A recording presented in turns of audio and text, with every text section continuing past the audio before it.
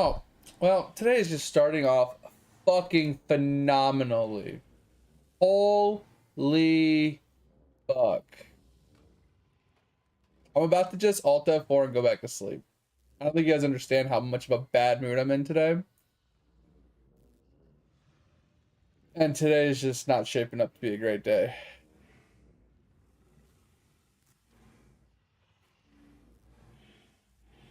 Well, welcome in, you guys. Bro, I didn't even know that until I sat down on my computer. I was pissed before that. I didn't sleep well at all. Like, I had a great breakfast, came home, went to sleep, fell asleep great, woke up to pee, struggled to get back to sleep, and then outside noises kept waking me up basically from 3 o'clock or 4 o'clock until 10 o'clock. So I slept like shit. Now my back hurts because I was like tossing and turning and sleeping all awkwardly. The dog kept laying on top of me and like blocking my legs. The cat kept laying on top of me and meowing and clawing at me.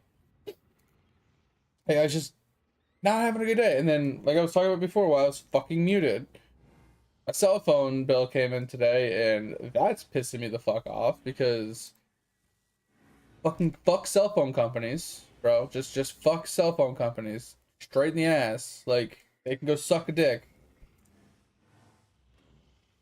Look at, hey, here's a promotion, man. You don't have to pay anything. Your bill's not gonna change at all. Fucking $150 increase to my cell phone bill. Like, bro, go suck a dick. Like, I have to deal with that tomorrow. In all honesty, though, like, thinking about the way that the cell phone bill was increased, I don't think it's a big deal. I think it'll go right back down. But it's still like, bro, go fuck yourselves.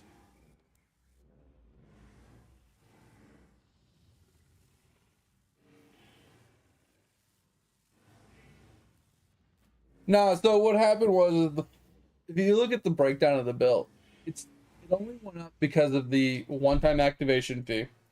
The first month. So the way that the promotion was, I got the phone for free because I was, upgrading or whatever.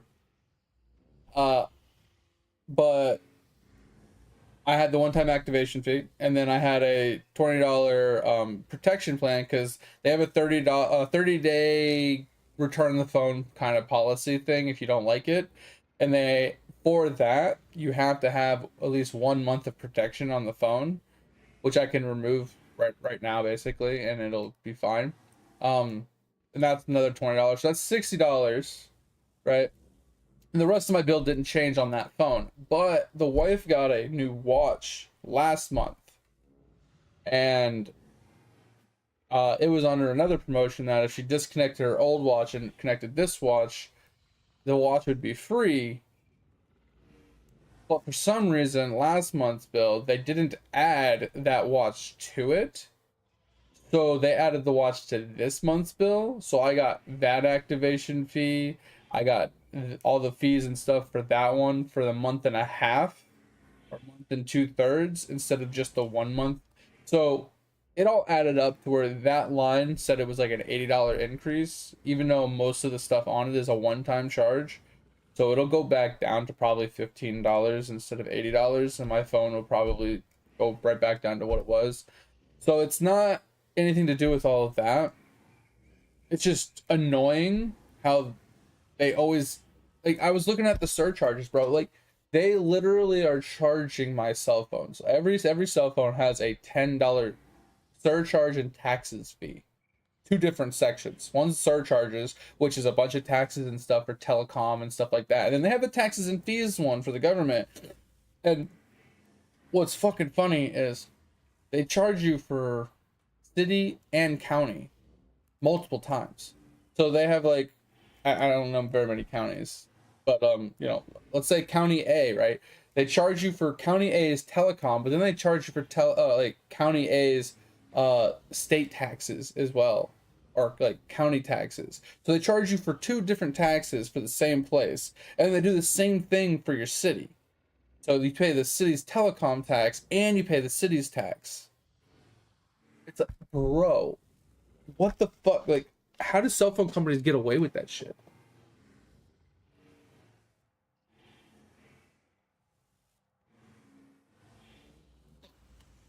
So yeah, dig. My cell phones are roughly $40 per cell phone I have, but I have my phone, my wife's phone, and then my mom or my wife's mom's cell phone, and I technically have an extra line because it actually made my cell phone bill cheaper. So it's technically a deadline for like $40 that we could add one person to it, and I mean they can just take that line basically. But we have her cell phone, or we have her watch, which is another like $20, right? And then we have her tablet as well. So we have a couple extra things on the thing, and typically our bill is roughly 220, right? For four cell phones, a watch, and a tablet. It's not a bad price. And then her mom pays her own cell phone. Yeah, she gives us the money for her cell phone, which is like $45 or whatever. And then like I said, we just pay for that extra line for no reason. But the problem is that the way that the cell phone company works, so why is my character not moving? Fucking move. Okay, cool. Um yeah, state, county, and city. Yeah, that's what they do. It's crazy, Topher. Um anyway, but if we only had three cell phones, each line would be like $60, right? So we end up actually paying more for having three cell phones on our phone plan than having four cell phones on our phone plan. It's just wild. So like I said, we just like, fuck it. If it's cheaper to have a fourth line, we'll just get a dead fourth line. Okay, I can't move again. What is wrong with this fucking... Hold on. I forgot I was on this. Maybe this is the problem.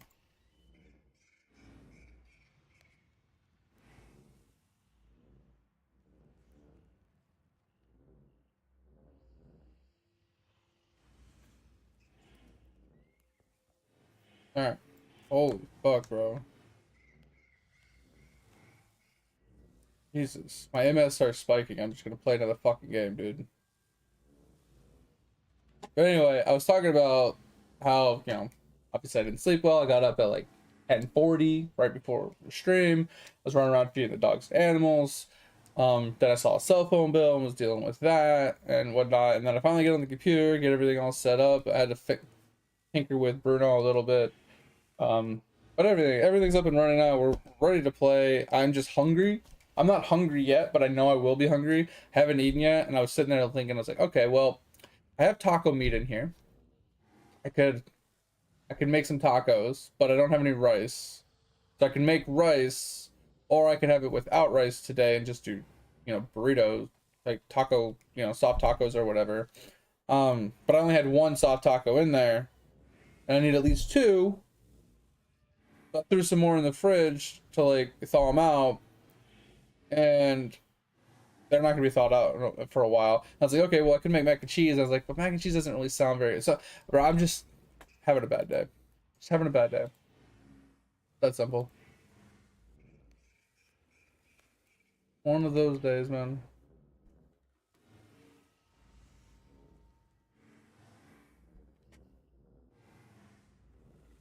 I mean, like I said, I don't mind paying surcharges and stuff for certain things, Topher, but don't charge me for the state, the county, and the city.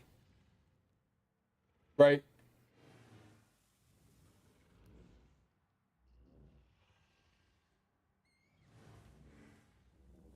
That's the problem I have with it.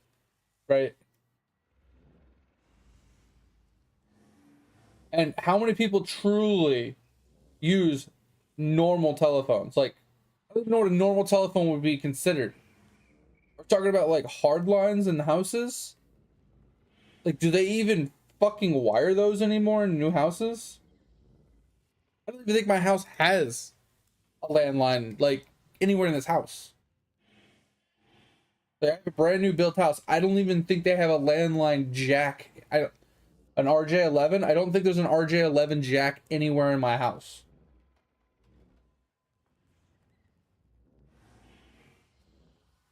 Like, I don't have a phone line in my house anywhere that I know of. I've never seen one.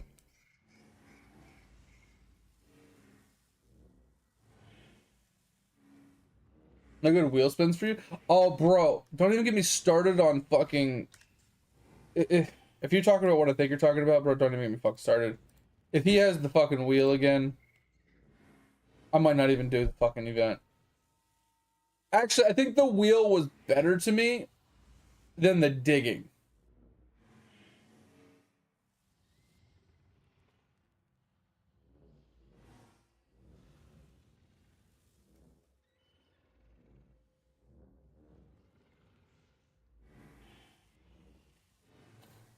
Oh man. All right, mother.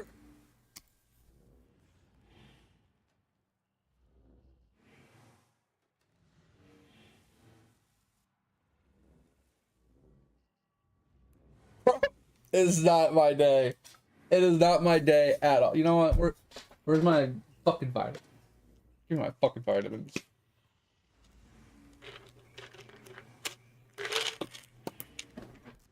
And vitamins is not code for anything, FYI.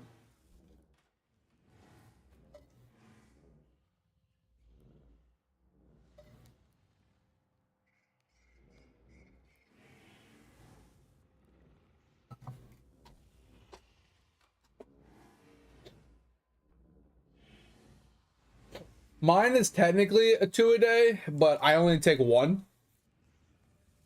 Because the way I look at it is, if I take both pills, it's like over 100% of all the vitamins I need for an entire day. And bro, I get some of those vitamins just from eating food and drinking stuff and just my daily stuff, right? So what's the point of taking over the amount I need every single day when I'm just gonna pee out everything over? So I just take one a day and I still pee out all the extra. First things first, let's drop this off. Where is... Okay, we have 20,000. Let's fucking go.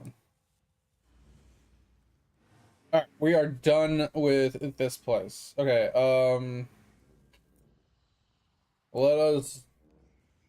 I don't know why I wanted to just say that, but when I said let us go, I was gonna say let us pray for some apparent reason. I don't fucking know why. Pop-ups, bro? I swear to God. Oh, I already have this one? Interesting. Friend bonuses in Codex? Wait, what? The fuck does that even mean?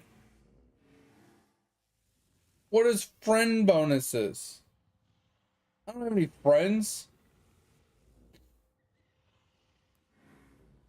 What are friends? So you're saying if you hit big, oh, these ones, you spin again. Got you. So if you hit these little star ones, you get to spin again. Okay. I was like, that blue one, bro. I ain't gonna hit that shit. Look how small that thing is. Like my penis. I do like that he added a spin again thing. Because the odds of like, bro, how much did I get fucked on the last spin? Oh, there's not another one? Bro, what the shit? That is crazy looking. Bro, if I would have hit jackpot here, if I would have hit jackpot here on my first two spins, I would have been like, okay, come on, game. This is unreal. So you're talking shit and you're gonna fucking give me a jackpot right off rip. Like, come on. Oh, yellow respins on that one? Oh, so it switches? Got you. Okay. Oh, jackpot guarantee and 36 star. Oh, so you, with the extra spin, you can actually hit these a little easier. Interesting. I am kind of pissed that I can't get like until he rotates these. I can't get like the second orientation of pets. 'Cause I never got the top layer of pets on the last set of pets. Extra spins don't count. Oh, that kind of sucks. So what do these even give? Class XP. Oh, legendary talent points. That's insane. Masterclass drop. Oh, okay. So you get more bones dust packets. Okay. What is this mediocrity? Okay, that's why it's the World 7 feature we haven't gotten to yet. Okay, never mind. I've seen it in a few other places. I just didn't know what it was. Okay. Daily reef coral. Okay, so now that I have you guys here, explain to me what this daily reef coral bullshit is. So I noticed, I don't think I have it on this guy, that I had some coral pieces on one of my guys. And my question is, someone made a comment that you get it from fighting certain mobs, but can you only get so many drops from those mobs a day?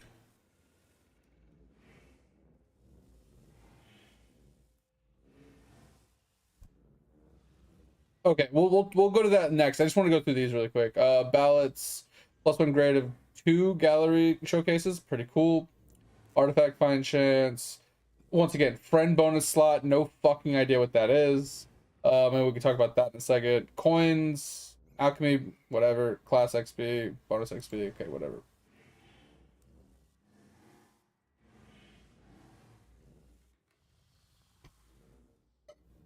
Hi. Which town? Okay, where's that? Okay. Mm-hmm. Yeah. Yeah, yeah. Oh, is that those cage fish?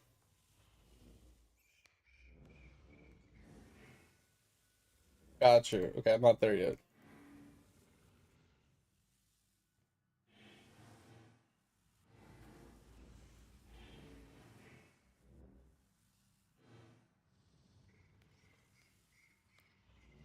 Okay.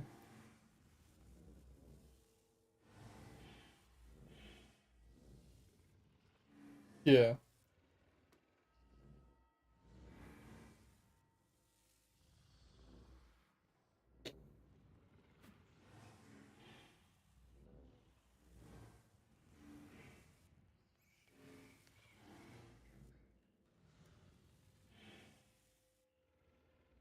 That's pretty good, yeah.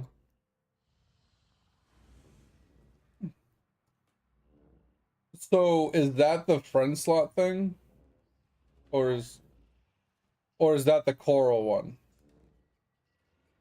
So what does it mean by coral per day though? Where do you get the coral?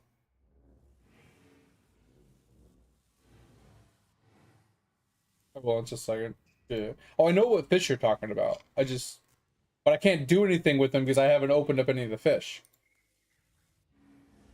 No, he just has a chat box above his head. I'll do it in a second.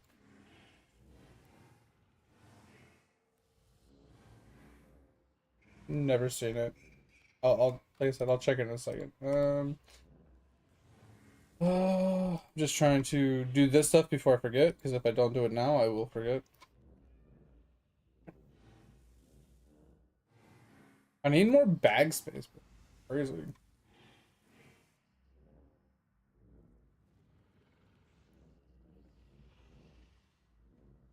Oh, did you not? You gotta click on the corn. The little corn guy bouncing up and down next to the spin wheel. You gotta click on him.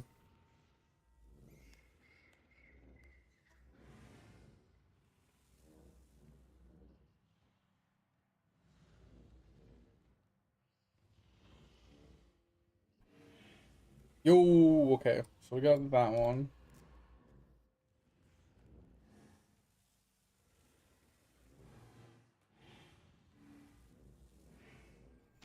Yeah, I've just got my daily sit down. I wasn't gonna do this today, but you said that there was new stuff, so okay.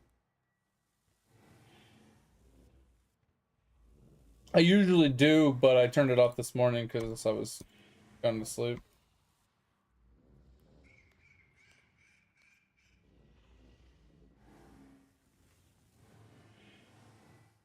At the town place, it tells you that.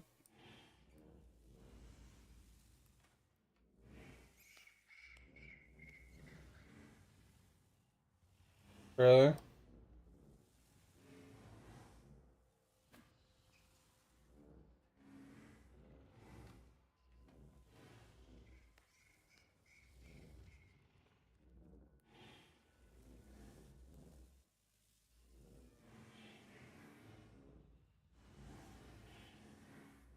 I gotta figure out these new meals too. I unlocked the last one, but I need to figure out what the combo is for the other one. Do that another day.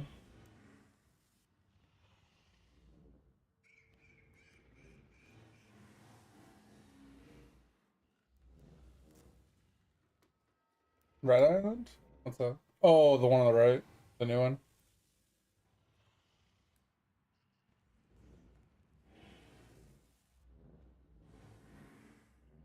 Oh, fungi. Oh. I was like Red Island, is it this one?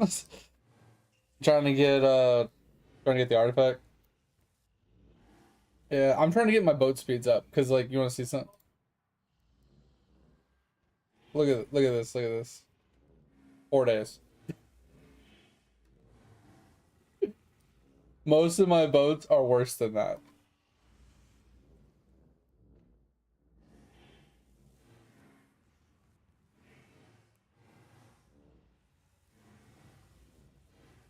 Yeah, I haven't bought that yet. I didn't have the gems for it. Doesn't it reduce the minimum as well? Yeah, that shit was crazy.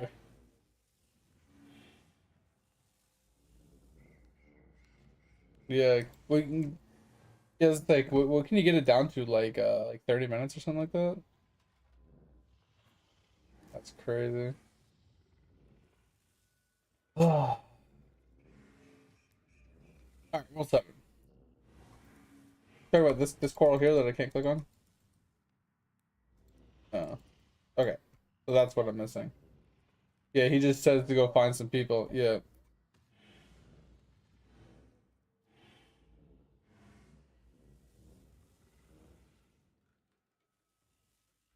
it's 5K. I haven't been working on my power because I've been working on my because I'm at 1200 power. I just unlocked this one, the power per or whatever discovery.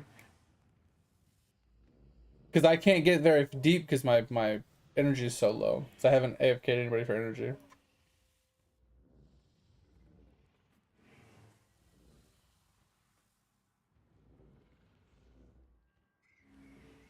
Yeah,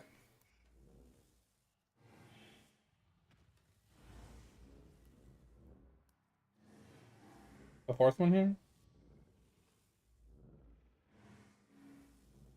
Also way over here, like under power.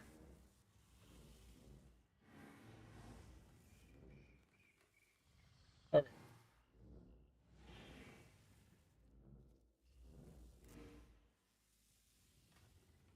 Yeah. Oh, for the big hit. Yeah. Yeah. Okay. Oh, I got a wheel spin. Where does it you said it'll actually tell you how many minutes it is? Does that tell you here at the spinny thing? Where does it say it? Oh, thank you. Reading's hard. Oh, not gonna hit it.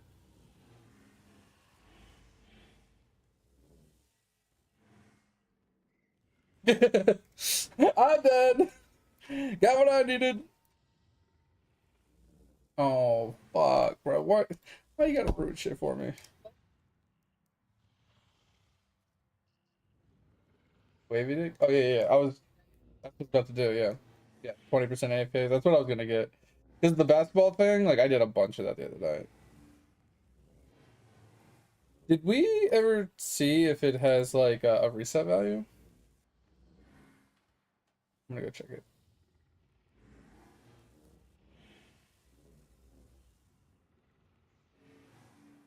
What up, Edge? Yes, Edge, I'm done. Oh, these do reset? Yeah, I got them all the way up to like 30-minute cooldowns the other night. I fucking hate hoops, bro. I hate hoops.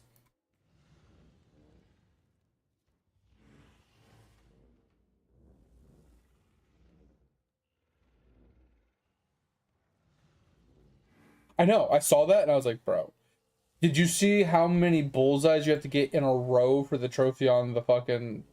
No, not gonna happen. The darts, yeah, 9 in a row.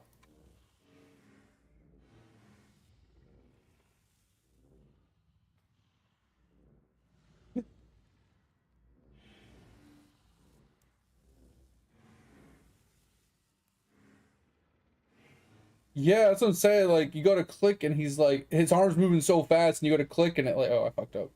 Boy, I actually landed it.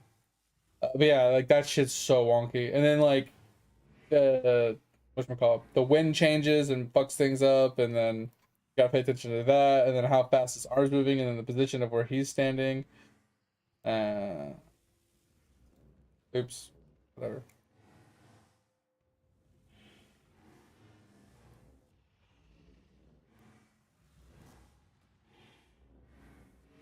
Yeah, that's what I'm gonna do. Once I get most of the spirit locks undone, it's just gonna. I'm always gonna be behind.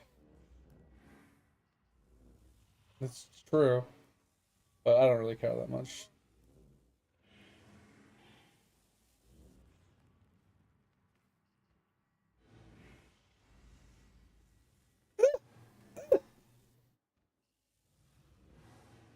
Okay, yeah. Ah. Okay, does reset. Ah. But yeah, Judge, I'm down. I was getting this stuff done because the new update came out, and I was just getting things set up. So I'll just be a minute. All right, so we got to go back to rice cakes. Underneath what? Sorry.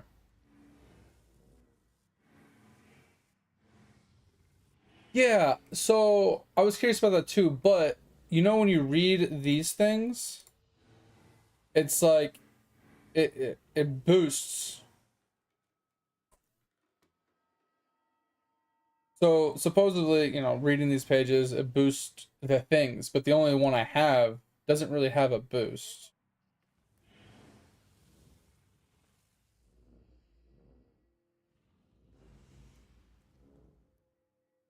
Yeah.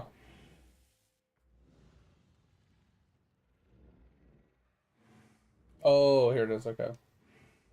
Gotcha. Yeah, yeah, yeah. Gotcha.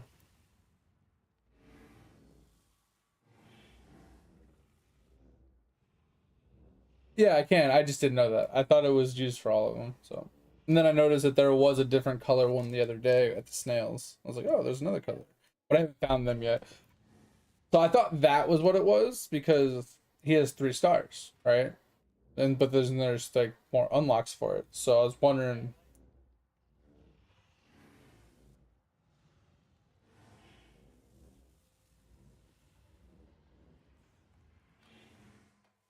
if I could read all of them.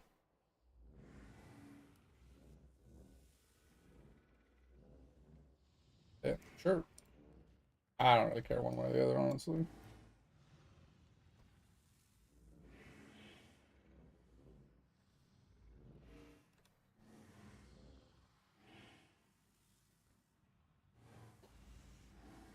Yeah, I've just been holding on to them. I did that with all of them. Like I have fishy ones. My I have 74 fishy ones.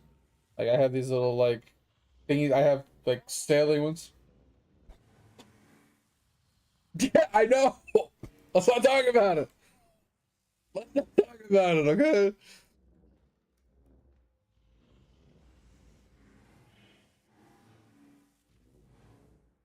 +5 levels to base spelunking efficiency. That's kind of nice. What does spelunking efficiency even do?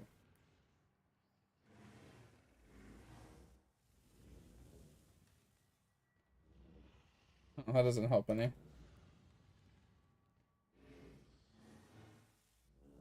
Oh, the active one? Got you. There it goes. Yeah, I didn't get a new one though. Yeah, 7 to Spunking Base.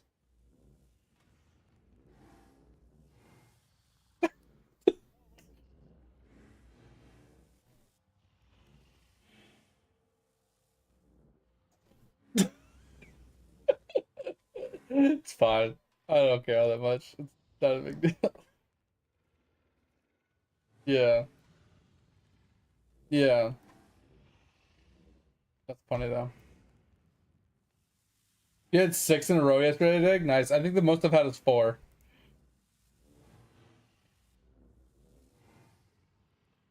Dig, if you ever want to do party dungeons, we can party up, and I don't know if I could actually solo it for you. I might be able to if I get lucky. But I know if like me and Topher did it, we could probably bust it out and get you a third frog. Oh wait, is that your new monitor again?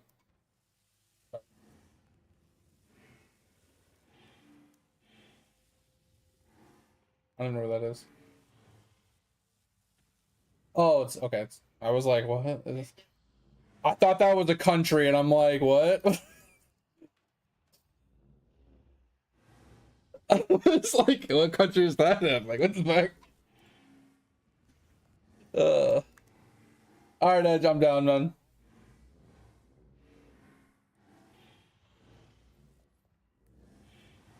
I'm in Discord if you want to chat. I know you're in there with Crispy and them, but all right.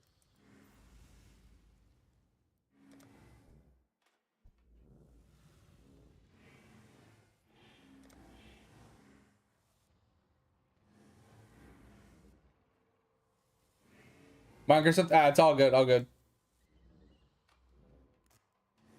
Yeah, that's what I thought. Like, I thought unlocking the stuff with the pages was going to give us more. That's what I thought. But then I'm like, well, if I already have Possum, why does he still show up? Like when you're going down the thing.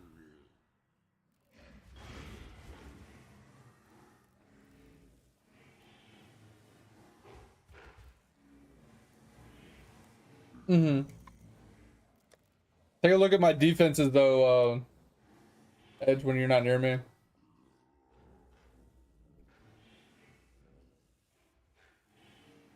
So I have 52 block, 72 spell block. My why are you running over to me? Get away from me! Jesus. Um, but I don't have my max resist yet, right? And then I'm immune to shock.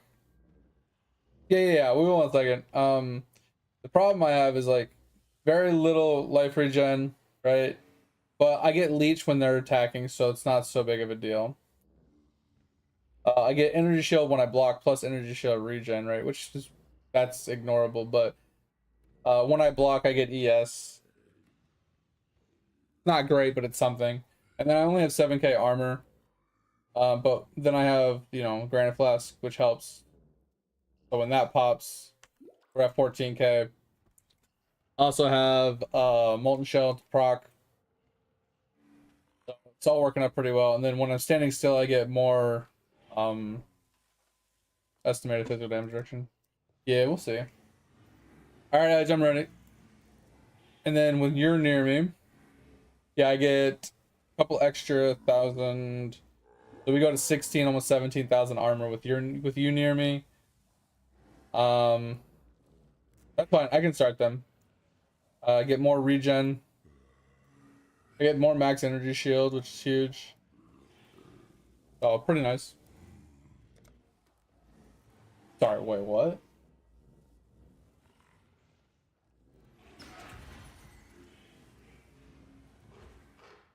Oh yeah, I saw some of those things. I didn't know what the fuck they were. Yeah.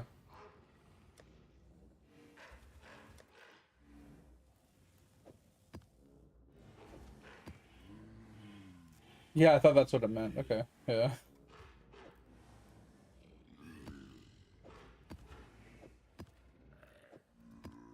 Interesting.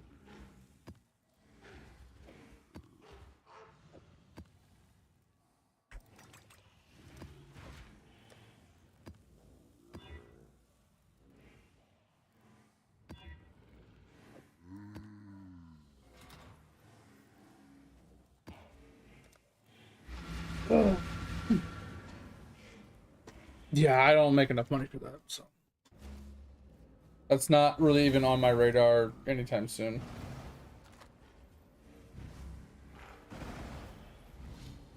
You have to literally active for money specifically. All right, so we got. So we need cages and.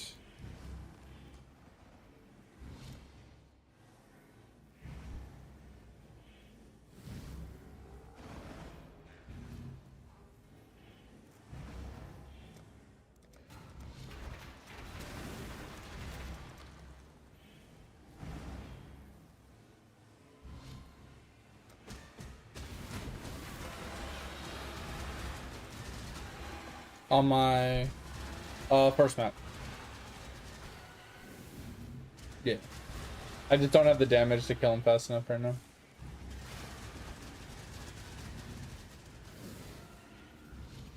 Oh, I'm not actually there. Oh, sorry. I'm in World 6 Rice Cakes.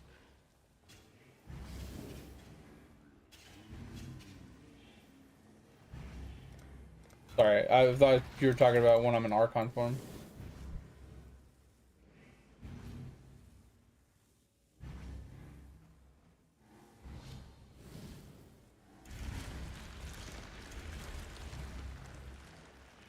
Is that you or me? Because I don't have one following me.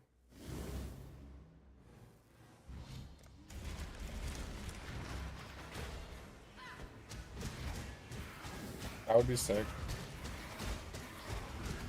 Because the only one from the last batch that I have is the Jumba Juice dude. I got really fucking... But he didn't keep it up as long as he kept the other ones up, so...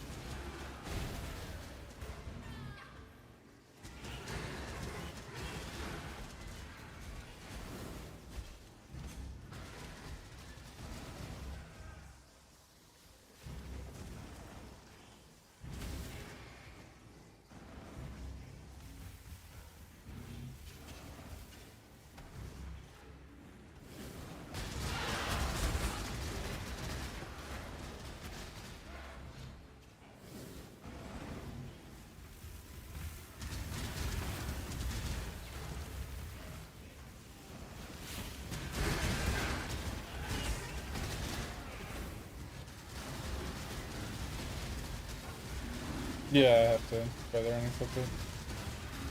Which I need a minute, so.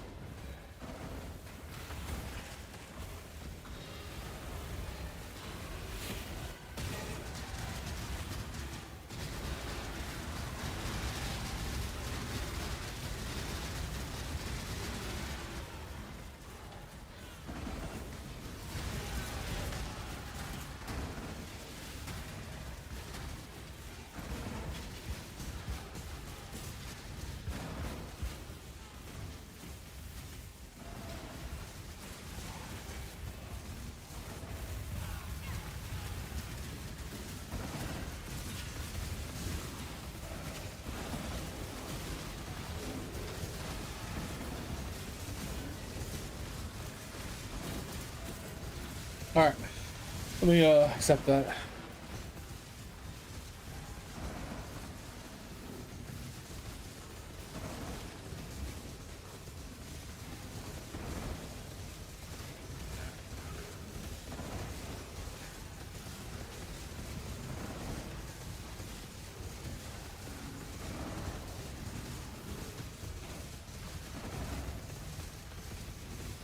Yeah, I don't like using all my free teleports.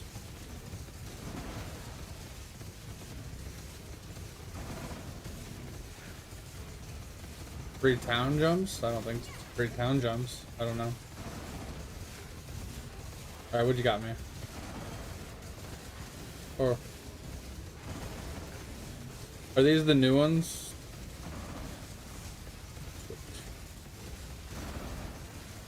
So we have to be out here.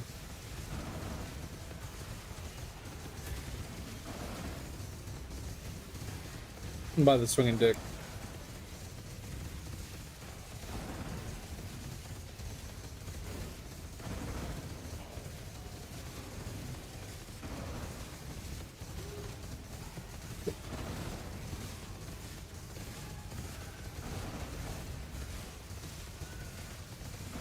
Sucky sucky. Yeah, because the basic bitch ones, like I'll get a bunch of those from just regular spins.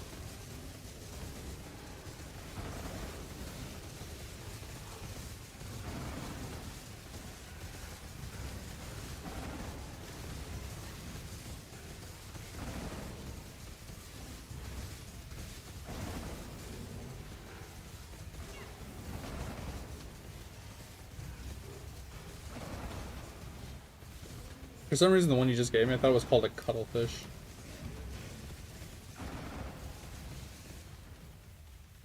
Yeah, so that's pretty cool. More ballot. Ooh, I need to figure out this gallery. Like, it's not that I don't know how to do it. It's just I have to go around and get all the stuff off my characters to put them in there. And I really don't want to. It's a lot of work. Alright, this one's pretty much done, Edge.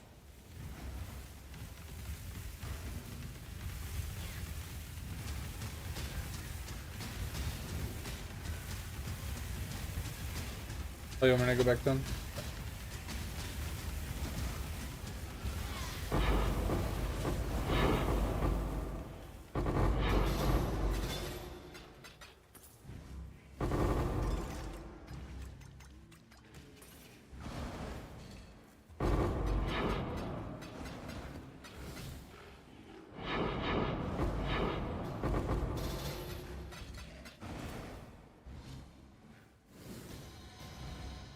Ooh, yeah, that one's insane. That one's gonna help me out a lot. At some point, I need to just sit down and just bust those out one at a time, but I just had so many other things I've been working on. No, I'm doing, I don't know, or this stuff, things, whatever.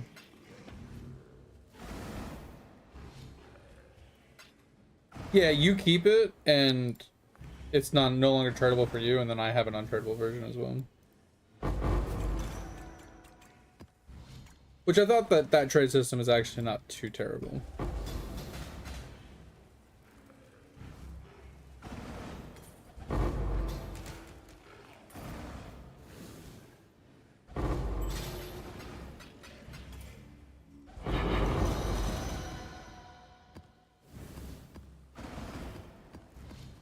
Like the white one?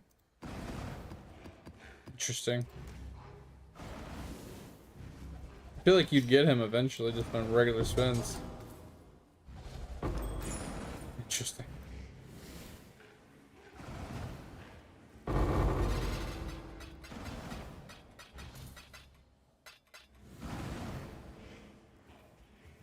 What do you mean? What do you mean?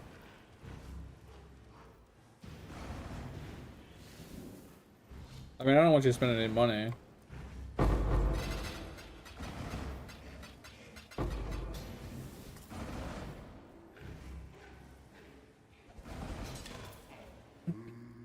The bird. There was 3 of them, wasn't there? I think I have that one.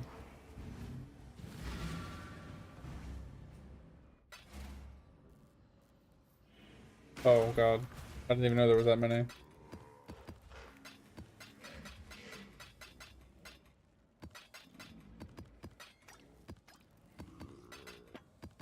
There's a lot more than I thought there was.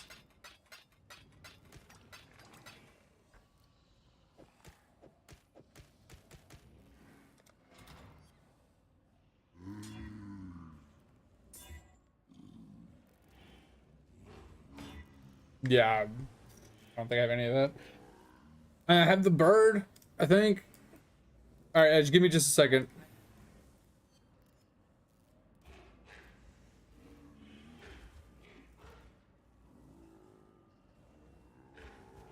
I don't even know how to check all of mine, but well,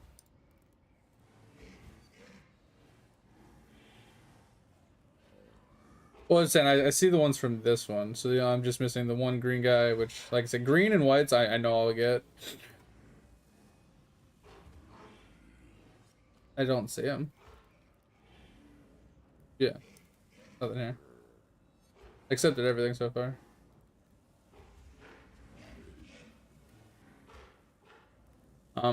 But yeah, I was talking about like previous ones, right? Because I have all the legacy ones, which is like Doot and all these I have. Like that one was up for so long, I got those.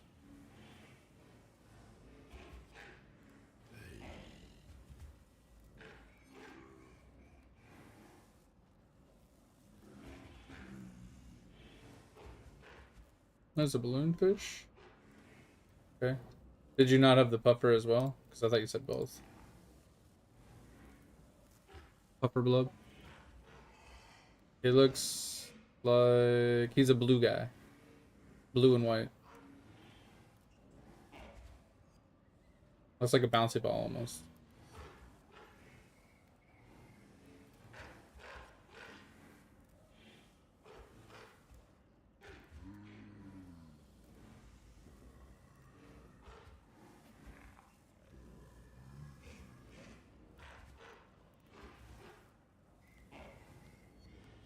Oh yeah, I know there was manage and show all pets fit. I just wasn't sure if there was a way to see like this, but for the previous ones.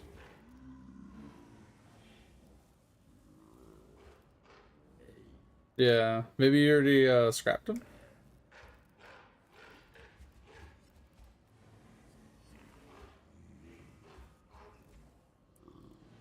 Yeah, because this is what this is how I see it. Oh, okay, I see what you mean. Okay, I got you, Fit.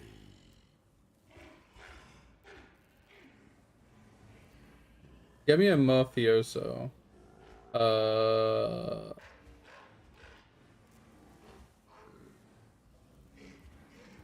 don't see the name. Like I'm looking at the list here, and I don't see. Why? Yeah, but I'm looking at the bonuses. I should see him here. Oh, that's why it's called Equinox Broad Bass in here. That's why. No, I don't have that. Yeah, so I need the bass. Yeah, and then puffers. Like I don't know what happened to your puffer, but because you made a comment, you said, "Oh, did you get my balloon and my puffer?" And I was like, "I only no." Yeah, so, but I was looking at it. Pip showed me where I could see all the bonuses. So my legacies are done. It's just the tier twos, the fallen spirit ones. You can see I'm missing all the purple guys, the samurai, and the ancient golem. I almost hit the ancient golem one time. Yeah, I was spam clicking on the dog and it just wasn't letting me leave. I'm gonna stand out there for a while while I queue up another map. Alright, Edge, queuing up another map. That was the only T1 I had, and then I have two T2s, three threes, two fours, a 5, and then I have a 6. So if you want to run all these tonight, I'm down. I don't want to keep you up too late, obviously, but I don't think we need to put EXP on these because we're already relatively high level. So it's not going to help us all that much. So I'm just going to Alk and go, basically. And I'm just going to lower their speed to make it easier. These ads, what happened? Oh, are you talking about the ads in the game, Dig? Or are you talking about my ads? Because my ads do get annoying as well. Correct. I think the only one I have from that pouch is the other guy, the little the blob dude, the juicy dude, whatever his name. That's the only one I have from the purples up section.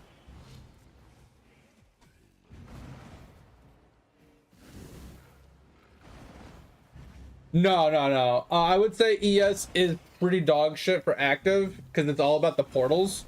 It's not that.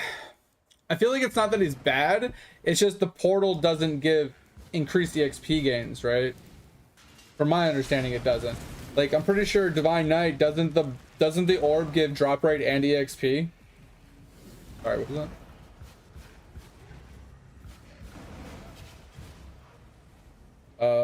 Give me a second. Yeah, I have none of the 3 purple guys. I didn't have the ancient golem, and I didn't have the samurai. Yeah, the juice dude or whatever he is. I'll show you. Manage few bonuses. Yeah, the rift juice or joust or whatever. I have him, but I'm missing the leek, the crystal custard or whatever. The mole, samurai, and golem.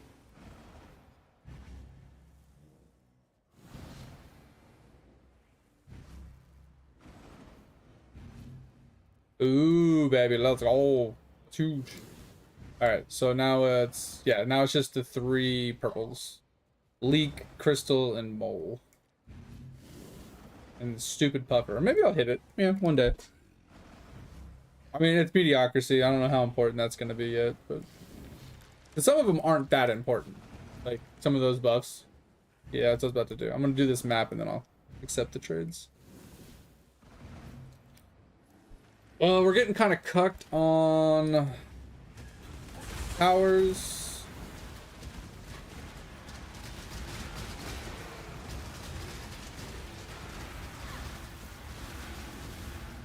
Yeah, we got basic towers in place over there. I think we'll put some basic towers here.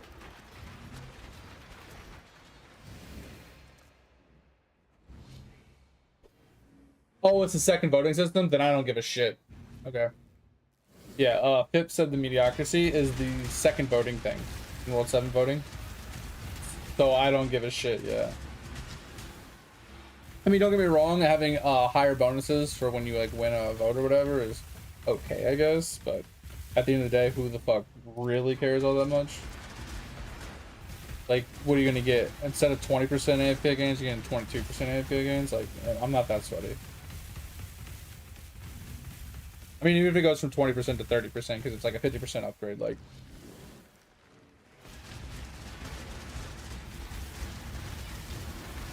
What are you looking for?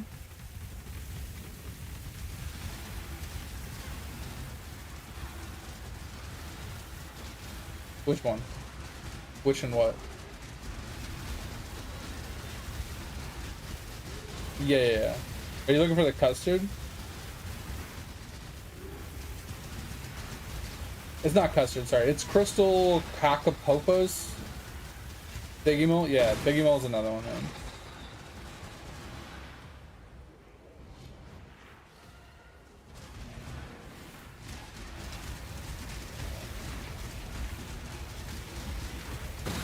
Alright, that side should be fine. Edge.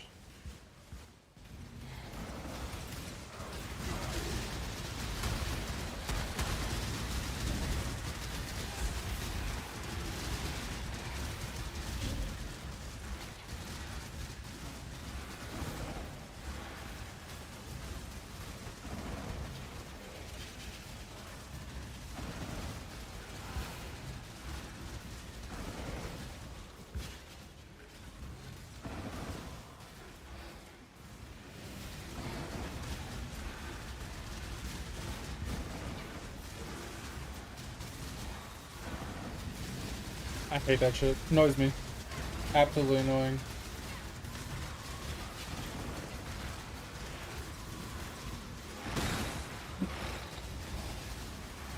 Yeah, I remember before if you had a pet out and you're on ES, you would literally like blue screen your or white screen your game.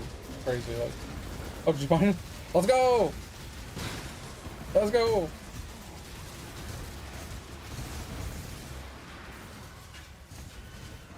Alright, we should be good now, Edge. Like, we haven't gotten unlucky with these immunities, like the freeze immunities, even the stun immunities. We haven't gotten too unlucky with, Them just running by. Basically, fuck it, let's go. Jeez, from what? Was it from the packs that you've been buying?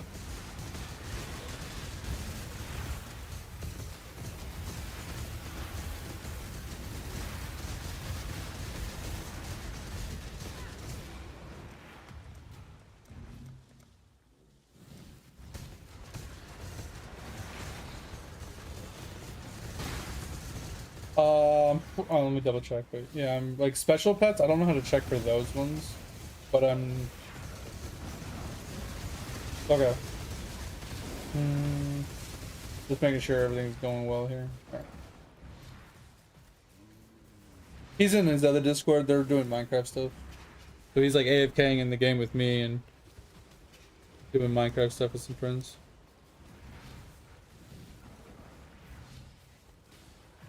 Alright, so we are done with chapter 2 and chapter 1, and then chapter 3, I'm just missing the first guy, which I should get on my free spin. And then, yeah, exclusives, I have Coolbird.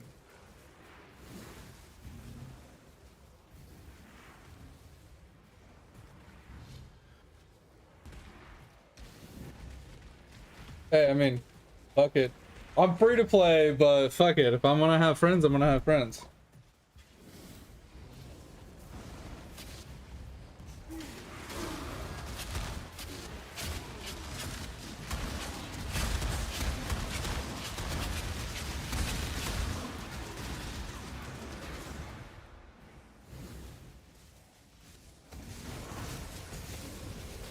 Yo, Edge, I got a quick question.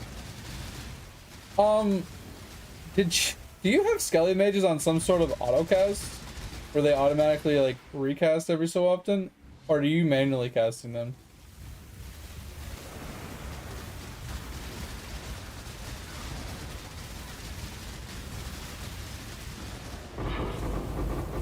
Oh, sorry, Pip, I didn't see your message till just now. What's going on? Oh, does it have... I didn't know Portal had more XP. Interesting.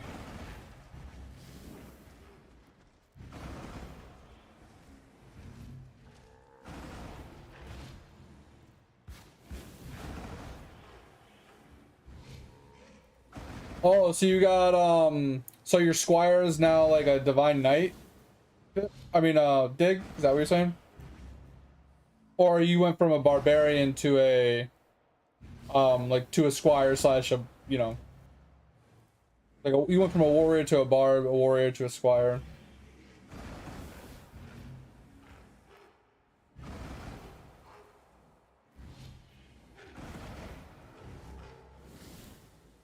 Are you cast? Oh, okay. I was just kind of curious. Alright.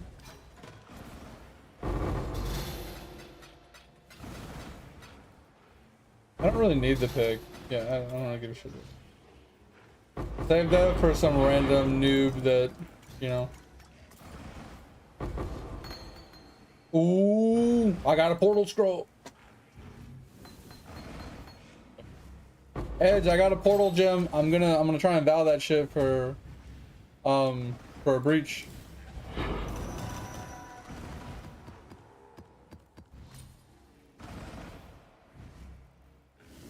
Big alchemy boost. Wait, what is it? Already have Squire and Trapper, just made Mage and the Shaman. Okay. Well, that's what I was saying, because you said my first 3 characters have their second classes. I didn't know if you meant Squire or if you meant Divine Knight. Because it goes Squire into Divine Knight after that. So I wasn't sure which one you meant.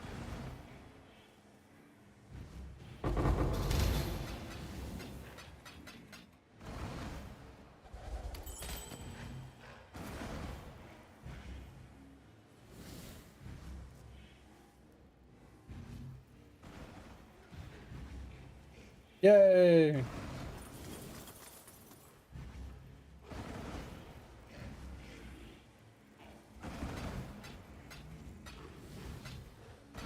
Does that automatic mob recall?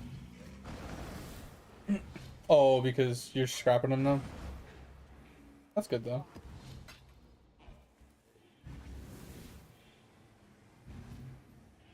It's not bothering me all that much, Edge. I was just curious, like when you're just sitting there AFK and just hearing it, does that get annoying after a while? Just... Yeah. All right.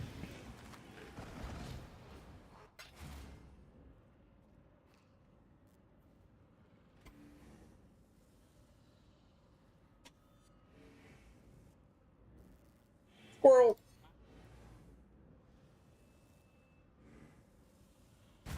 All right. There we go. We have all those. So now we have Full Bird, whatever. Axolotl, Molly, Spirit Reindeer, Squirrel, and Whale.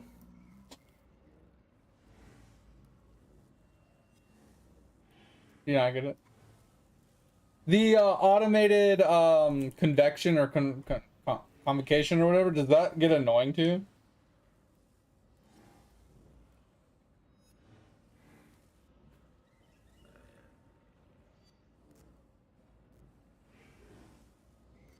Mafios? No way. You get that one elusive pet, everybody gets one of those.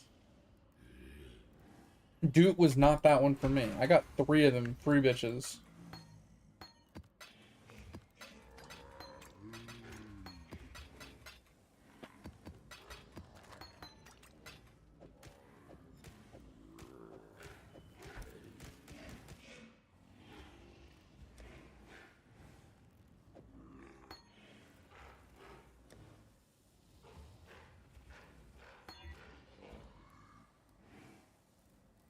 Shit.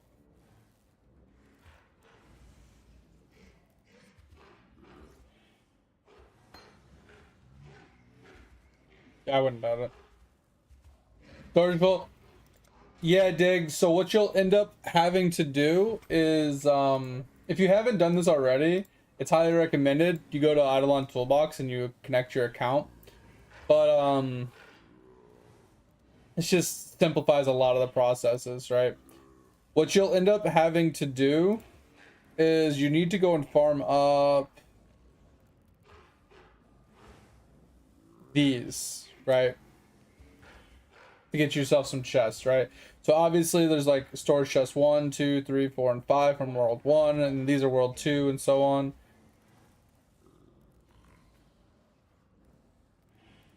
You can obviously go to the wiki page and figure out where all these drop from or where you get them from or whatever, but that's what you need to get. It'll give you a ton of storage space. There's also like this one, it drops off of a mob. I think some of these drop off of mobs.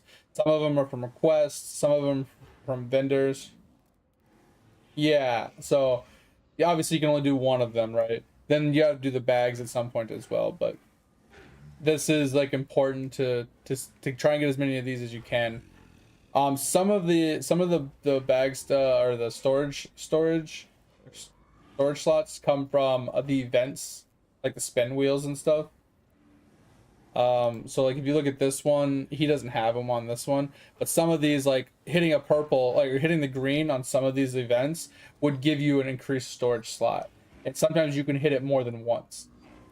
Now I don't know if he used to allow you to claim it more than once, but I think he changed it to where you could no longer uh do it more than once. I'm just talking to Dig about stuff. I got 2 spins. Yeah, which I don't need. Appreciate it.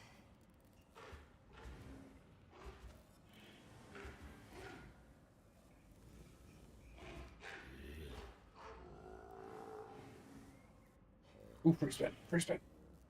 Yeah, I mean that's the thing. Like I figure, like I don't play Eidolon all that much, but if there is somebody that does want to get into it, or you know, can't afford it or whatever, like we can usually help them out.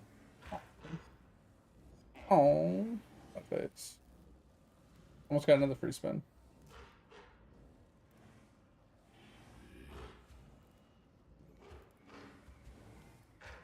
Hmm.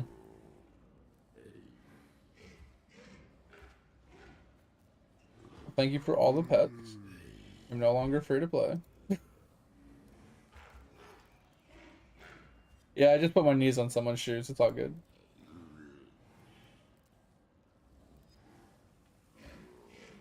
I got to go and build some rice cakes. Yeah, it's my last statue I gotta farm other than dragons, which I can't do yet because I haven't unlocked them.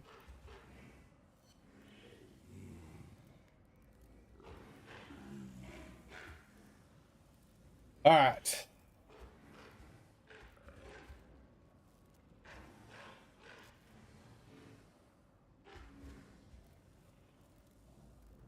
Ooh, he's gonna take your piggy? I was gonna say, ooh, I'll take your piggy. Yeah, I mean, it's $5 for auto loot, but like some people, like take Mate for example, you know, Mate can't buy it because he's mobile only. Like it makes sense, and I know that's why you offered it to him. Yeah, and Griffey hooked him up. So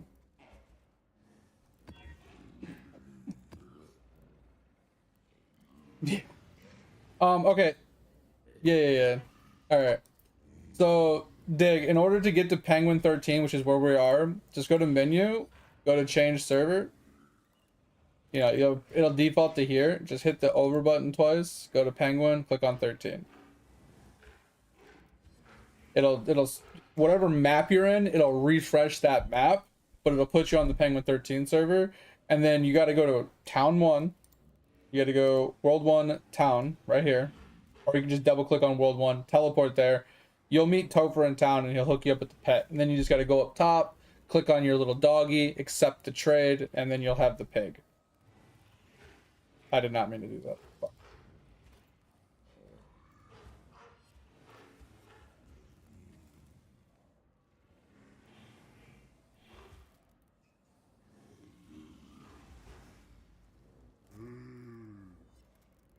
Alright, sorry. I should be good to just speedrun these now.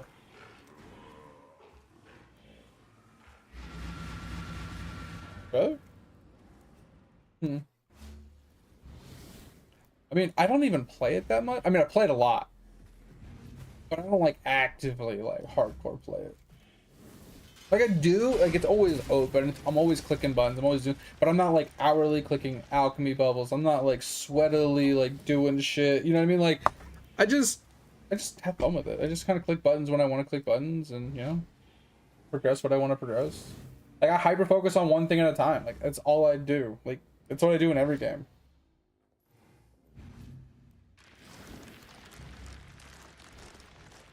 He's probably working on figuring it out.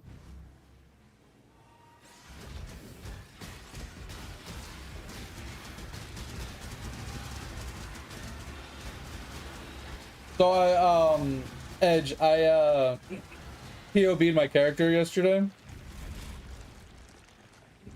Yeah, I saw you had it done already. I was like, damn.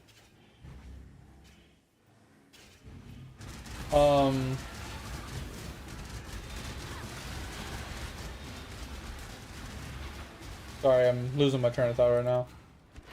POB'd my character yesterday, and my character has roughly 1 million total DPS right now.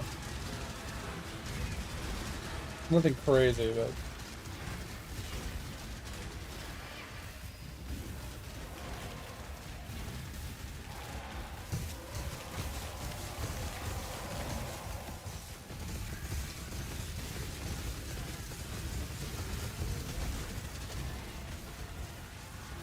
wow.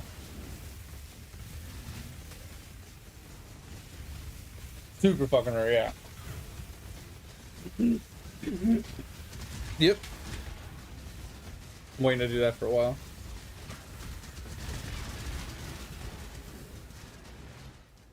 Dude, this room can suck it. What the fuck is wrong with this room, Edge?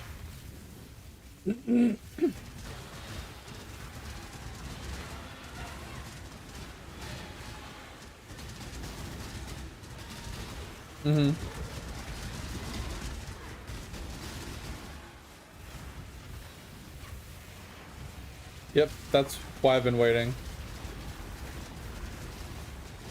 Yeah, so you want to get every single statue onyxed first, then do the bare minimum to onyx it, and then drop all of them. But you also want to wait until you have all of your vials at 13, and you want to juice out that alchemy bubble for him as well.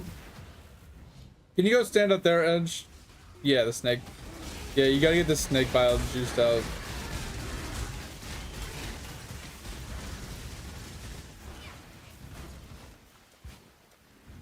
Yep.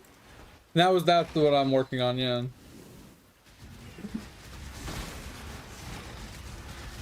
Oh god, dude. Yeah.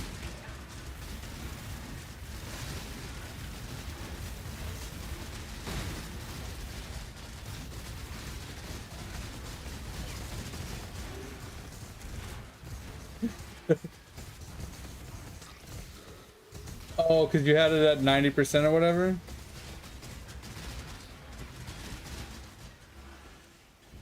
Oh, interesting. Oh, Dig, I'll help you out in a second. Give me 1 minute. I'm gonna get this set up and then I'll show you.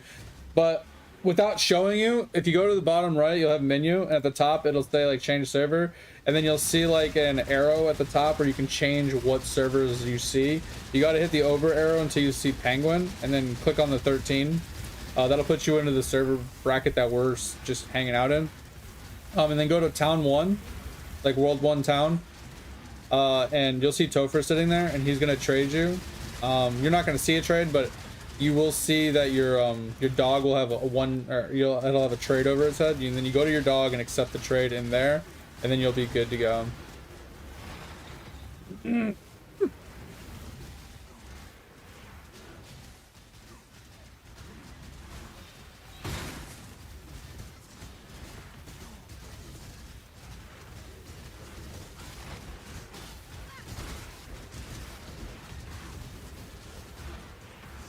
Was that like tier 4 sigils?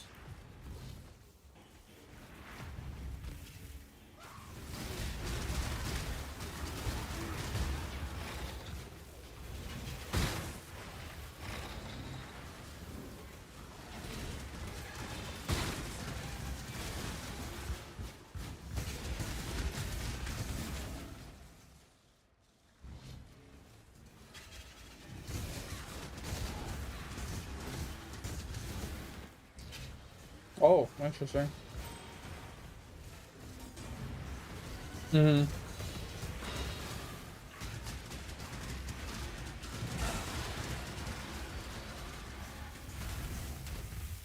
Interesting. I haven't leveled up my first one, so all that much yet.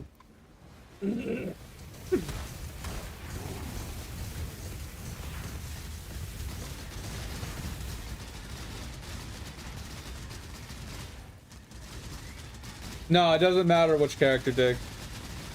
Sorry, like I said, I'm focusing on this right now, so I'm a little delayed in responding. But yeah, it doesn't matter what character you bring. It's just any of your characters is perfectly fine. But I typically just play on Penguin 13. It's just the server that I've chose to be my main server.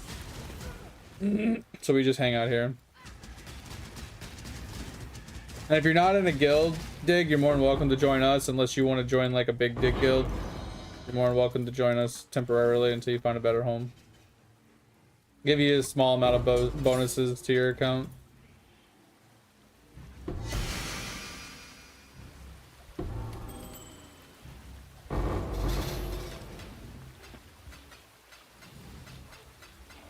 I redid mine just so I can get the Equinox bubble thing done. Tainted! Let's go! 20C!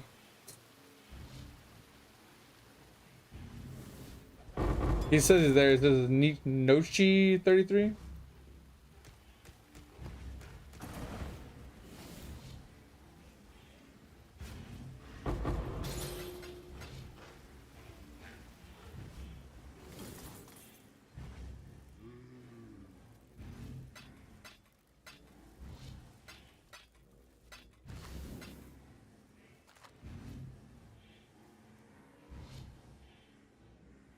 Yeah, so after it sends it to you, you'll see above your dog, it should say like 1 trade or something like that. Click on the dog, and in the top left, you'll see like a trade button. You click on it and then just accept it. A second Tainted! Let's go! Another 20C! We're rich!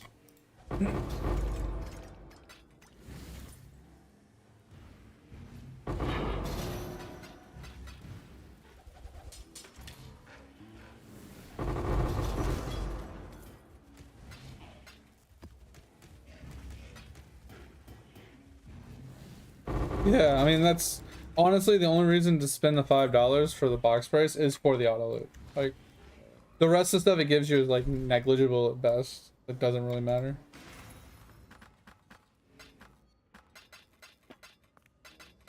I mean, it's not that it's cheap, but it's relatively cheap for the amount of like entertainment you're getting out of the game. It's worth it.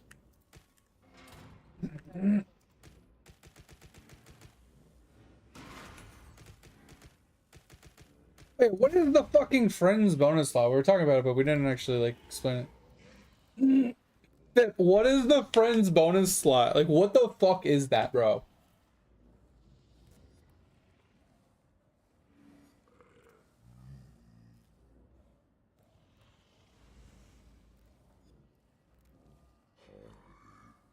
Yeah. So that gives you auto loot without having to buy the auto looting pack. Like the box price, the $5 box price of the game gives you auto loot. So you can actually you can put the game on the other side and it'll auto loot all the gear for you and stuff that drops. One thing you can do, Dig, if you haven't done it yet, with auto loot, you will fill up your bags pretty often. So what you can do is if you have the card, you can filter items out, right?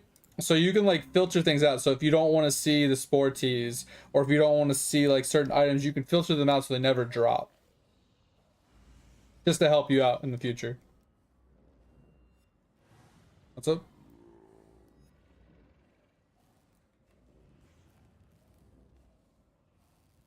Oh yeah, RAM is huge. Yo, what up, Phil? Fellas?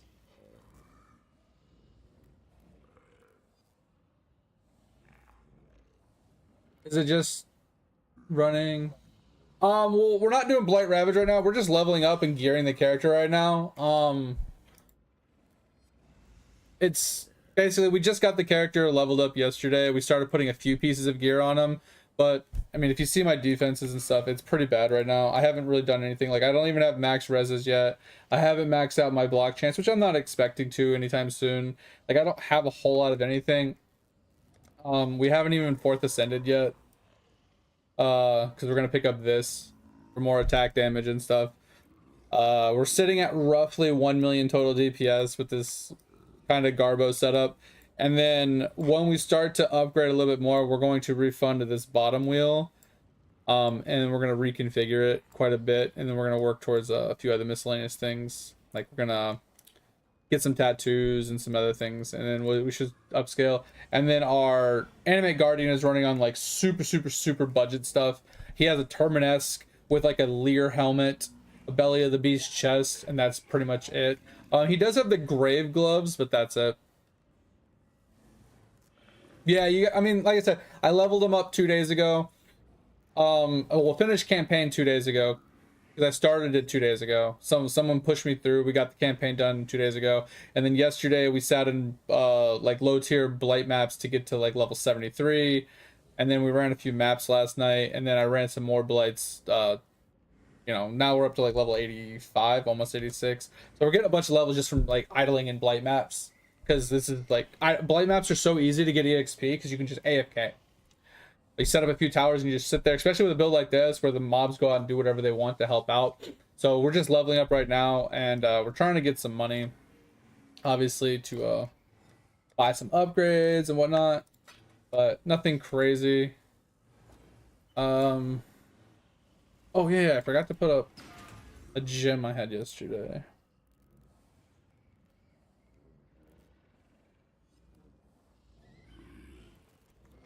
Maybe like 100. Check this.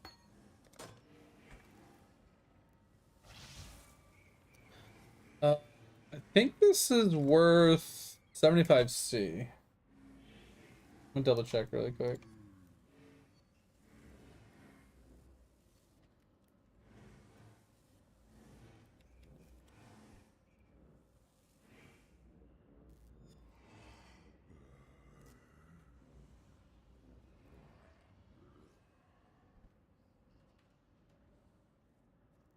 I think it's worth more because it's not corrupted now, actually. I think yesterday, the other day when I did mine, I think I launched like 15,000. Yeah, so it's 90. We can put it up for 90. It's not quality, but we'll put it up for 90.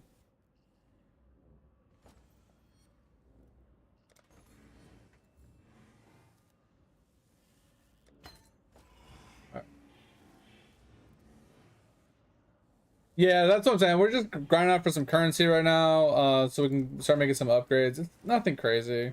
We're just trying to have, we're just trying to do something to have fun, honestly. We're kind of bored. All right, these are still going up in price, so we're gonna hold on to these. Edge, quick question. We have 2 or 3 tainteds now. I don't know where the other tainted went. I thought we had one from before, and I just got 2. You have the tainted, or do we put it somewhere else? I remember I said we were gonna hold on to it.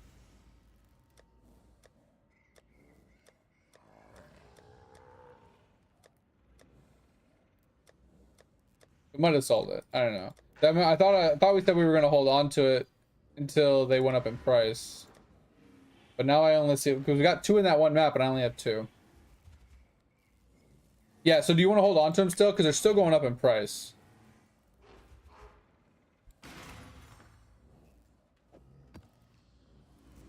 It is RageUMad TTV.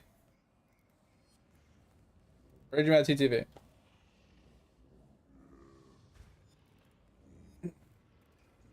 We're gonna hold. All right, sounds good, Ditch. Yeah, I'm down to hold. It's fine. Because like if we sold them all now, we could probably make a little over 200 C, which is roughly 2 divines, maybe 2.5 divines, depending on what the divine ratio is right now. So, but what build are you playing, fellas? I don't know how to pronounce your name. I'm really bad with names. I'm super sorry about that. Sorry, we're also playing Eidolon at the same time, so. All right, yeah. So with the guild invite dig, you will, if you go to the guild in the top right, you can click on bonuses, and this is what you have available to you, right? So you're going to be getting extra total stats, extra carry cap. You'll get a little bit of total drop rate, some star talent points, chance for AFK rerolls, card drop chance, total skilling efficiency, weapon power, AFK gains for both of those, production rates for like your town stuff, which is mostly your forge and your anvil. I haven't done the skilling stuff yet, but stone upgrade success chance and stuff like that. So we're the only thing I would say, if you want to help, you don't have to, is if you click on guild point clipboard right here. It's on the left, right? So when you're in the guild page, this one right here, see list. These are your dailies and these are your weeklies, right? So if you just go through these and do the dailies, your weeklies will eventually kind of happen, like claiming your guild points, right? Claiming your AFK gains. Defeating bosses you don't have to do either if you don't want to, but if you end up doing them, you do. Defeating crystals, that might be hard for you at the beginning, but pretty easy. But if you do these, this will give us guild points, and the guild points will level up the guild, which will also give us more points to put towards the actual upgrades. So if you want to help, feel free. If you don't worry about it.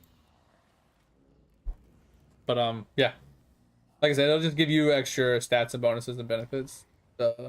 You know, actually, I have to filter out cake.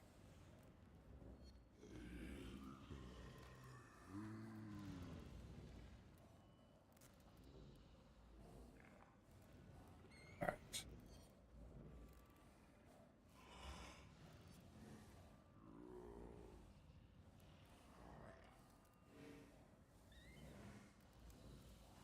It's just.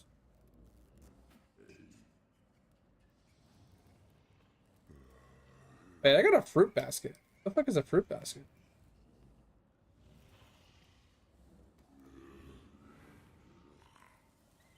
Oh, okay. Maybe I'll remember to do that. Maybe I'll remember to do that. All right. All right. Sorry, Edge. Like I said, I got 100,000 things going on. I know you don't really care usually, but I feel bad when you're like hanging out with me and I'm like not fully invested, you know, making you sit here and wait. But I mean, you are playing Minecraft stuff, so I mean, kind of gives you time to do things. Next map is open.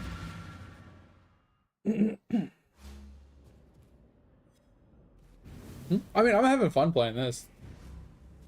Like, just trying to figure this character out. I mean, I wouldn't say fun, but I'm not hating it right this second, because I'm playing Blight, which is... Well, Blight is just AFK. It's tower defense, AFK. I always enjoy this no matter what build I'm playing. But going into maps, it feels okay. Kinetic Blast. Oh, I was playing that the other night.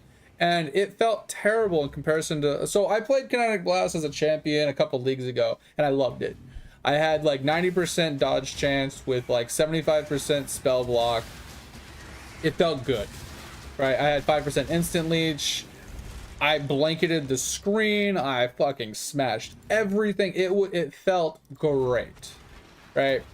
And then I tried to remake the build because I got pissed off at my RF because I play RF every league. And it wasn't that the RF was a problem. It was everybody has inflated the prices of RF this league, and it pissed me off. So I decided to scrap my RF and just say, fuck it, let's go play something else. So I tried to play my champion Kinetic Blast, and I despised it. Now I will say the difference between my last play and this play was it wasn't feeling good while I was like early levels. So I revamped it to a strength stacking version, which I don't have the gear for yet. So it felt even worse than it normally would have felt. So that's probably one of the reasons why I was really despising it. But at the same time, like, I don't know, man, I ended up just shelving that character because at like level 70 something, I needed like 15 divines to get the gear I needed to get him up and running, and I wasn't able to farm money on him. I could have went back to my RF and farmed money, but once again, it was like, do I want to go and play my RF and like get myself along to make some currency to make it work until I can get him up and running, and then possibly chance not enjoying it? So I said, fuck it, I saw this build, someone was playing it that I saw streaming. I was like, oh, this looks kind of cool. It looks kind of chill, right? So I like AFK stuff. That's why I like RF. I don't like to dip, dodge, you know, if you can dodge a wrench, you can dodge a ball bullshit. I don't like all that play style. I just want to stand there, face tank everything, and just kind of let shit die. So I saw this build and I was like, fuck it, let's try it. I had the chest piece, so like, let's pick it up and give it a shot. And we picked it up, and so far, like, I'm liking it. It's not that it's insane or anything. I mean, it can get insane, but it's just kind of chill, right? We're just sitting here, minding our own business, letting the... I mean, obviously, like I said, it's mostly because we're playing Blight, right?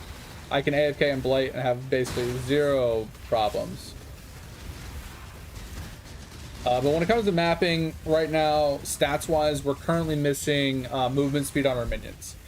Without the minions having movement speed, they kind of fall behind a lot, and it just feels very slow map clear, because I have to either recall them to me or wait for them to catch up over and over again, and it gets really tedious. And yeah, I saw some videos on the Deadeye, I saw some videos on the Elementalist Kinetic Blast, and both of those look really good. It's just, I don't know what it was specifically about my champion setup, but my Kinetic Blast just wasn't blanketing the screen. Now, I will say with the caveat, one of the things I can definitely say for sure, one of the reasons why it didn't feel good, is I was missing the chain on the tree, right? So since I respec to strength, I was over here. So I was missing the projectiles pierce, and I was missing the additional projectile from this and from the wand mastery. I was missing those, so that's one thing that I can say was different about the build that I wasn't really enjoying.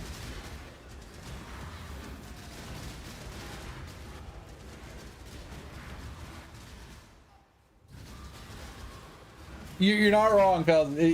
I love AFKing and like a lot of things, and you're not wrong. Like playing games like Eidolon, you have to like the AFK. I play a lot of AFK games. I play a lot of tower defense games. You know, things like that. I play tons of games. I play a lot of MMOs, but most of the MMO stuff I do is resource gathering, right? I'll run around, like, let's say take New World, you know, Dead World. I would run around and I would farm iron for like 6 hours straight. just because it's so mindless and simple. I can just run the route without thinking while chatting with you guys and stuff.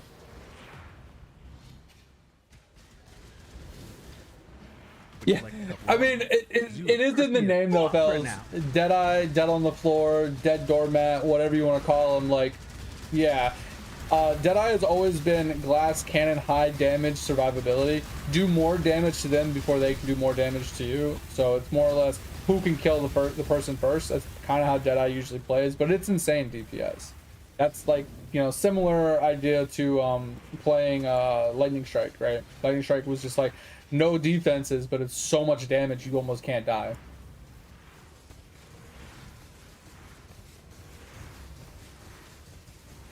Yeah, I could get Pierce on the gloves, but so ideally what it would take to get to get my kinetic blast up and running, it would take one of those, what is it, intuitive leap, I think it's called, on acrobatics. This way I can pick up the Pierce and I can pick up the extra projectile without having to branch over here. So that's one expensive purchase just to get the Pierce and stuff. Now, before that, I could, because I'm right here, I can branch up, which I was working on. I was right here. I needed a couple more levels, and I could pick up the Pierce. Sorry, I think I was like right here, yeah. And I needed a couple more levels. I could pick up the Pierce and the projectile, and then I could refund these points once I had the currency for acrobatics. It was just, I wasn't enjoying leveling the character. He just was feeling bad, but I feel like if I leveled him a little bit more, got these points, I think what turned me off is I needed like 16 divines in gear, not counting for acrobatics. And since the character wasn't feeling good, I didn't want to farm the currency to get the armors and the stuff to make him do damage, to then farm currency to be, I mean, it was one of those, I was already pissed at RF prices. Like, looking at my Cloak of Flame being like 6 divines, like, it was pissing me off, right? I was just mad that my Cloak of Flame was 6 divines for no apparent fucking reason. And then a bunch of my Blood Notch was like 20 divines. My Defiance of Destiny was 20 divines. Like, everything was ridiculously priced. And I was annoyed at that. And then it rolls right into going and playing the Kinetic Blast and kind of being in the same boat where instead of because my RF needed roughly 50 divines to get online the way I wanted to play him. And then Kinetic Blast needed 16 divines. So it was better, but I still needed to be able to farm currency. So I think I was just jaded from my RF, and I just gave up on it before I really gave it a true shot, which, you know, hard of course sometimes. So it's not that it wouldn't have worked, it's not that I couldn't get it up and running. I probably will go back to it just to try it, now that I have this character.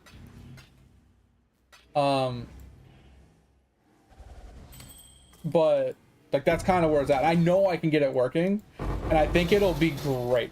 Because it's going to be pure chaos damage. It's going to be armor stacking, strength stacking. It's going to have decent defenses. It's going to be good. Oh, good. Sounds good. Appreciate you. Sorry if I'm just chatting. Yeah.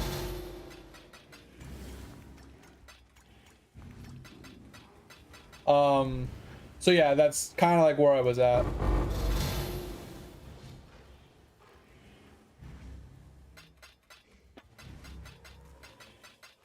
Sorry, when I get on a rant too, Felix, I typically don't read chat all that much because I need to finish a thought before I read and like lose my train of thought, and it'll drive me nuts the rest of the day if I can't remember what I was trying to say.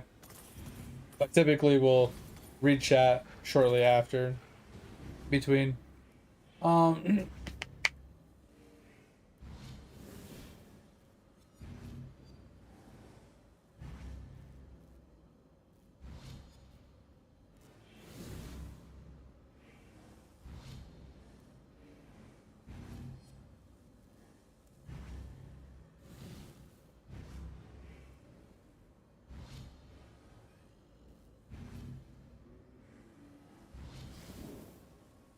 Oh, you were gonna re-roll and you ended up committing.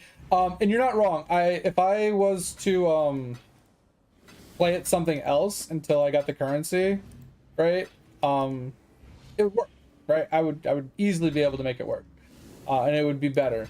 It's just I wasn't feeling the character at all, right? It wasn't resonating with me right now. I needed something that I could just not think. I've had a lot going on in my life right now, and I needed chill. I needed AFK. I needed chill. I didn't need something that I needed to, you know, shield charge around the map, face tank something, click a bunch of buttons, try and stay in. Like, I didn't need any of that in my life right now. So I needed something chill, something tanky, something survivable, something that I can just walk in and just not pay attention and not die all that much. So that's why we wanted to try this out. And if this didn't work, if I'm being honest, I was going to quit the league. But yeah, I can use a character like this to actually farm currency to finish up my kinetic blast, to give my kinetic blast a true shot. Is this worth anything? Rebuke, Val? I don't think so. I don't like price checking shit, so. Price checking's bullshit.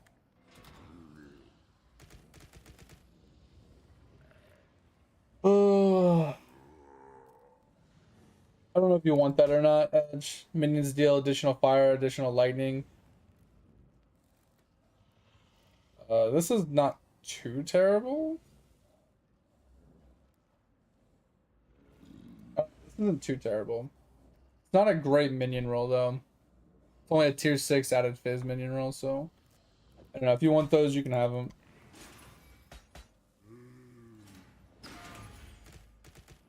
I need like added fizz rolls, honestly. That's what I'm looking for. And sorry, Twitch, I haven't really been paying attention to chat all that much. Let me scroll up and catch up.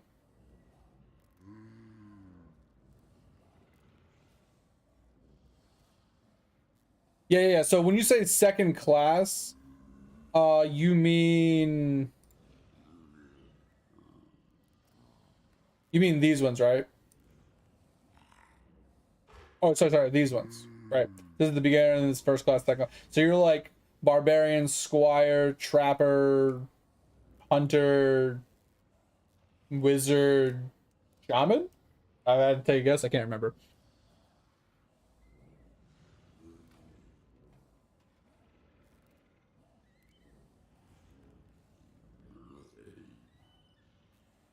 Yeah, I tried to cut a lot of corners, Ship. Yeah, you're right.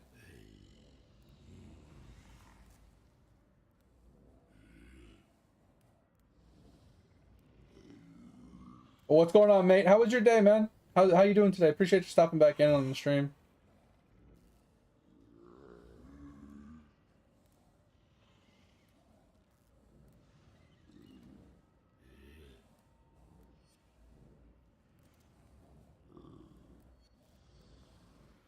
Yeah, I don't remember how you get the blue balls, Tover.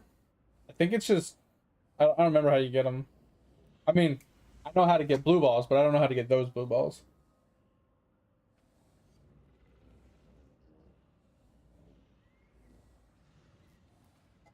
Oh, there are events? Oh, okay, yeah. Oh, yeah, I remember. Yeah, and the event spins. I remember seeing those. Okay.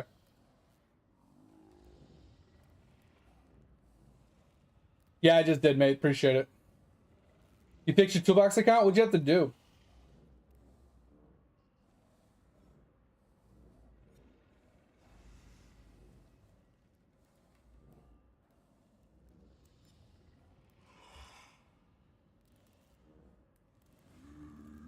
Alright.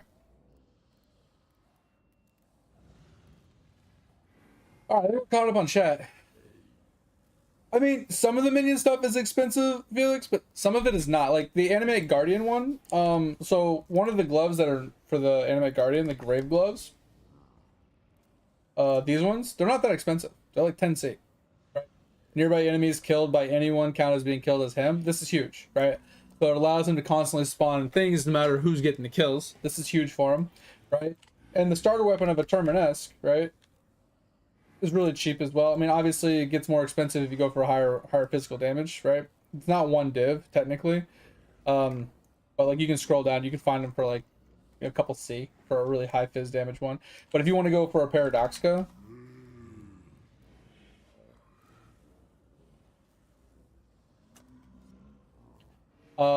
they're not too bad, right? Obviously you're gonna want to look for like a higher fizz damage one, right? The only problem I have with it is obviously weapons deal double damage, but it has low fizz damage. So you're gonna have to try and find a higher fizz damage one. So it's not too bad. But Paradoxica is my middle ground, but the ideal one you want is a Void Forge. So you want to technically get a Void Forge. And the reason for this is because the 700% weapon physical damage as extra. So if you have a bunch of Ghastly Jewels that have added fizz damage, they get multiplied by 700%.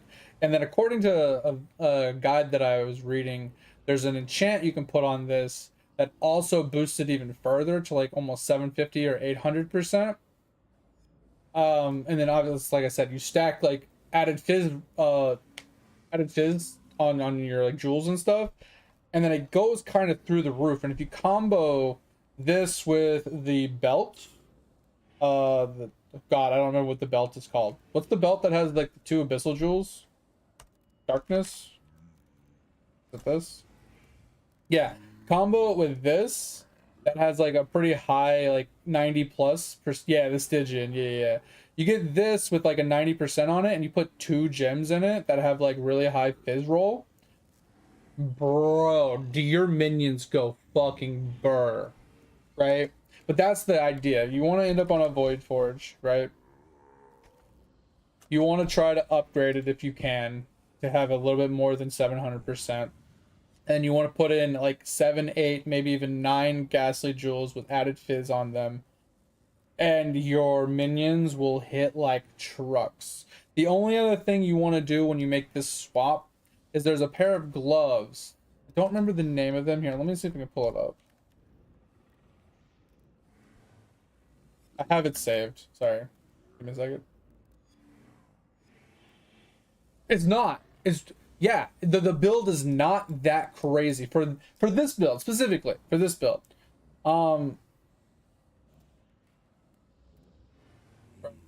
So if we look, what was I looking at again? I forgot what I was looking at. Oh, it was the gloves. So the gloves are these, the trade grips, mesh gloves. So what this allows, according to the math that the guy was explaining, and I don't know how true it is, right? Because if we look at a Void Forge, right? Once again, look at the Void Forge. Void Forge has fizz roll. Even though it says deal no elemental damage, since it has fizz damage on it, it rolls all 3 elements and fizz rolls. So it can have a dead roll. That's a problem, right? So anytime you attack, oh, you're in an ad. I'm gonna wait. Oh wait, you might not be in an ad. You're in, okay, you're over there. So it's 1 in 4 chance when it attacks to have a dead roll because you can't deal fizz damage with the weapon. So what you need to do is you need to convert fizz damage to an elemental damage. This way you don't have a dead roll. So that's what these gloves do. Now you can do other things as well, but they roll this glove specifically. So basically you roll it and it'll convert fizz damage to either fire, cold, or lightning. Technically you can roll it to chaos if you do white sockets, which isn't a bad idea either, but that's how you fix the dead roll. So now you have an even better increasement, so you don't have a 1 in 4 chance of having a dead roll, so it increases your DPS even further. But you roll these gloves. Now, I don't know how expensive these gloves are specifically, but you can tell once you get to the high end, you're looking at like very, very expensive gear. Now, I don't know, I haven't POB'd it if this weapon will actually be stronger than the weapon I'm currently using, because this makes their crit chance based off of this weapon's crit chance, which is like 9.45. But I'm wearing a weapon that gives +5 to crit chance. So I don't know if this +5 is technically more crit chance than the other one. I don't know exactly. Yeah, I didn't either until I saw the video and I looked at it and I was like, oh wait, you're right. It has a fizz roll. And since it has fizz roll on the weapon, it can technically hit as fizz.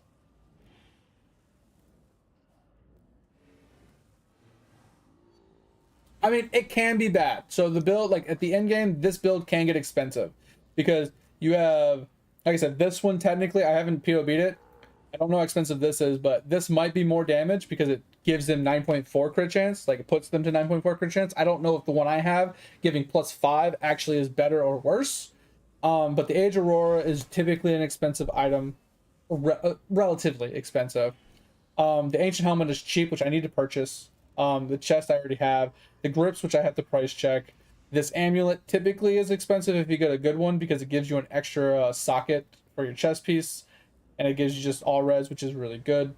The Calandra ring you don't need, but if you get a really big dick yellow ring, it's worth. But if not, you get two big. So the yellow rings, I think juiced yellow rings might be expensive.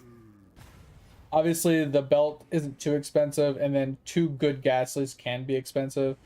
And then he obviously has like the Pro Genesis and Bottle of Faith, which are whatever, and then two regular flasks. It's not crazy. It's crazy, but it's not crazy, right? What's gonna be expensive is these things down here, right? So he gets the Timeless Jewel, so it removes the necessity of needing Strength, Dex, or Int.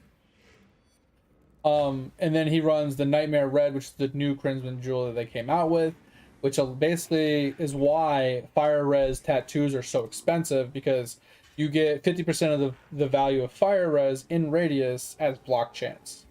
So it's how you max out your block with the build, because you're not in enough block wheels with this setup. But it's like that's the expensive part. And then the Adorns, obviously you want to be as far as you can. Or you know, you want to have as many jewels as you can, so they got to be corrupted magics, and that's why you see these Ghastlies are going to be ridiculously expensive. So you got to get a crazy good fizz roll that's corrupted blue, and have the Adorns, and it makes this build astronomical. Like you can see full DPS roughly 115 mil right now. With the way, I mean, obviously I bricked it because I changed some stuff. Let me go back to it. But it's 125 mil full DPS. It's not the highest builds in the game, but at the same time, it's pretty insane, right? For something that you're not even doing anything and you're just walking and loot simulating, it's pretty solid. Like I said, you put the Timeless over here so you could pick this up for attributes ignored, and then you know it works out. It's just this part is actually the expensive part, but getting up to that point is not. I keep forgetting the name of those mesh gloves. I want to price check them.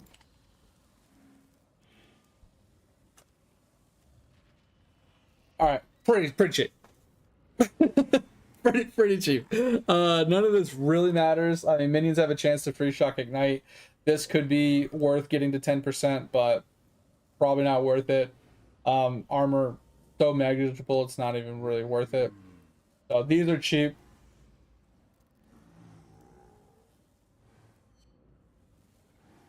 Yeah, so you can merge candies. That's pretty cool, mate.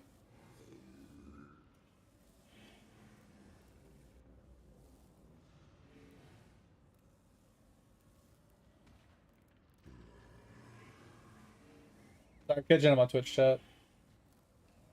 You got the World 6 skilling necklace? Nice. Yeah, I saw that was the new thing. That's pretty crazy.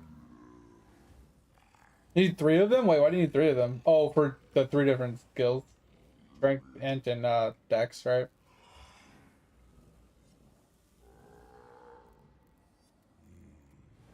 Bunking efficiency is for the chapters? Oh, okay. I was wondering about that earlier. Okay, thank you. Oh, tonight. All right, Dig, I appreciate you if you're still here. Thank you for being here. Hope you had a good day. Hope you had a good time. Sleep well. Talk to you later. We'll be back on Wednesday, Thursday. So if you need me anytime, hit me in the Discord as always. See you. Yeah, there's the name tag drop. The drop rate name tag is in the shop. Yep, that's right. You can buy a couple of those to try and get your ×5 for the drop rate. I thought about doing it. Not sure if I want to or not.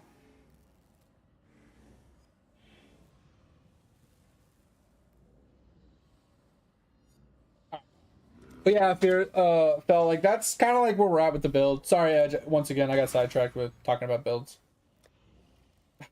I feel terrible. I want to play games with Edge, and then I just get sidetracked so much.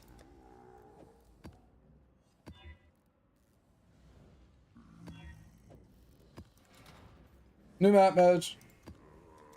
Like, it's fine if I'm sitting in the map AFKing and having the conversation, but when I'm sitting in town not progressing us, yeah, I keep forgetting to start another map when I'm ranting and talking.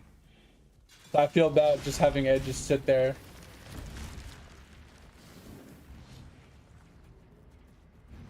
Yeah, Aegis is cheap comparatively to Sylvan's, and technically I could switch to the Sylvan's shield and it would be better because I'd have more total block.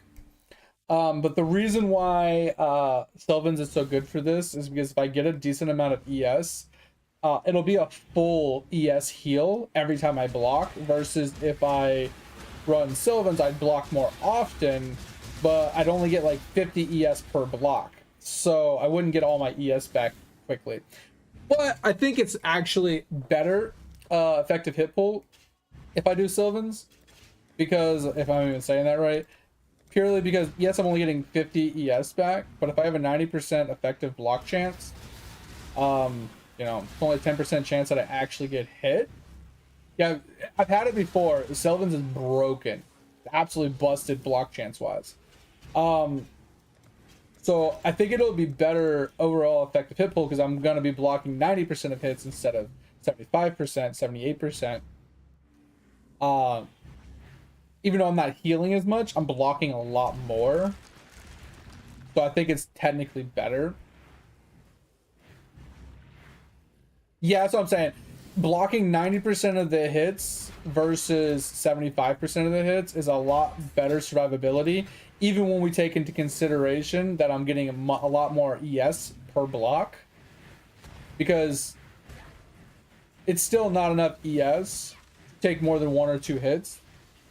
So blocking what 12 to 15% more of the hits is more effective hit pull. So yeah, it's better to eventually get to that over the Aegis, which I will eventually get to.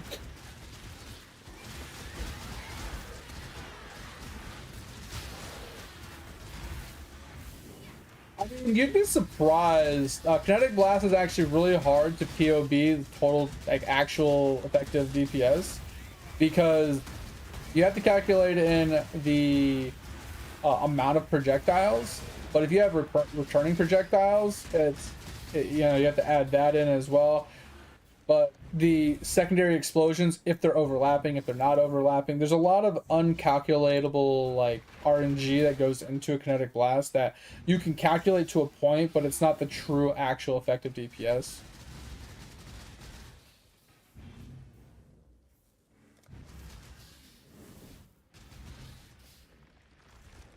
But yeah, you're definitely right. Sylvan's is definitely stronger, but it's so expensive. It's been so expensive for a while.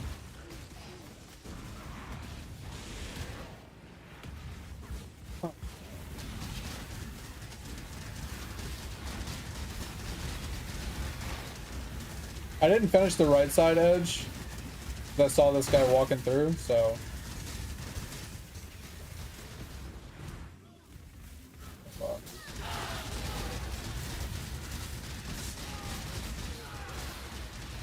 Should be good now.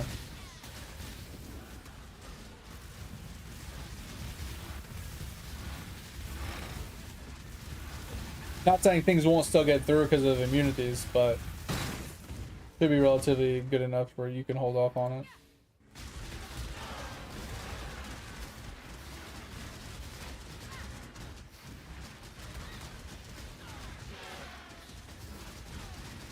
It's 50 divines. I mean, that's honestly, that's not too bad of a price, because last league I remember it was more expensive than a mage blood for a long time.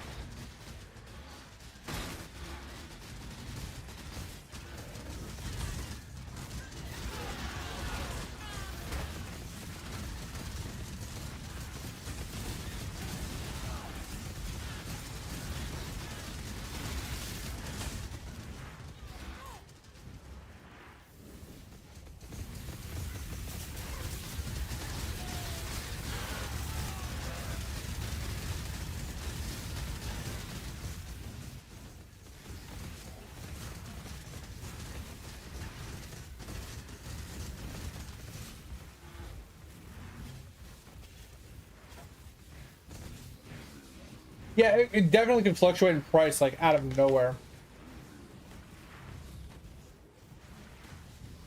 Bro, Headhunter is still 90 divines. I feel like Headhunter usually goes down in price so fast because it's, yes, it's a crazy good belt, but Mageblood usually outshines it in almost every situation. So it usually like plummets in price pretty quickly. But I think they're relatively easy to farm.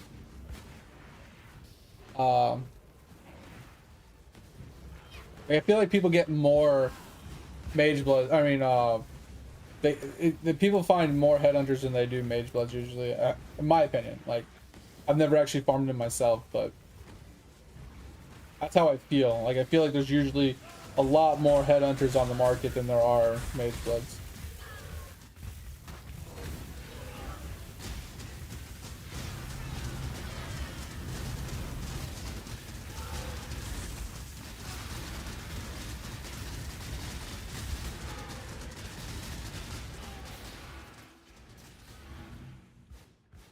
Oh, it's a lot of people playing Wanderer.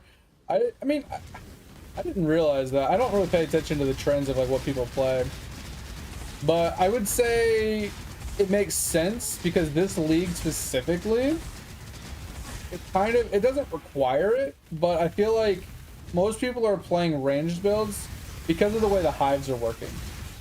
The fact that there's like a lot of mobs, they're ranged, you know, you need to blanket the screen. I feel like a lot of people are playing ranged blanket style builds, whether they're bows or wanders or whatever, to try and just blanket the screen. Because like, yes, they buff Cyclone and a couple other melee skills or whatever, but they're not very good at dealing with 6 different directions of spams of mobs that are a lot of ranged mobs and stuff. I feel like they struggle at that. So when it comes to hives and doing that kind of setup, I feel like, yeah, it's going to be a lot more ranged oriented stuff or minion oriented stuff. Something that has like a lot of minions and a lot of like blanket coverage to just, you know, fight on all fronts. Unless they're group play.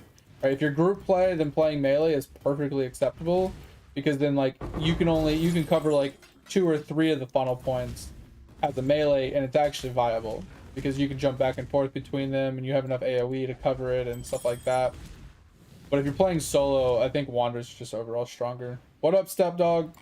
What a name, bro. What a name. My drum set. Don't know why that movie popped into my head. Teabag your drum set.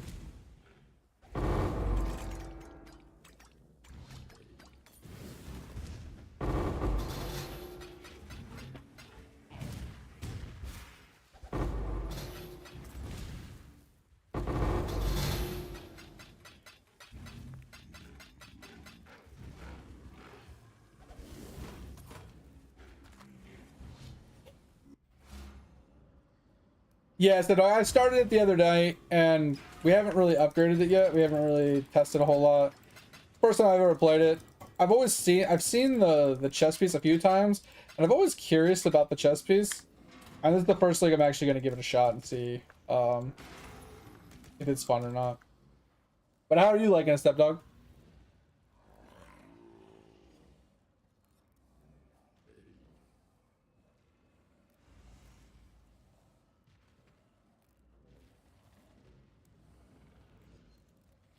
I mean, I don't really like the breaches themselves, but the hives are good, right? The breaches themselves are kind of just meh. Um, but the hives, I think, is what you're shooting for specifically. I am getting hungry finally. I haven't eaten today yet, so.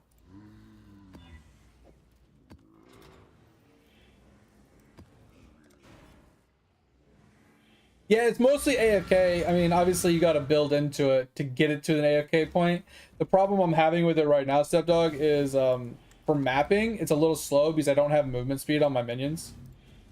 So the minions are like trailing behind me a little bit, which is making the build feel a little sluggish and slow. For map clear specifically. So that's why I'm running Convocation. So when I get to like a boss or like a strong mob. If my minions are too far behind, I'll call them to me. But that's like my tip. That's my temp fix until I get some better gear. Snail 46. What the fuck?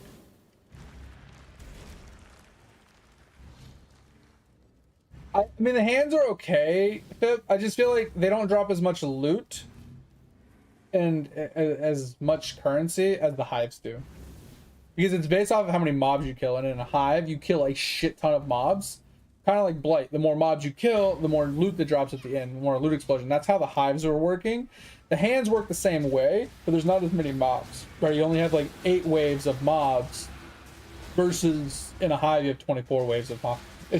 It's the big difference. That's why I think hives are way more like lucrative, and why you're shooting for hives over hands.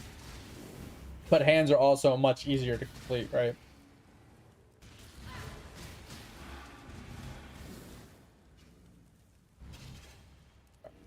We'll let that do its thing, and then we'll go over here.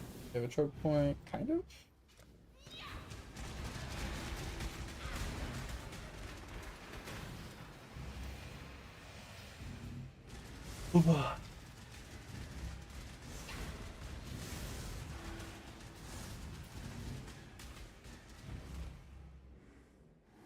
I mean, there's like you were saying, stuff like there's ways to get the movement speed. I just haven't done it yet. Of course. All right, we'll just move this back here. We'll just have a second line of towers back here just to make sure we don't miss anybody.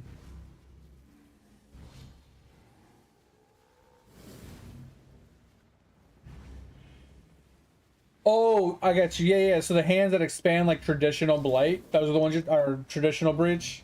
Those ones you like? Yeah, those ones are cool.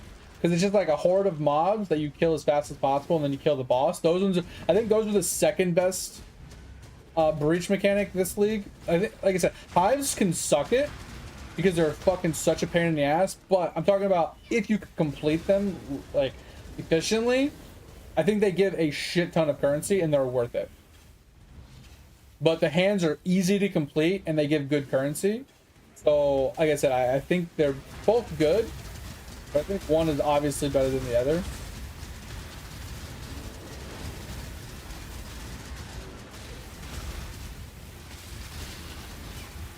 Like, obviously one's better than the other, right? But it just depends on your build, which one's simpler to actually like complete money-wise. Come on, we need to upgrade this, but it doesn't seem like it's gonna happen right now, so we'll go this way. We don't have a good tower set up here. Can we get a second tower set up? I mean, it does go over here, so we can just set it up here. Fine. Let's do it out here. If we have to move it back, we will.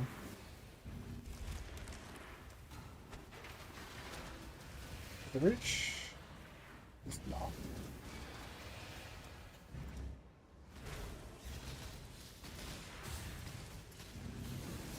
You're gonna gamble a doctor? Oh, let's go.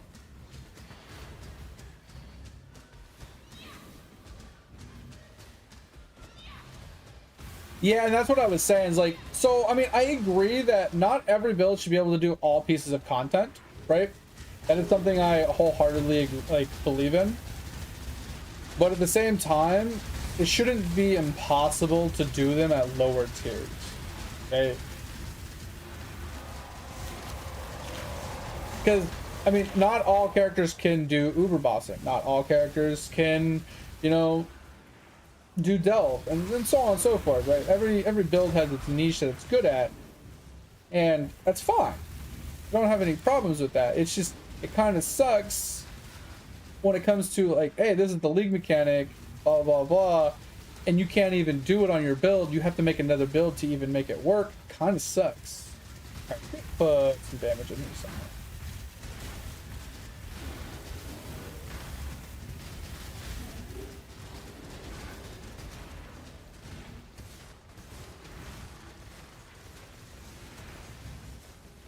It should fix all those problems. Should be good now. But yeah, so the way I have mine set up right now, if you can see the extension, I don't know, is the extension even on there? It is, okay. Basically, we just went with pure damage, so we didn't go with movement speed. So we got the added chaos, we got the crit damage, because we have a decent amount of crit. Once I get the helmet, the crit will go up, so it'll be more effective. But yeah, minion damage, boom, ruthless, multi-strike, so we can get the big hits, and then the withering touch, right? Obviously, the withering touch will be more useful. It's okay right now, but at the same time, it's mostly there because that's what I will be switching to once I switch off my Unholy Might.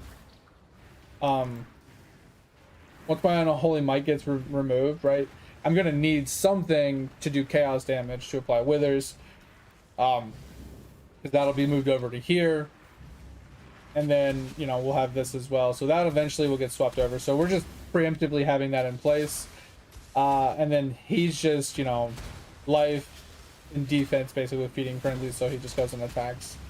So it's nothing crazy. We're just trying to make sure the Guardian doesn't die while he's still available, basically. Kind of the way I have mine set up. And basically where I'm going to get my movement speed is from my Ghastly Jewels. My rings will have some movement speed on them, hopefully, and maybe we can find some Ghastly Jewels with some on it or something. I don't know exactly how we're going to do it, but maybe we won't do Ghastly Jewels for movement speed. Maybe it'll just be the ring. If we can get like 20% movement speed on a ring or something, or like 30% total, 15 on 2 rings, I'd be okay with that. It'll be pretty solid movement speed with that. But like I said, I'm not too worried about it. If they move slow, they move slow. I'm not one of those elitist guys that runs around and tries to do like 30-second map completions, and I'm not like trying to uber sweaty, juicy juice like all my my maps and my I'm pretty laid back. I'm pretty slow and simple and just lazy, right? So that's why I don't ever make like huge currencies. That's why I don't ever like do anything nutty. I want to just chill, right? And I'm not like, I don't play PoE to be like my main game either. I play it just to have fun. It's more of a palate cleanser for me when it comes to games. So we play this for a couple of weeks, 1 to 2 weeks usually, sometimes 3 depending on the league. And then we move over to like one of our MMORPGs, right? So we took a break from Dead World, aka New World, just to get a breather from it. And we're gonna go back and we're gonna finish up our Iron Man playthrough before the servers go offline. But yeah, that's what we've been working on. And then we play Lord of the Rings Online as well, which is super fun and chill. We tried Blue Protocol, kind of hated it. I mean, it might be better once there's no more server locks, but it's gonna take months for the server locks to go away. So not really worth my time right now. So we put that on hold. Probably won't go back to it. We're waiting on like Bitcraft to become free and miscellaneous other things. But we play tons of different games. No, 26 Divines down the drain. Rip.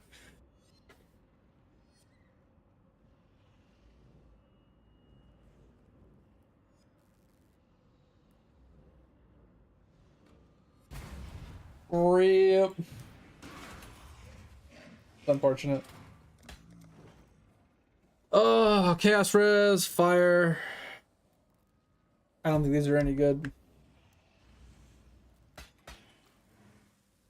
This is just Black Chaos. I mean, a Chaos Implicit Wand, is that any good? I don't know if that's any good.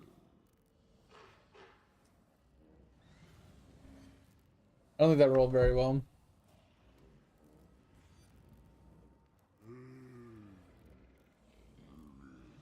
Honestly, Pip, I think most things level faster AFK because there's so much more, you get so much more AFK gains. Like, you have such a high percentage of AFK gains, like percentages, that typically activating is worse than AFKing at a certain point. Because when you have 200 to 300% AFK gains, like, activating almost can't keep up with that in most situations. Depending on the map, depending on the character, right? Like map layouts and characters and where it's actually, like how far into the zones it is.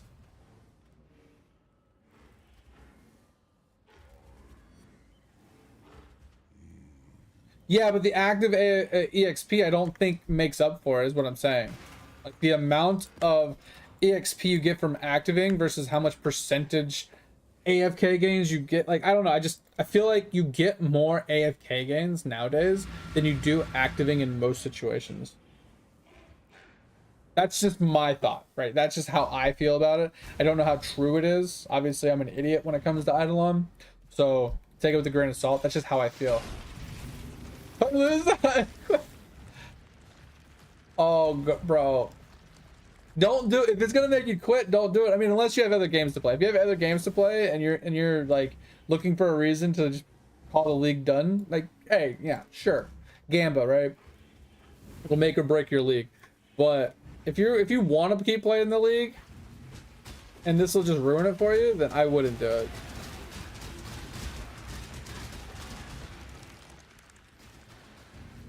Bro, you are kind of cucking us right now with towers. I mean, we could double here. We could double here. And then just put a bunch of offense over there. We'll just double here just to be safe. Yeah, because it already went the other way. That's ridiculous. And this would probably not reach all the way. But we'll do it anyway, just to see. Yeah. Alright, so we'll go over here. It sucks that those didn't reach, but maybe we'll get another tower later. That'll help. Alright, this will work. Okay. So we'll just go boom, boom. Boom, boom, boom, boom, boom. Put in some damage. It'll be a pretty good choke point for this side. We do have a random ass fucking tower over here that we gotta work on, but deal with that in a second. We got two. Okay, so we'll have... But we can juice this and probably put a freeze and a stun here. And we can still have the damage in the middle. I don't think those are gonna fit. Or reach.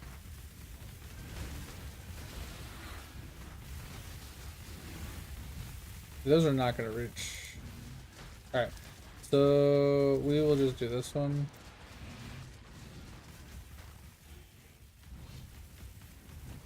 Level these up.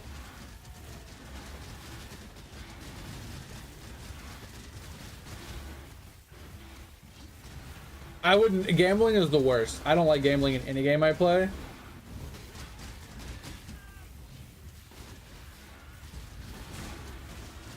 Yeah, it's funny too. If you're like on the fence if you want to keep playing or not, gambling is like a way to like coin flip to see, should I keep playing? Should I not keep playing? I could see that being a thing.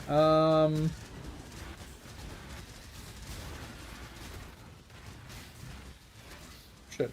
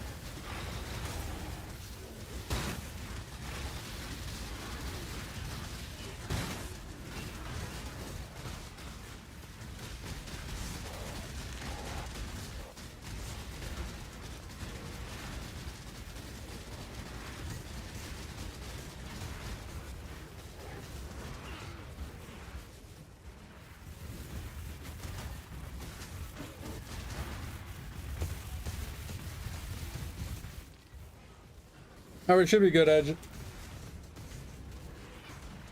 Oh.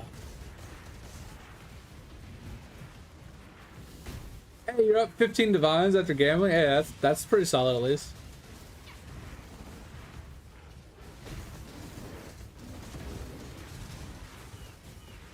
Oh, I've had way worse. Oh, I've had way worse. If you know how to set up like the combos, most blight maps are completable without you even having to attack. There are a few that are really rough, because if you get a certain, like, oh shit, something just blew you up. If you get certain mobs, like the cows, right? Cows, they jump to players, so you want to make sure you're not near them because they will jump past the towers. Those ones can be a little bit of a pain in the ass, especially if you get like a cow boss. The cow boss can actually bypass a lot of your towers if you're too close to him. Also, some of the immunities can get you too. So some of the freeze immunities or stun immunities, they're fine depending on the mob type you get. If you get a mob type that is immune to stun, and they can't be body blocked, those ones are way harder than like a stun immune that can be body blocked, right? Same thing with the freeze immunes. So it depends on what the mob type plus the immunity. Sometimes the immunity mob type combo can actually just be an instant loss for you if you don't have a good damage. But most of the time you can make it work. And if you do have a bad immunity setup, immunity mob combo, you just have to add in a few extra towers. So you end up having to put in some paralysis towers and some ice cages, and it basically fixes your problem. But I don't even have enchants on my rings. So one thing you can do when it comes to certain immunity, so typically the basic setup is you get the burning ground anoint on one ring. So every time your meteor tower hits, it leaves burning ground just to give you some extra DPS. You don't need that one. That one's just nice for extra damage output. But if you typically have a bigger problem with the combinations of immunities plus bad mobs, you can replace that one with a more expensive anoint that makes the frost, like the frost tower, the tier 3 frost tower, it makes it freeze. So it causes a 0.2 second stun every time it hits or whatever. And since it's a continuous hit, it's almost stronger than having a stunning tower. But it basically can replace the stunning tower on stun immune mobs. So that one's a very big help for stun immunities. But for freeze immunity ones, you're kind of just, you don't really have a choice. You have to rely upon, cages. You have to rely upon, stunning towers themselves with the paralysis, things like that. There's no real good option you have against freeze immunities. I mean, don't get me wrong, the freeze immunities they're common, but getting a bad mob type with the freeze immunity and the stun not being strong enough to be able to stop them is pretty rare. But that's what I like about blights, is there's almost always a way to win with basically zero effort.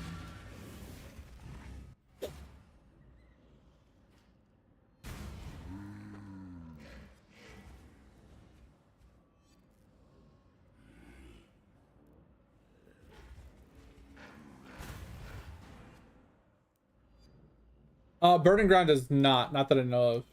I've had fire mobs, like fire immunity mobs, basically take 0 damage, period, for like 30 minutes, because they were just sitting there, and the only tower I had there to do damage was a fire tower. I didn't have a minion tower, and they took 0 damage for like 30 minutes. So that was AFK. Attack, cast speed, not really. Not really. I'm gonna sell those.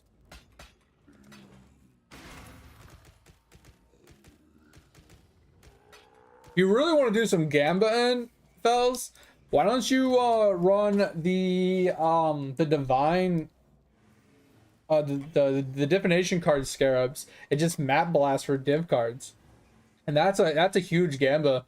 Like, you can get apothecary cards, doctors, and stuff like that from just spamming those. Like, that's an easy way to, like, Gamba without Gamba, and, make your own mage bloods and stuff. But with that said, I think I am going to anoint my rings really quick, since I haven't done that yet. It should just be brown blue, right? Yeah, so this one is like a must. If you're gonna do blade maps, you have to have this enchant.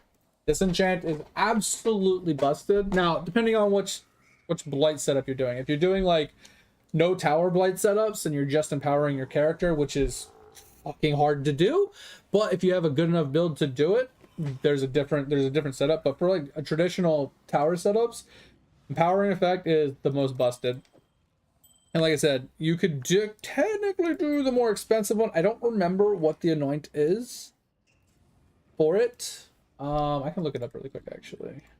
PoE bring anoints, and it.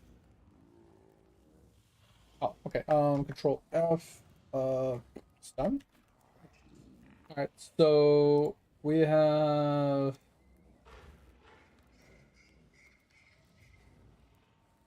Okay. How about freeze?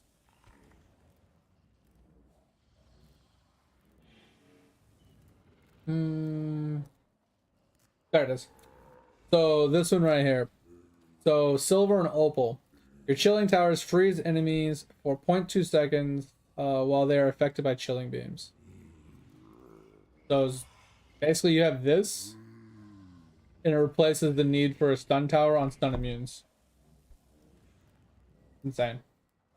So I think I kind of want to do it, but I don't have an opal. So in the meantime, we'll just do the traditional burning ground one. Actually, Edge, you said you had burning ground, right? I can put on a different one here. If you want to take over the burning, and just put down the hard. It's up to you. I mean, do you want to have to worry about it? I mean, I can just do it by myself. I can just, it's cheap. I don't really care. I was say if you wanted to like min-max a little bit and like you do the fire towers.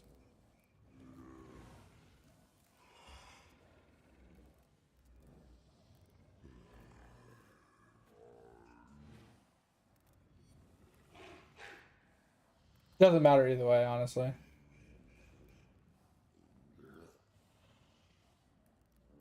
Yeah.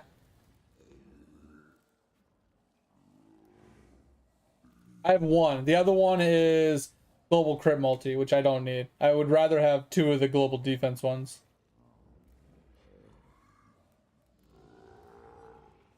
Because, I mean, it does get rid of my increased damage, but I don't care. Is it expensive? Really? Oh, interesting. All right, I'm just going to do this. I'm not really paying too much attention. All right, another map. P4.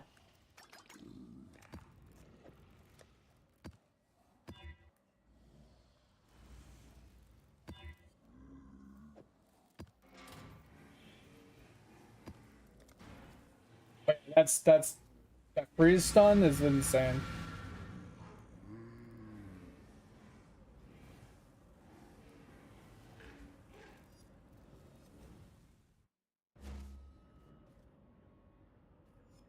Wait, why is opening the cards terrible? It changed the way you open cards now.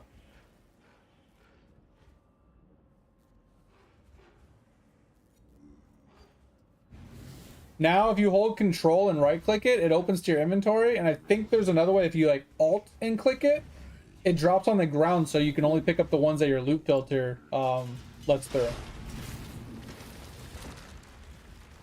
They changed it this league. Yeah, they changed it this league. They made it so easy. Just grab a cup, like put a stack in your inventory, hold control, and just right click spam it. It'll just open all to your inventory. Your inventory will start filling up with cards. Actually huge. That's why I was saying, like, if you want a div card farm, like I guarantee you a lot of people are doing it. You can just div farm, and you can just farm div cards all day long. Shift click. Oh, was it shift click to drop? I thought it was the alt. Okay. Because one of them will auto drop them to the ground without you having to drag and drop them every single time, and then the other one just opens it to your inventory, which is the one I usually do.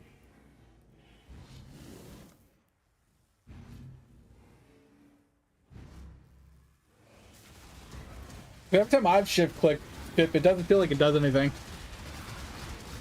but I'm not in an area where I can drop them usually, so. All right, I think we're just gonna do it here.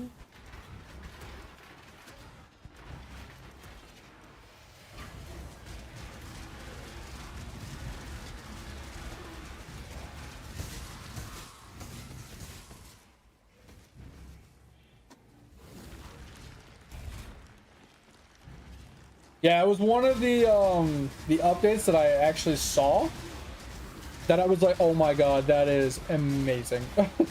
I'm so happy they finally added that, because I never opened divs. I had stacked decks galore every league because I just refused to open up div cards.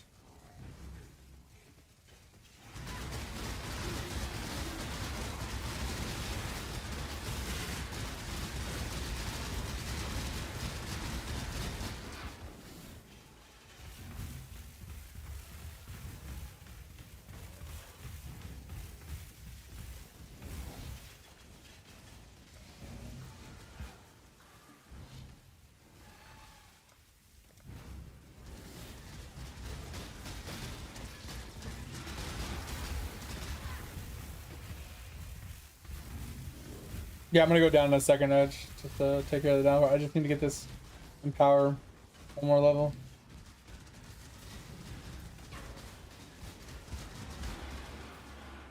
Yeah, because we have this one right here and the one to the right, so we got a handful of these to deal with.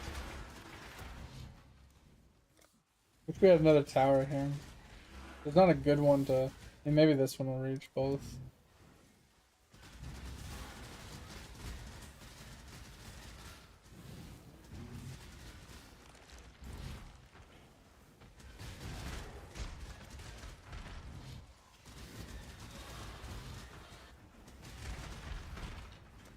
Did you test it?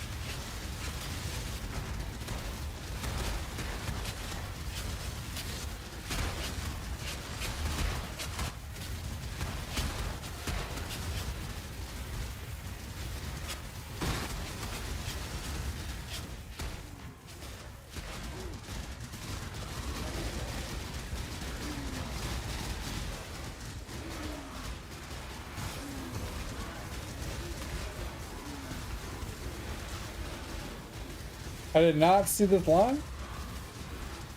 I was definitely not focused on this. That's my bad.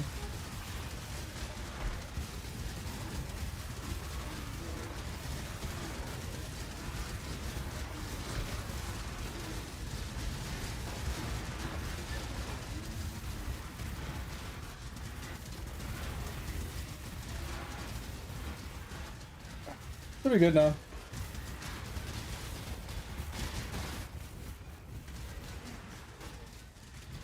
Yeah, that last branch almost killed us because I didn't see it.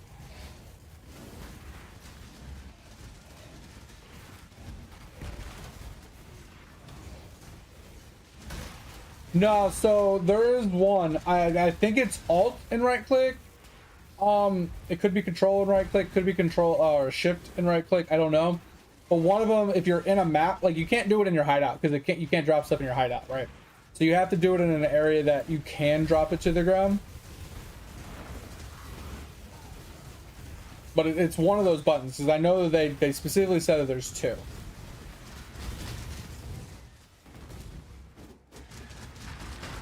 I just don't use that one because I usually open them when I'm in my hideout. So I never really tried the inventory one.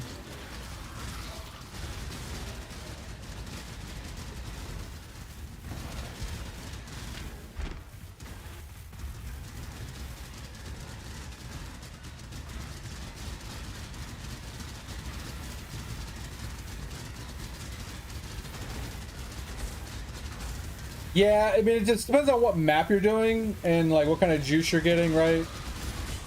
It depends on like, yeah, all that stuff, and if you get a lucky drop or not, basically.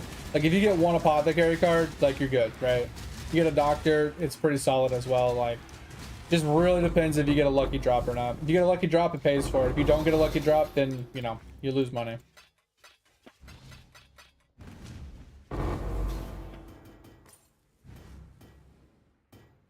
I don't pay too much attention to money-making methods when it comes to like juicing scarabs and stuff. I usually just out and go every map, like every league. I don't try to juice maps. I don't try to do anything crazy like that. I just run Eater influenced and just map spam. Pretty much all I do. I have been making the swap to Maven influence though, because the Maven invitations typically sell well.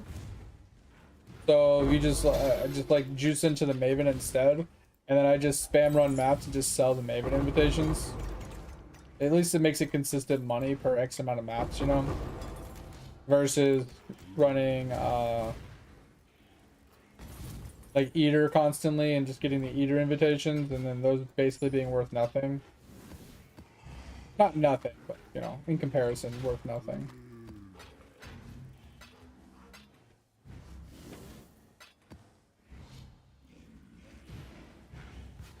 But yeah, I figured it'd make more consistent money just selling the Maven invitations than dealing with Eater. I mean, Eater does give the div shrines every once in a while, which is pretty lucrative, but they're pretty rare, and the odds of you getting one early in a map so you can actually take huge advantage of it is pretty slim. But if you map blast fast enough and often enough, then eventually you'll hit one and you'll hit big, but it doesn't happen all that often. At least with the Maven invitations, it's consistent.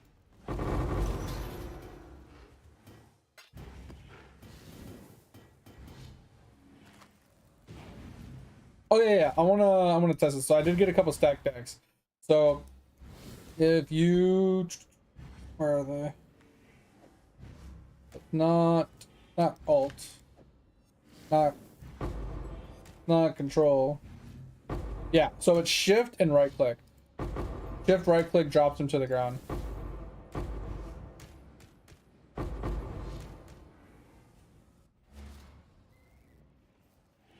Yeah, so Pip was right. Shift right click drops him to the ground when you're in a map.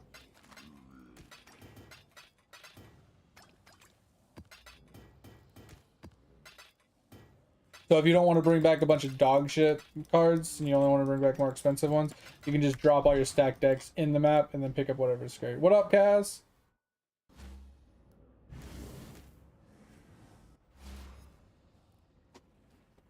Yeah, I mean, that's what I'm saying. It's like you get the 8 mod corrupted maps, so you get a lot of juice.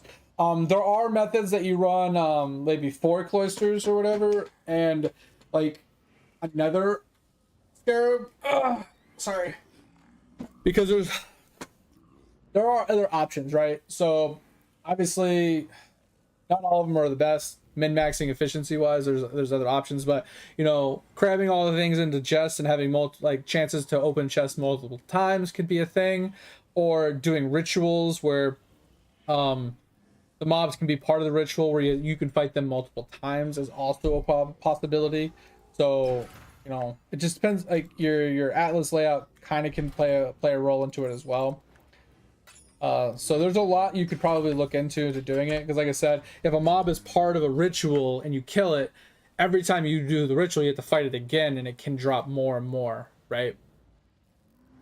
The same thing with like the chest, where you reopen the chest multiple times, and since the mobs are from the map are pushed into it, there's a lot. There's a lot that you could get going, and that way the cloisters are, you're getting more bang for your buck out of the cloisters because you can fight more of the mobs every time. 95 stack decks, crazy. Yeah. All right. We got 2 more maps, Edge. I don't know if you're awake enough to stick around for the last 2 maps. Sorry this is taking so long to run them.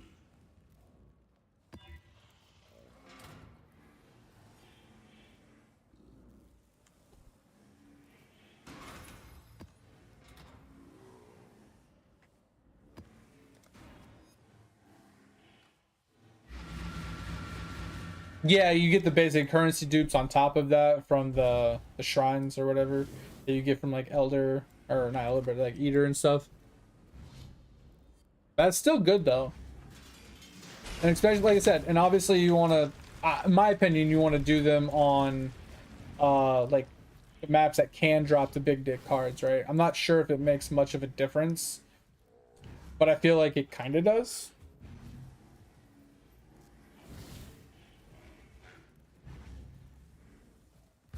$50C for Scarab? Oof.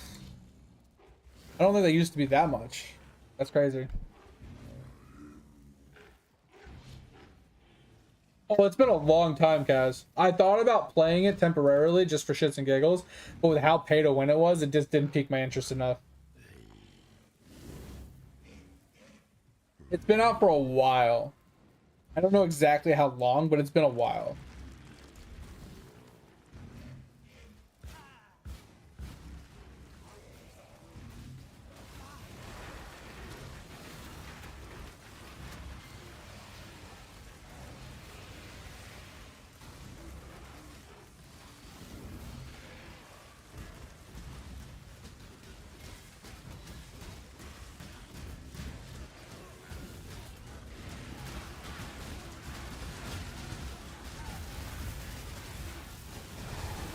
What desert? Command Gamer. You know, it's the first time I've ever played it, Desert. I was annoyed at RF. Not RF itself, but I was annoyed at the prices of RF early league because it's never been that expensive in the past. So I was kind of pissed. So I was like, fuck it, let's find another build to run. And I was like, oh, why don't we try our champion Kinetic Blast again? I loved it the one league. And I was hating it. So I was like, fuck it. I saw somebody playing this. I was like, let's try it. So we're trying it. I'm not sold on it yet. It's cool. I like it for Blight, but I could play any build on Blight and I'd like it. So we'll see how it goes when it comes to actually mapping. I did like a tier 8 map last night and it was easy, but it's kind of slow because I don't have minion speed yet. So eventually I'll fix that and it won't be so bad. It was mobile only on release, Kaz, but I think at some point they opened it up to PC as well. I don't know exactly when.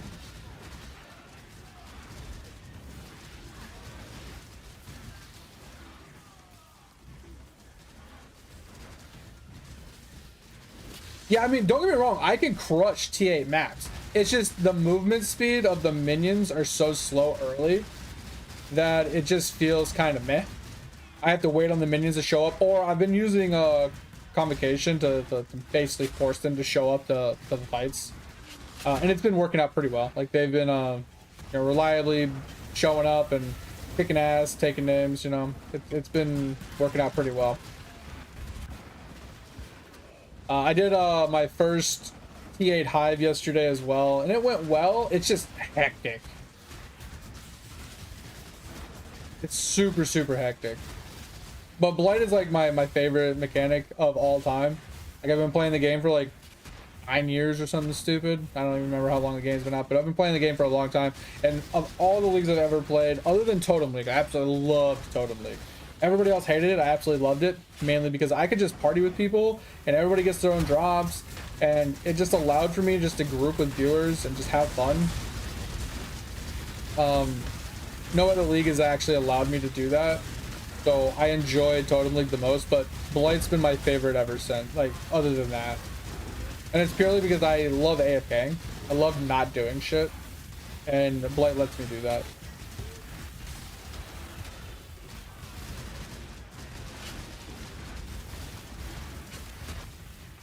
put a few key towers in certain places, and you basically don't have to worry about anything going forward.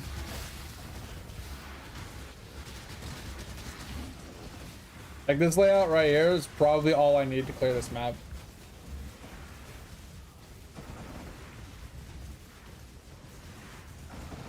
Stunning and very blessing. Thank you, Pork. I appreciate you. Thank you for stopping by.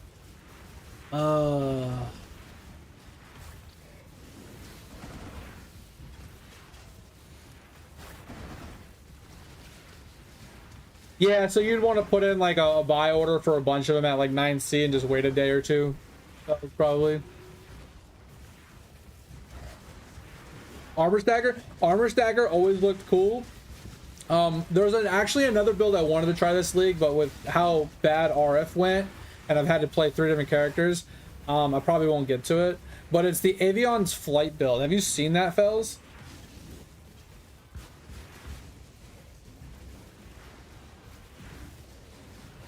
Yeah, Bone Ring is my I think gonna be my first upgrade desert. Try and get a Bone Ring with movement speed and stuff and attack speed and maybe some like damage or something. That's what I'm shooting for. Once I get a ring or two for movement speed, I think the mapping will feel much smoother and faster. But it actually crushes T8 mats right now. Like I have basically no currency invested in this character, and I can crush T8 maps. So I'm happy with that.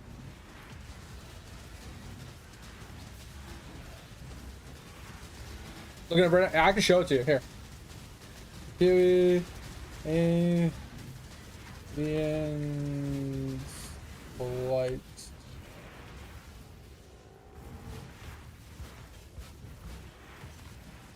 What's it called exactly?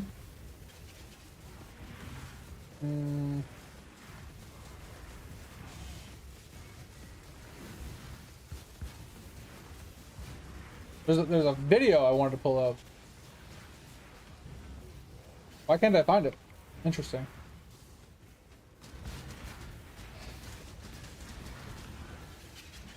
Alright, here we go. I'm just gonna pull up just some stupid ass.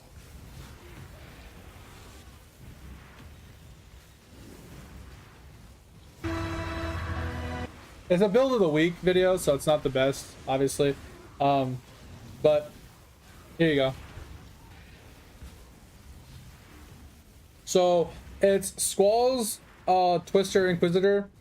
Basically, it takes the Avion's Flight items from Bestiary. So you wear like the boots, the chest piece, and I think the gloves or something. And every like point something seconds, you switch between Avion's Flight and Avion's Might. And every time it switches, it casts a tornado.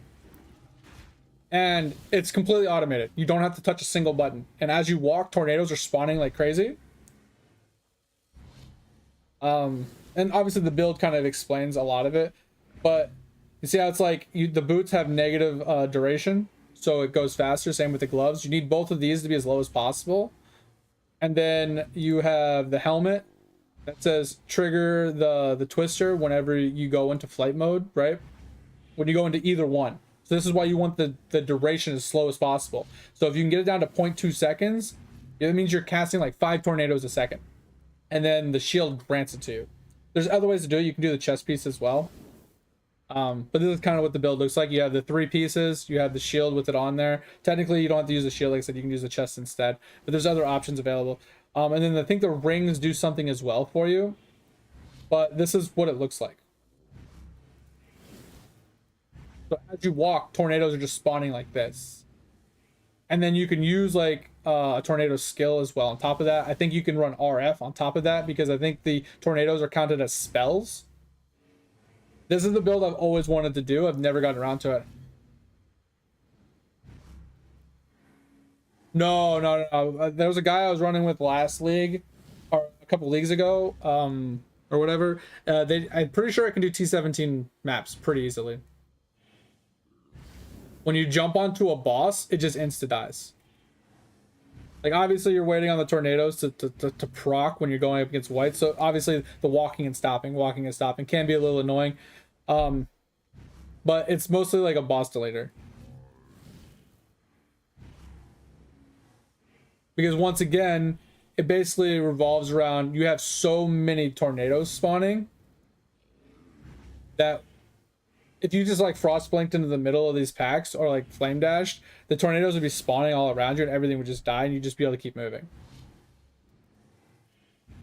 Right. But when you get to a boss, it kind of just deletes. I'm trying to find like a boss part. Yeah, so okay. But there's a big tornado you can spawn as well, right? And the big tornado takes on, yeah, that big tornado, you spawn the big tornado, and it just takes on some fire damage, and as you can see, the boss just deletes.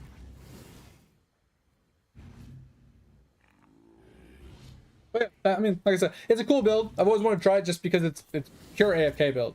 Like, you literally just walk, and you can add buttons to it. To like, you know, like I said, you can add the tornado, you can add self curse, you know, you can add some minions, you can add some stuff to it to give you some buttons, some movement skills and stuff. But basically, you can just walk. Just the walking simulator.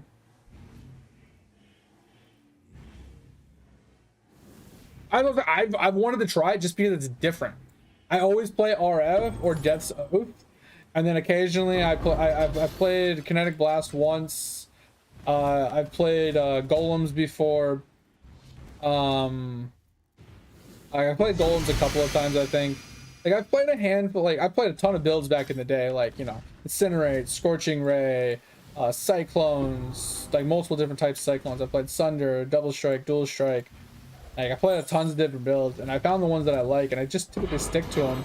And I never actually got around to trying some of the builds that I ever wanted to try because you know, you just play what you're comfortable with, what you like, what you enjoy. Once you find what you like, you kind of just stop playing random things. And that's just been a build that's always been like, well, if I have a league that I like, I'd be willing to try it. And I haven't had a league that I've liked in a long time, so I haven't got around to trying it.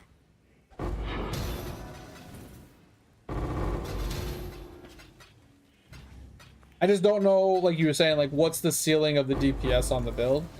Like, what tier maps does it kind of fizzle out in? Can it Uber Boss? You know, can it Blight? Or not Blight, but can it Delve? Can it, like, what can it do? What can it not do? What does it struggle at? What does it excel at? I don't really know that part of it. So, but that's always been a build I've wanted to try.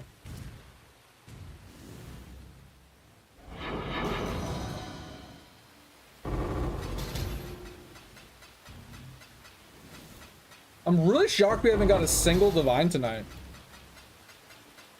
I'm actually really shocked at that.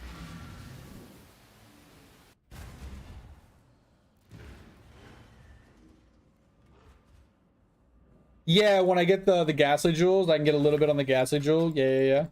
That's what I was thinking. I can get some on the ghastly jewels in the belt when I upgraded that belt. That was kind of the idea.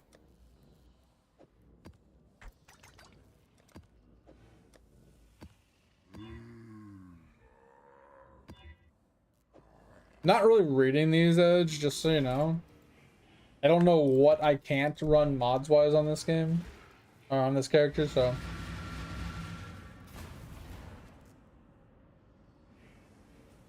Yeah, I love Build of the Week videos. It's funny, too. The first time I ever heard about RF was actually a Build of the Week video, like, years and years and years ago.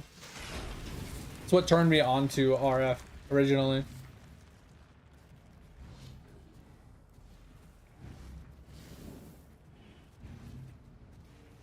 Yeah, Toxic Rain is a cool. I've never been a huge fan of bow builds though, especially like Ballista Totem builds as well. If you go with the Ballista Totem version, like even the Death's Oath build that I've played, I always opt out of the bow version, and I go with the wand shield version other than bow because bow does a lot more damage. But I just hate bows.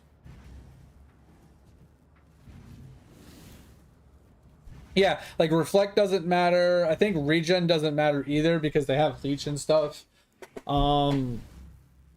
Negative resist, like none of that stuff I don't think really affects them all that much. So I don't know if there's anything I can run. It's gonna be your last one. This is our last map anyway, Edge. Sorry, we should have been done with this like an hour ago. My bad. I've been talking so much. That's my bad. I'm sorry. I feel bad.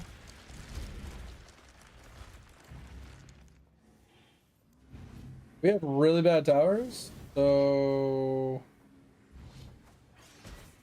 Alright, so here's what we'll do. We'll just do a set here first. Oh, we don't have a double tower up here, which is the problem. We don't have a double tower here.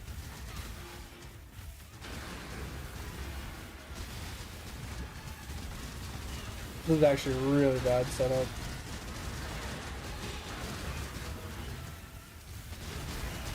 Especially since there's a freeze immune there.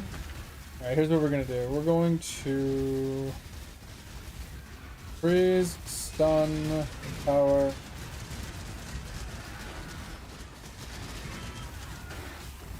Come on. Hopefully that holds so we can get another tower or something. Yeah, sometimes you get absolutely cucked with towers too. That's the only RNG in Blight that can actually make you lose if they don't give you proper towers.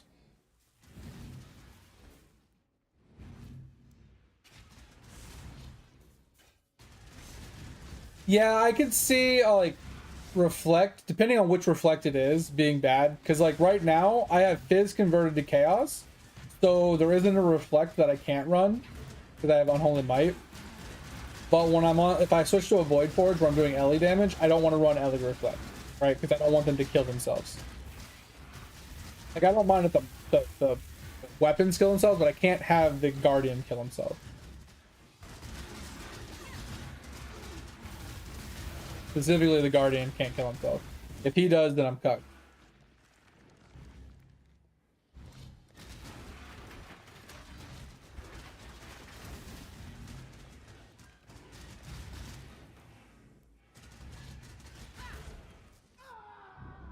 Oh, Edge died.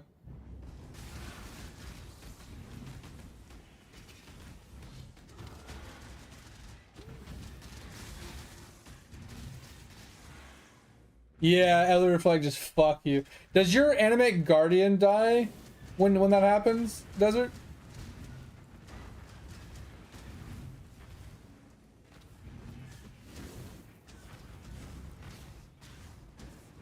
Oh, SRS pop, yeah. SRS pop can actually be... I don't think there's anything on an SRS pop that it can't run. Because they're meant to die anyway.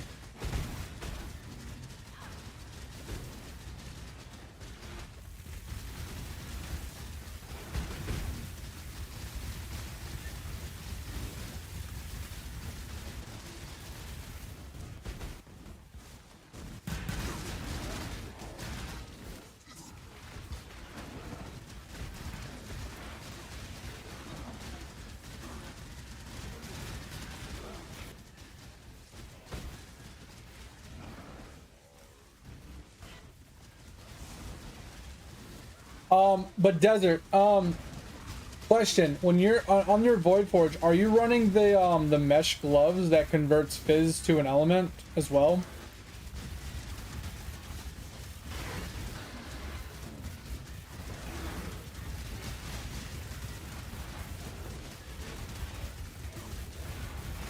Yeah, okay, I just wanted to make sure. Because I watched a couple of videos on it, and I read a couple like guides on it. And that was the one thing they were saying is when you switch to the Void Forge, you need to make sure you have that because it can have a miss, right? It can roll a Fizz hit and you basically do 0 damage on that hit. So it lowers your DPS significantly when you have that miss hit, from my understanding.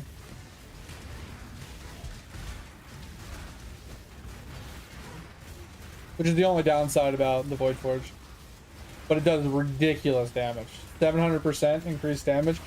Isn't there... What is the... Oh, you're not. I was gonna say, what is the item that you can use to enhance it? I can't remember the name of it off the top of my head.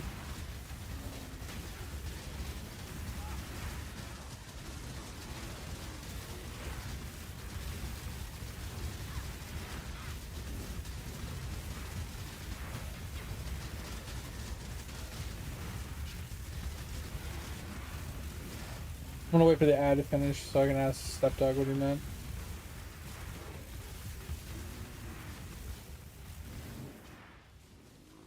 Oh, God. So, dog, you back from the ad already?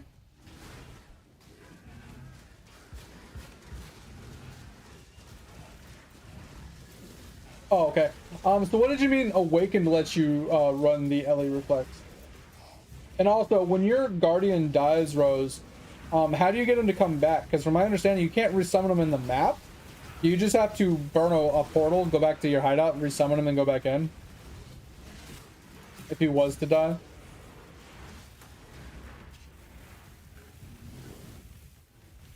It will be fine without a desert. It's just you have a 1 in 4 chance to roll a fizz hit. And if you roll a fizz hit, you obviously do 0 damage on that 1 hit. But with 14 mobs attacking like 30 times a second, you're not going to really notice that 1 hit.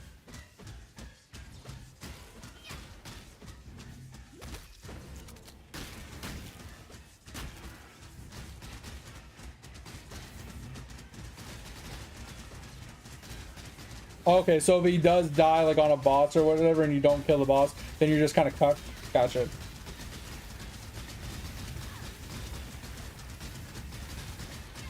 Oh, does it? Are you talking about this item? Elemental Army?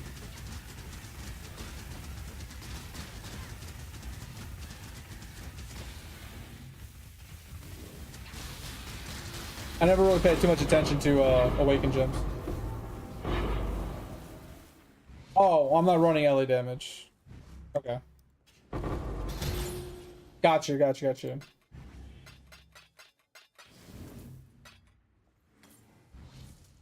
You specifically switch to LE weapon elemental damage when you go to Void Forge, since you're doing all LE damage instead of Ruthless or whatever, right?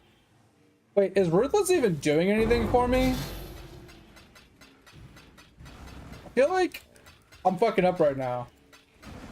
Does Ruthless even do anything for me? It says more melee damage. I mean, maybe it does.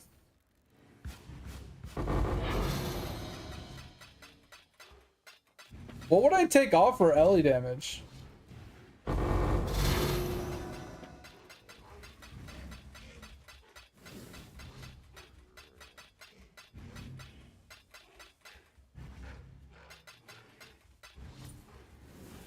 I'm kind of curious.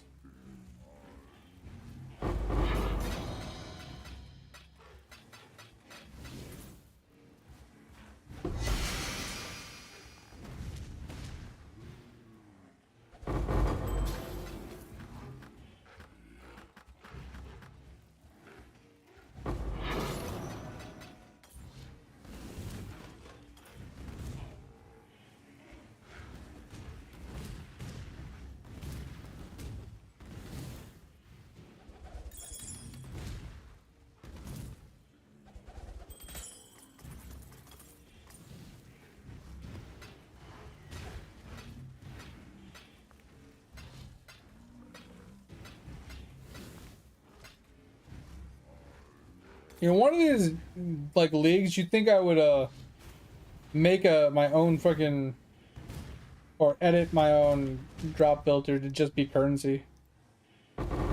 That's pretty much all I really pick up. I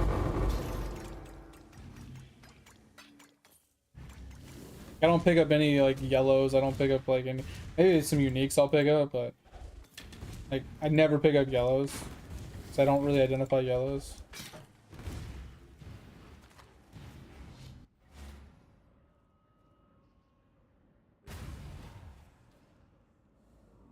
Yeah, I mean, yeah, at least, yeah, buying all the stuff was the biggest problem. Why I never, ever ran a Animate Guardian, because I didn't want to like invest like a bunch of money into an Animate Guardian and then him just randomly die.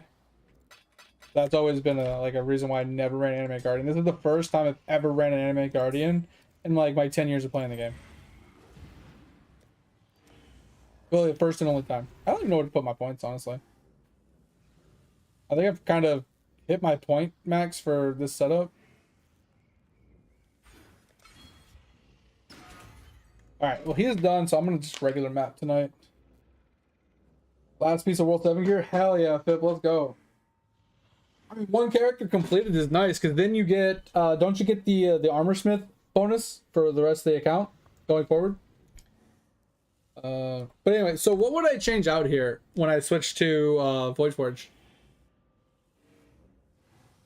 Do I like switch out like Ruthless? Do I switch out, I don't know, minion damage maybe? No, that's pretty huge damage, more damage.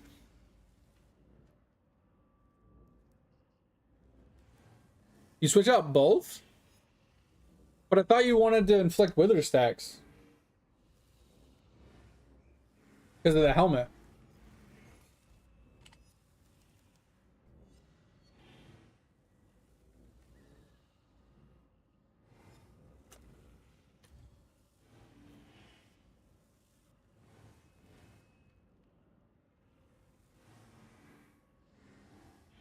Because I thought for this you wanted to have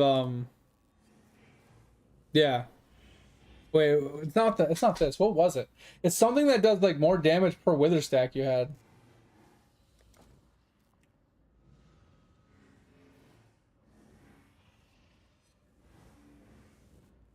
I don't remember what it was. What was it?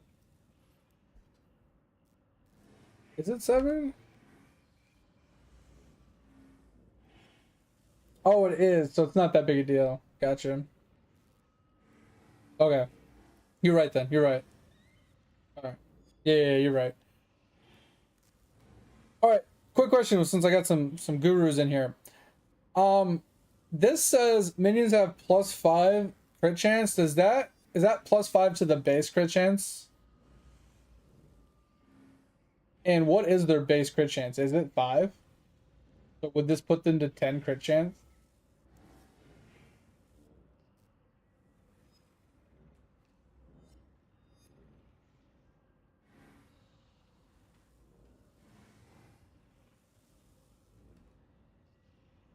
Oh, so it's based off of the Terminesques. That's what they have.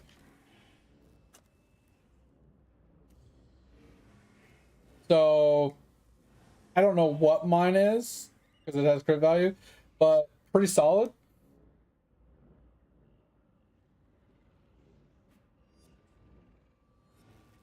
So my question is, they want me to run the other one,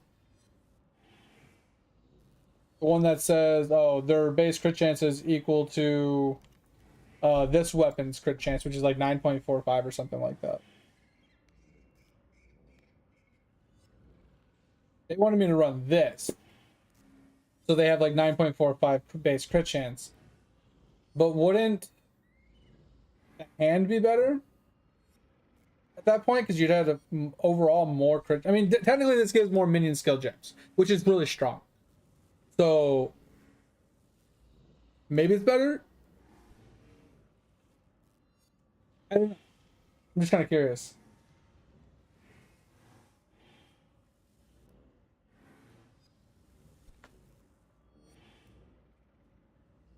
Because this build was made before the Fellborn stats were available. So that's why I'm wondering if maybe the one I have is technically better than this because it adds +5 to the base. So whatever the base is, as long as the base is higher than 5 or 5, then mine is better than this one being 9.45. Other than the fact that I'm missing out on the +1 to all minion skill gems.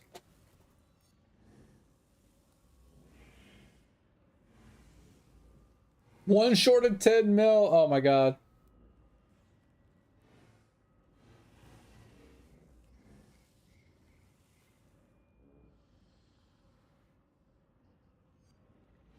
Is he? I haven't seen the video on it or anything. I just looked these older ones up just to kind of get an idea of like how it was played and how people built it. So I was just like looking up a bunch of miscellaneous shit, right? Oh yeah, you're fully so. I mean, I just was looking at this like, damn, +5 to crit chance. I thought that was base, and if that was true, I was like, damn. And this is like, even if base was 5 and I added 5, that's 10. That's still stronger than the other one, right? So I was like, fuck it, why not? And it was cheap. It was like ridiculously cheap. It was like 1C. You can, it'll block it, but I can still see it. But I figured 1C for this, fuck it, why not? Let's go. And I just gotta fix all my other shit, so. 181 green stacks, you're making huge progress. Thanks for that. Well, interesting that this POB doesn't have a weapon. Where's this weapon? Oh, it just doesn't have an image. I was like, where's this weapon? So he is running that. And yeah, he's running the Aegis, which I was thinking about Aegis would be good, but I was also thinking Stelvin's might be better. Yeah, then the supported gem. Yeah, this is what I was thinking about, getting something like this. You know, life, damage, cast, you know, pretty good. But I was thinking about getting some movement speed on it. But he might have movement speed in one of his jewels. Maybe he doesn't. Where does he get his movement speed from? Oh yeah, minions have 8% movement speed. So he doesn't invest heavily into it, but he just gets a small amount.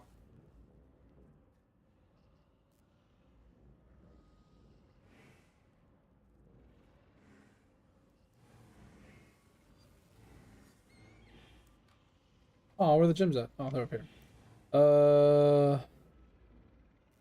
Interesting. This thing's all jacked up. This thing's all jacked up.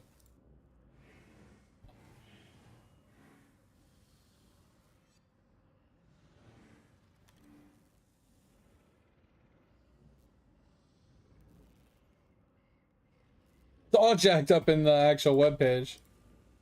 Pull it up here. Yeah, his total DPS is lower than what that one was showing. But yeah, he's on a Void Forge with the Grave. Oh, he's doing Legacy of Fury. I never thought about that. So they can get... Do they actually get pops? Like chance for explosions? Because that's sick. I haven't looked at this garb either. That's sick. That gives huge, like, map potential. It's actually insane. Oh, did he actually went up here? What's he up here for?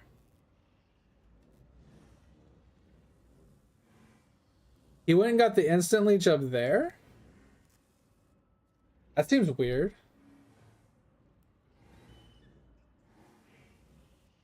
Oh, okay. I mean, maybe it's the shortest path, picking it up.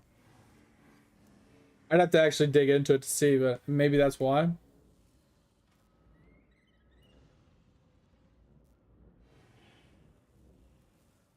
Yeah, he's already close to it for this. I was just saying, like, maybe it's the shortest path to picking it up. That was the only thing I could think of. Because I don't know where else is the leech nodes up. Because obviously I have this one way down here, but where is the leech mastery?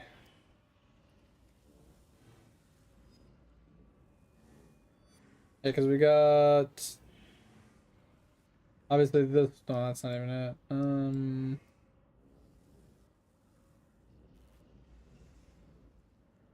Yeah, maybe that is the closest one.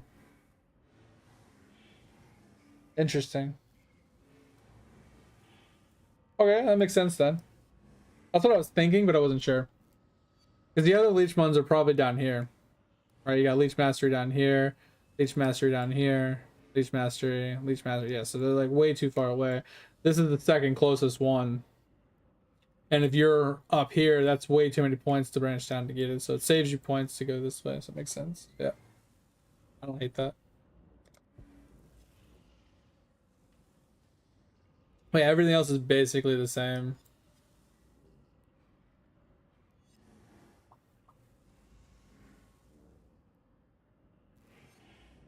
I kind of like that he dropped this wheel though.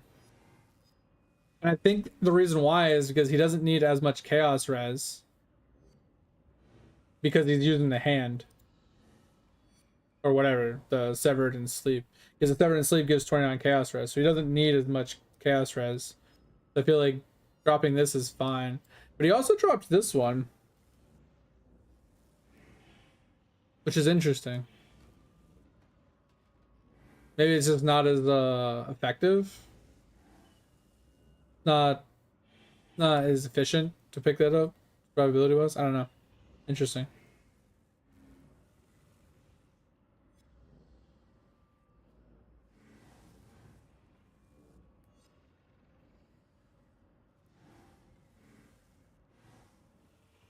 They don't. especially if you're running, you know, this, they get flat res right here, right? And then the only thing you're worried about is your, Animate Guardian res, right? Specifically, you don't care about the weapon res. You only care about the Animate Guardian res. I mean, kind of the weapon res, because you don't want them to die too fast. You still want them to be able to do damage. All right, fellas, I appreciate you. Sorry if I missed your message for too long, but I appreciate you. Take it easy. Thanks for being here. Hope you had a good time. And yeah, sleep well. I'll be around on Wednesday if you want to chime back in. And we do have a Discord as well if you're still chilling. Yeah, because it depends on what gear you put on him, right? I don't know what most of his gear gives. But yeah, like a lot of the gear kind of makes up for his defensive plays. I don't know. It's just kind of cool. But this is what I was curious on. So he's got minion damage, crit damage. And then he's got melee fizz, which is more melee damage. Support skills, Terminate, that's pretty cool. Melee fizz. Okay, so it's just like all melee fizz, so it doesn't matter. And then the fizz gets converted. Wait, does the fizz get converted? Yeah, because he has the gloves, right? So all this melee fizz gets converted, right? Because of the gloves? Wait, he's not even running the gloves. I'm even more confused. Why is he running melee fizz? I'm confused.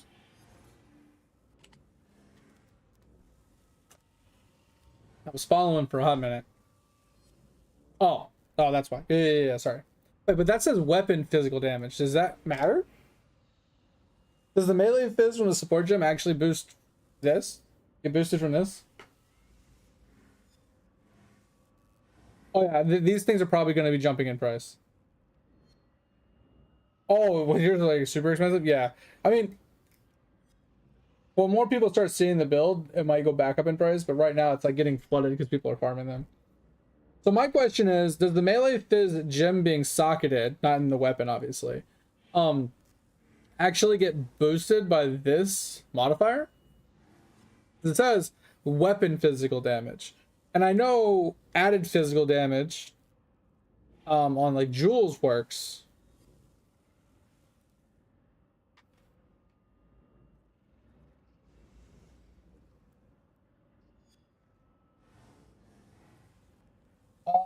Yeah, Kaz, all the time. And it's fucking stupid because I'm like, yeah, it's too good to be true. There's a catch. Whose dick do I got sucked, right? Like, but yeah, that's what I was curious on, because like I said, like looking at this, like I get most of this, right? The weapon elemental damage, right? I get the multi-strike, I get the ruthless. To a point, right? More melee damage. This melee damage is not specific to physical, it just says melee damage. But this one specifically, like you made a comment to it and I was confused because it says melee fizz damage. And since you can't deal fizz damage with a void,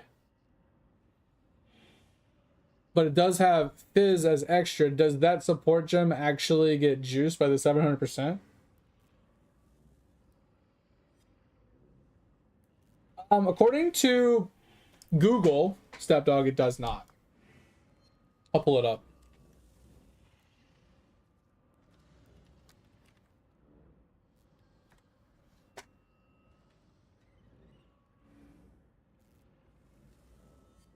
That's not what I'm looking for.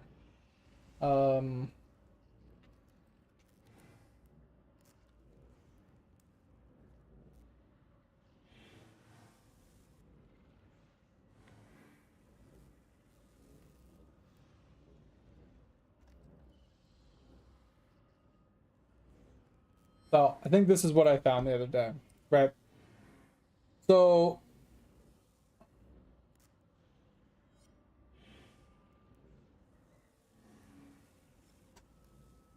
I can't really find it exactly. The one I found because it broke it down a lot easier. But it happens early in the damage calculation after base damage and after added are combined. So whatever the base damage of the weapon is, whatever the added damages are, then it converts everything, and then any increasements happen after.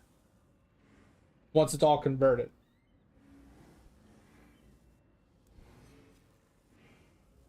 I'm not saying that I'm listening to AI. I'm saying that from what I was looking at before, like it's supposed to be like before the increasements, right? Because this is just a conversion order. It's fizz to lightning and lightning to cold, cold to fire, cold to chaos. But that's not what we're looking for. We're looking for when does the conversion happen, right? Does the conversion happen before the increasements or does it happen after the increasements? And I don't remember where I found it before, but it made it a lot simpler to read.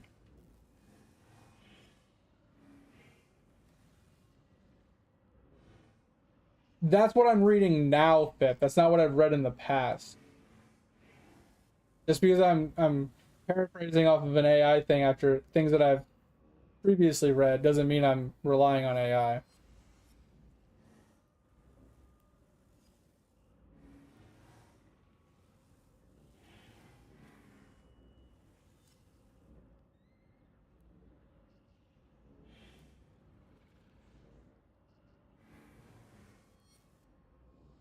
Trying to find where I found it before.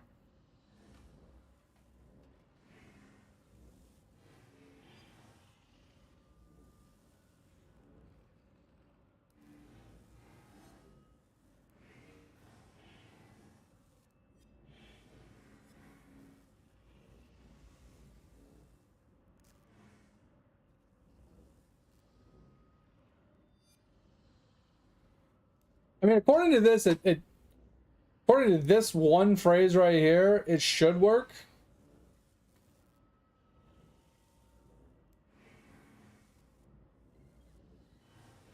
At least according to the wiki. In that one simple sentence. But from my understanding, it's not supposed to.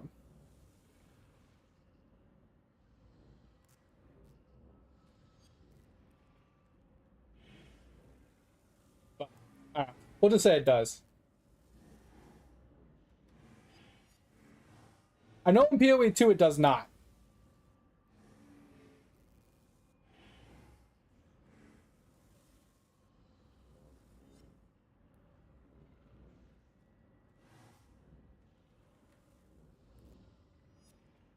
Okay, thanks, Stepdog. Yeah, I was looking for that sentence. Like a sentence like that.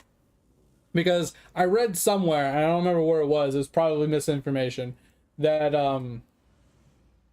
it was base damage, kind of what the AI said. I like I said, I read it on one of the I don't know, I wouldn't say forum post or something. It wasn't like a forum post, it wasn't like a Reddit or anything. It was a legit website. I don't remember what the website was, but it literally said uh the way it calculated was step one, it looked at the base damage and then added any added damages to it, and then it converted whatever the base was to the elemental type that you were converting to, and then it added all the percentages on top of it, kind of like how PoE 2 works. So I think the web page was saying PoE 1, but it was referencing PoE 2 stuff, or it was inferring that PoE 1 was like PoE 2 when it's not. So it was probably wrong and misinformation. But like I said, that's what I read like a little while ago when I was like looking into conversions, because I don't normally play conversions. But yeah, so on PoE 1, I guess it does work. So yeah, that's pretty sick. Because I was under the impression a while back, like this was a long time ago, and this is why I looked it up, because I wasn't sure. Because when I got into PoE 2, they told me I was wrong. When I got back into it, I was like, oh, let's take a look at it, because I was under the impression you can kind of double dip, which is like if you had increasements to fire and you were then converting from fire to cold, you can also get increasements to cold. So getting raw elemental increasement would increase your fire, cold, and lightning. So every time you converted, you would be able to take advantage of the LA damage on all the elemental types, right? That's what I was under the impression of. So you can double and triple dip when you're converting, things over. But like I said, then I read that one thing and I'm like, huh, maybe not. And then like I said, digging again, going into the wiki, because wiki is like probably the most reliable. Don't know how reliable, but it is more reliable. I do have to go to the bathroom though. We might take a break really quick and use the bathroom, go get a drink, Might grab a snack. I haven't eaten yet. I've been up for like 7 hours and I haven't eaten yet. But we want to go for channel, which is like City Square and Cursed. So let's pull out a Cursed, get it ready, and then we'll go run that. But I'll be right back. Like I said, give me a couple minutes.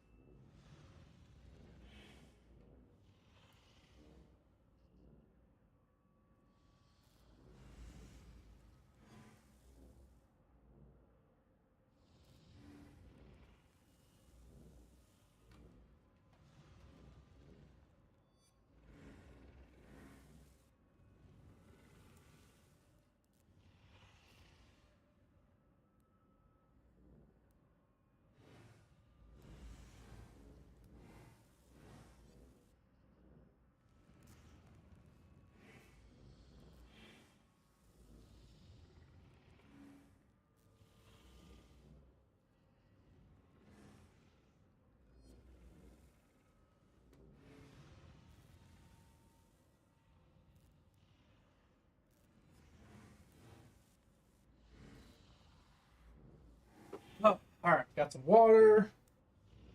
Here's the bathroom. And God, bro, fucking winter sucks. Like, I have to sit there and wait for the water to get hot. So it's like when you walk into the bathroom, you got to turn your water on first before you even use the bathroom. It's so frustrating because if not, your fucking water is like ice goddamn cold. But yeah, like I said, this build looks pretty cool. Like I said, making the void swap is a big deal because obviously you need to get your chest piece colors a little bit different. Um, sorry. Which isn't too hard, you know, just change chest colors, whatever. Um, and then obviously, like, I think around that point is when you want to, like, change your tree at the same time. You want to make the change to, like, you know, your cluster, remove this stuff down here, and, like, you know, make sure you move it up here into clusters and stuff like that. So, we're going to save this one off. Just cause.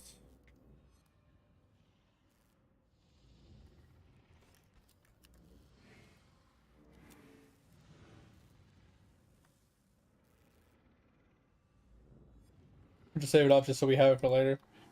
Oh yeah, Tover, did I tell you I farmed a little bit of the ghosts for a while, for a couple days in a row last week. And I think I'm at 5 or 6 plasma now, but I got 2 1 mil drops already.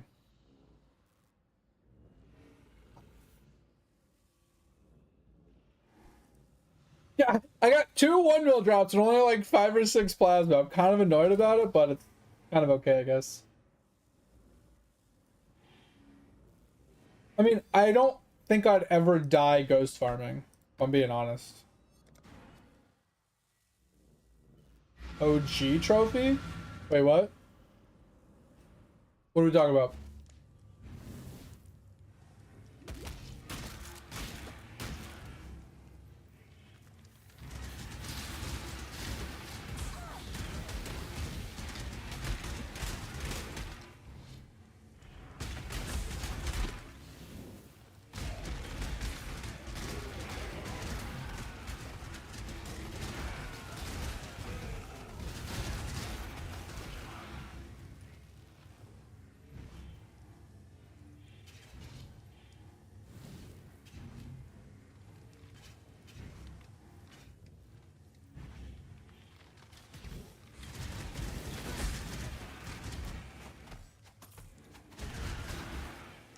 How many can you get?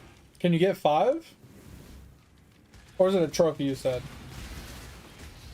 And you only need 1 of them. I don't remember. Name tags are 5, right?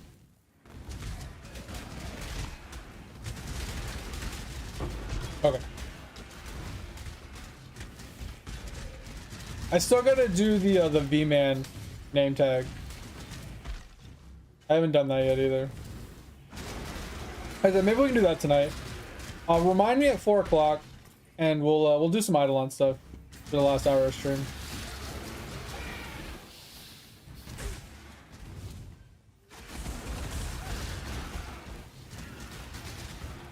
You did say trophy, and I don't know why my brain just is like, oh yeah, name tag. Like I said, I didn't sleep well last night, though, mate. I don't know. I don't think you were here when I was talking about it. But yeah, I didn't sleep well today. Like, I slept a long time, but I kept getting woke up. So I think I slept from like 10 to 3 uninterrupted, and then from 3 to like 10:30, I got woke up like almost once an hour. Was not very enjoyable.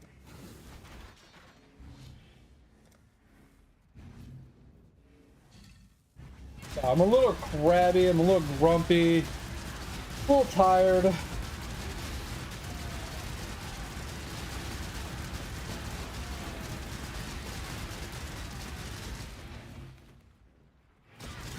But I'm kind of glad he brought it back, because I dislike it when there's items in the game that give power to your account that no one can obtain that comes into the game late.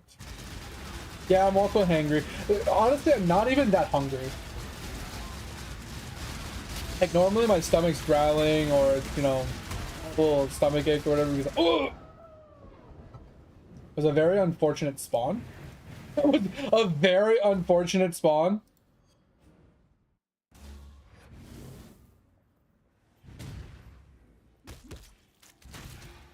That was so unfortunate.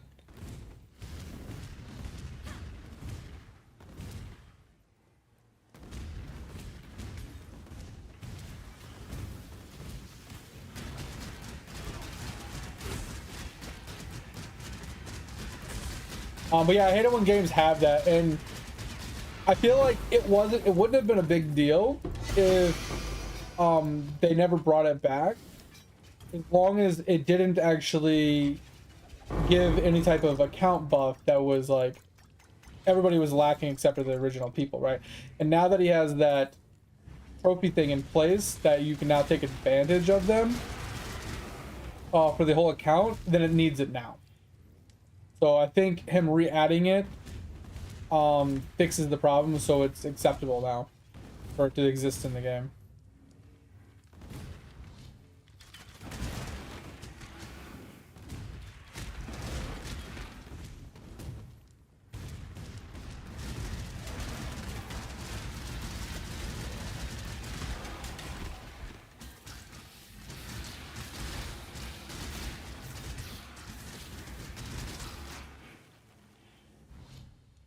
Oh, I thought it was, you said top right. So it's like right here.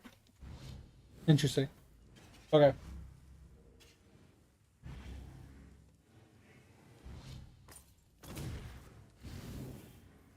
I thought you said top right. Oh, he might have.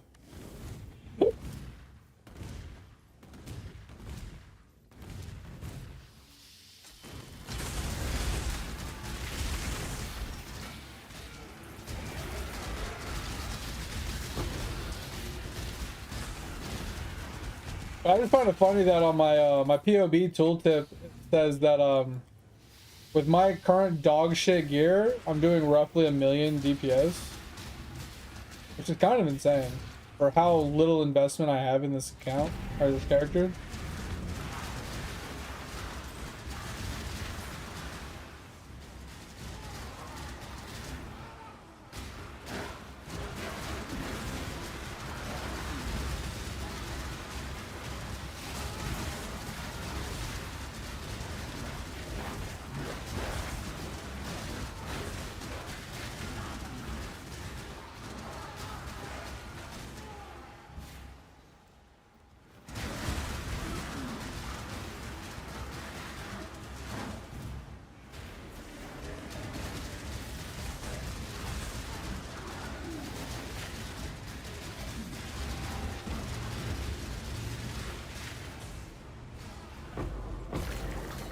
You know what I really need to fucking do? I need to put some fucking graphs on. I've been like wasting all this blood, and I just hate going to check the tree. I really do. Absolutely despise checking the tree. I wish I can just check the tree at my hideout. I hate going places to do things.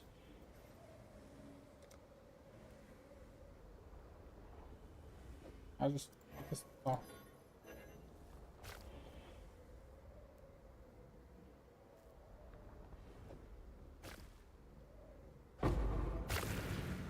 Gives me a little bit more to work with. Yeah, any league mechanic that makes me leave what I'm doing or leave my hideout to do it, I don't really enjoy. Right? So which ones drops graphs? This one? Okay. Let's do some of these.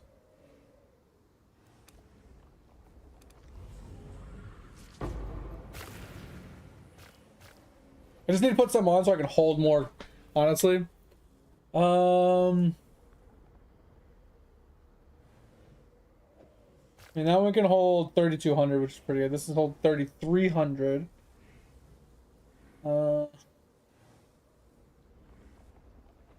Increased chance of finding ancient. Okay, we'll put that on. Increased chance of finding ancient gifts or whatever. That's pretty good. I don't really care about what it does to the account. I think I'm just gonna put this on just to hold more blood as well. Don't really need it, but fuck it. All right, now we'll go. Now that we can hold like, I think where's the total? 36, 33. So we can hold like over 6,000. Like we should be able to run a bunch of maps now. I've probably wasted thousands of it. Oh god, that's gonna be annoying.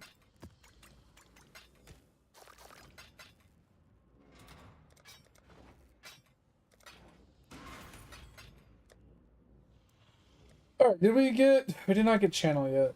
We can run a city square. Can't regen? Yeah, fuck it.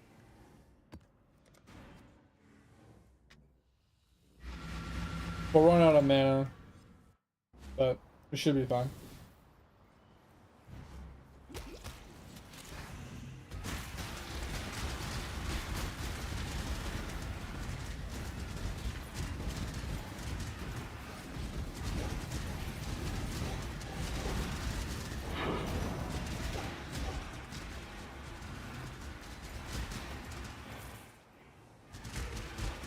I'll see if I can get it. I know I've never done it.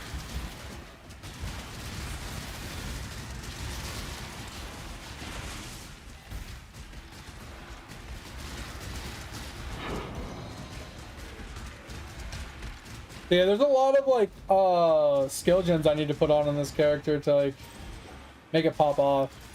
I need to do eventually, but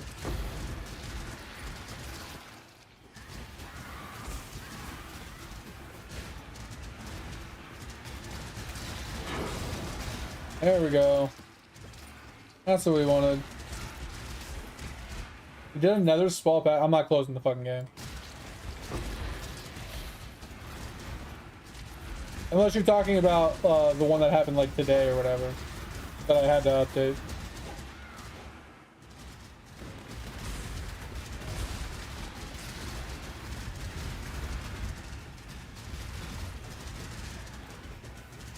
Yeah, so I'm not doing that. Well, I had to update when I logged on today, which was like 11 o'clock. I had to update it. So it was like 3 or 4 hours ago. So if that's the update you're talking about, then I have that one. But...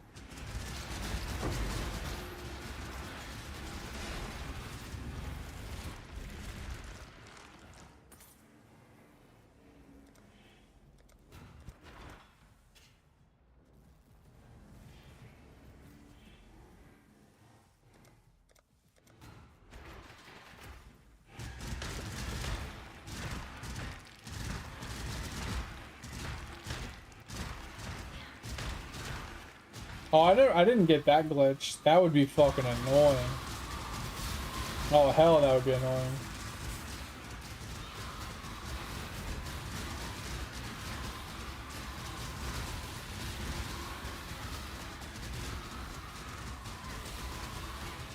Oh, so you raised the cap of oh shit of those items? I think that's what you were talking about earlier. Okay, so now you can hold almost 1 million of them, or sorry, 10 million. That's actually huge. Yeah.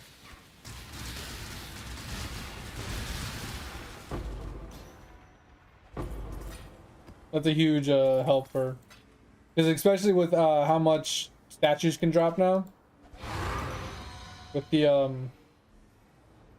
new buffs to statues dropping in like stacks of 2 or 3 or 4 or whatever the fuck they are now, with like huge drop rates that people are getting, like yeah, you're gonna drop so many statues. Ooh, crystal spawn cap is 10% now. That's actually insane. Okay.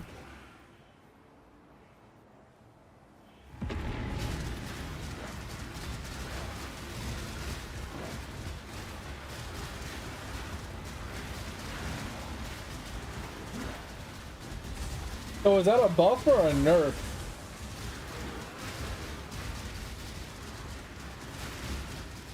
Crash your game? Really? It's a buff? Okay. I wasn't sure if it was a buff or a nerf. Okay. It said, but only getting 4 times boost instead of 40 times, so that's why I was kind of curious.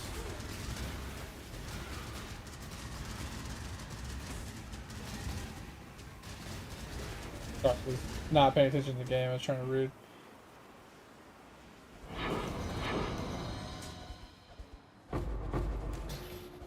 Wait, crop fall? Missing corn crop fall name tag to slab? Okay. Enormous cropping bag to give. Oh, yeah, fixing the carry cap of that. Okay.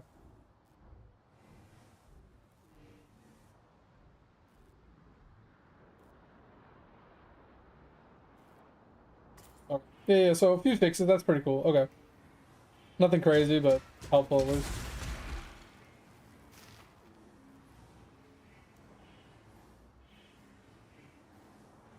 Alright, so I think the last of it is just killing these blues and then the boss.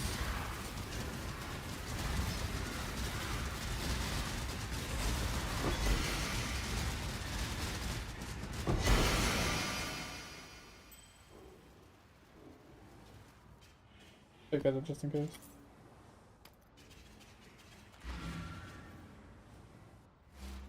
Oh man.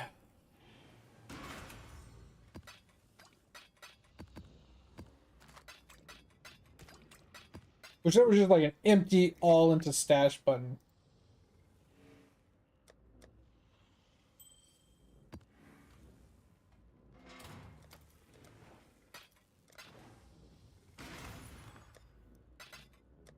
All right, so I think we got, yeah, we got the map. Okay.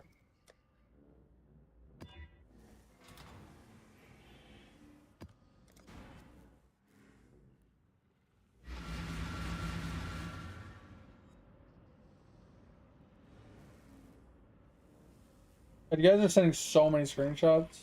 Crazy. Oh, what the fuck? It's so many statues. Is that just? Oh, that's at sandcastles. You got all those?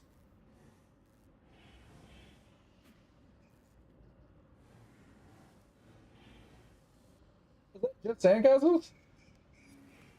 I didn't know they dropped 4 different types. That's crazy. That's crazy. I mean, granted, it's only 40,000 golden food, but that's so many statues. Yeah, I don't know how I'm gonna. I need a green food. I mean, golden food farm at some point. I just don't know how. Like at this current point, like I need to figure out like how to increase my golden food drop chance a little bit more or something. I don't know. It's something I need to do, and I just haven't got around to it. Is it just time gated? Yeah, I mean it's a DK farm for sure because of the drop rate increase. But is it just time that I need, right?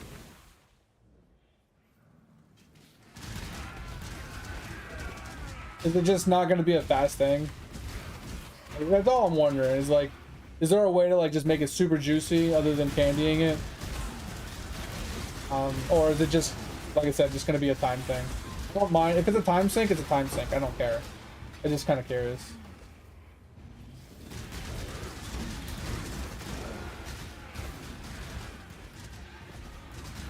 Yeah, I figured it just dropped right, which is why we do like Divine Knight.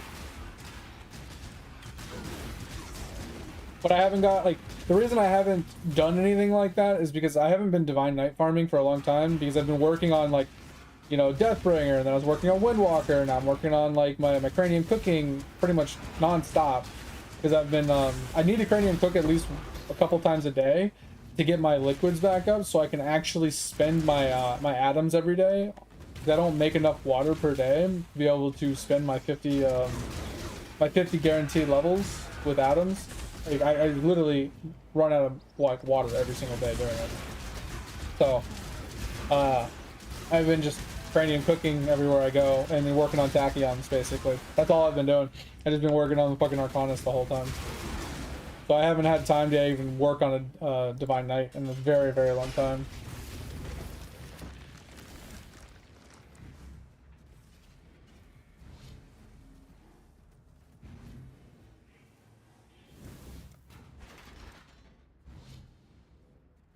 All right, let me see if I can pull it up really quick. This is gonna do whatever it's gonna do. So you said it is over here, and it's supposed to be like right here.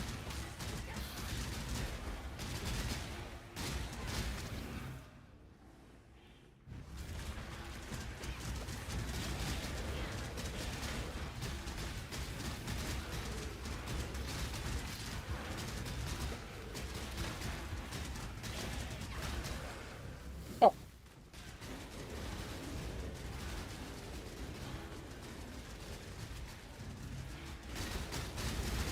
Oh, did I get on the first click? I don't know. You just kind of spam click.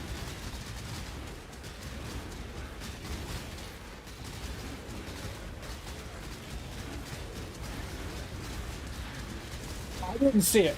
I literally didn't see it.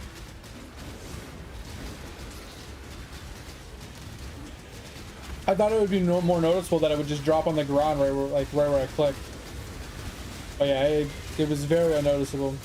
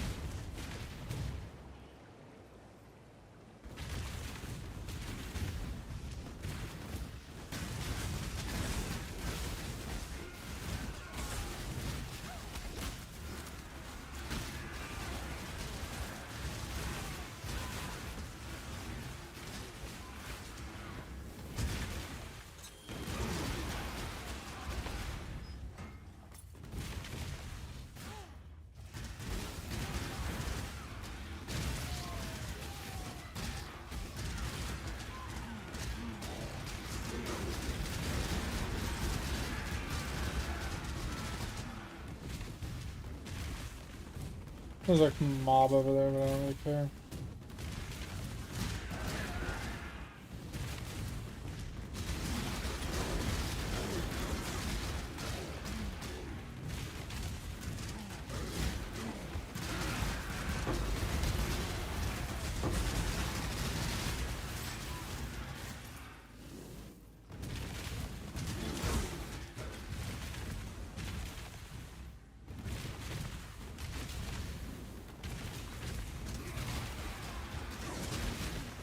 Yeah, it's something I need to... bro, there's so much farming I need to actually do in Eidolon. It's ridiculous. Like, there's like the food grind I need to do so I can green stack like certain green foods from like World 1. There's obviously the golden food. There's the statues. Like, obviously I don't need to do quest items and stuff, but I kind of want to do quest items.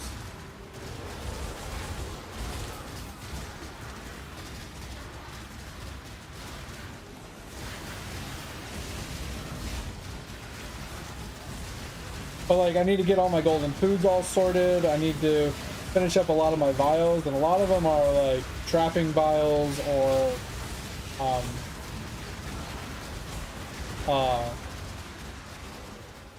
like not salts. Well, I mean, there are some salts ones, but a lot of them are like rare items, like pearls, right?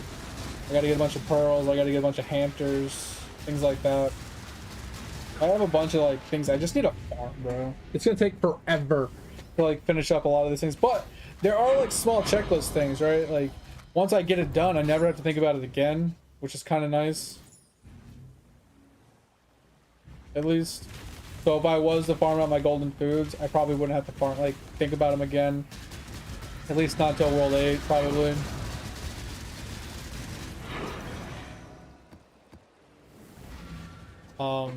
My vials once again.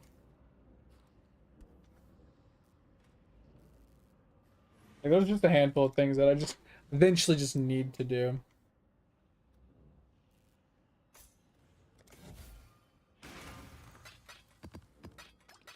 And we'll get to it. Like I said, I like to hyper focus on one thing at a time, so eventually we will get to it.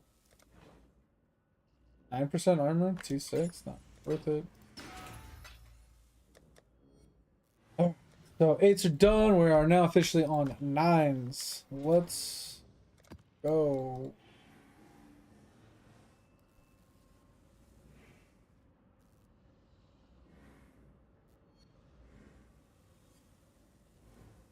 Yeah, bro, I think the hat is kind of dog shit, but at least the stamps are worth it.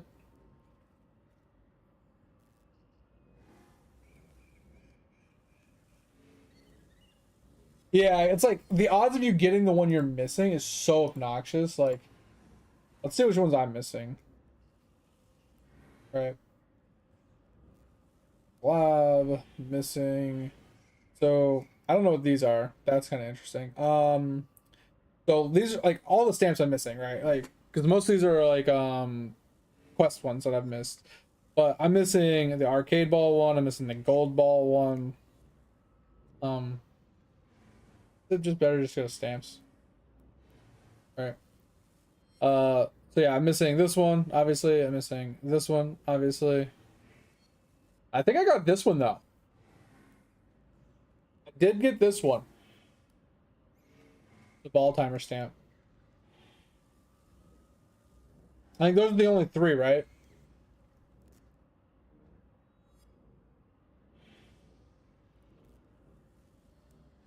Pretty sure those are the only 3.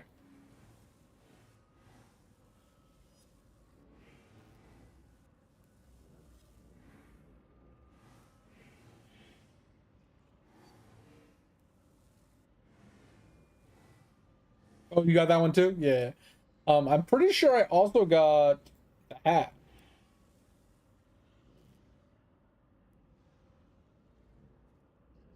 Yeah.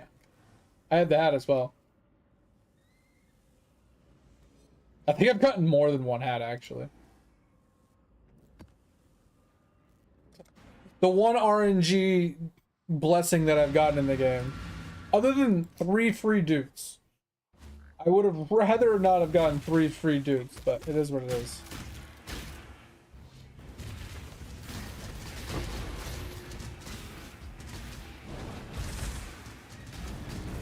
bingo?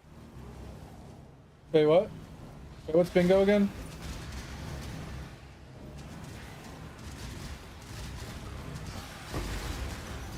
Oh. Yeah, that was like last week, wasn't it?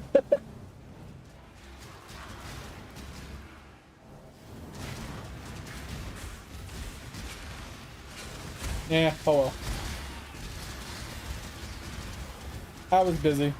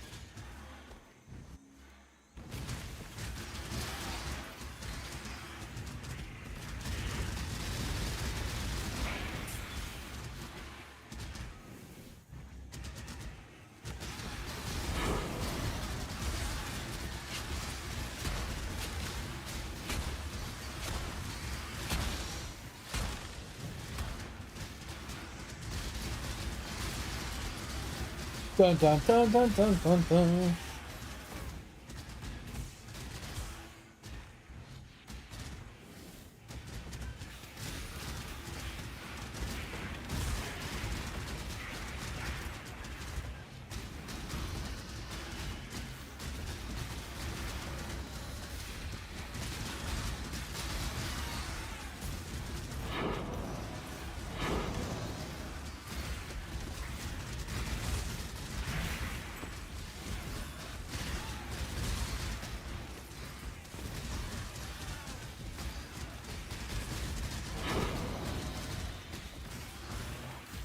But these mobs are so annoying.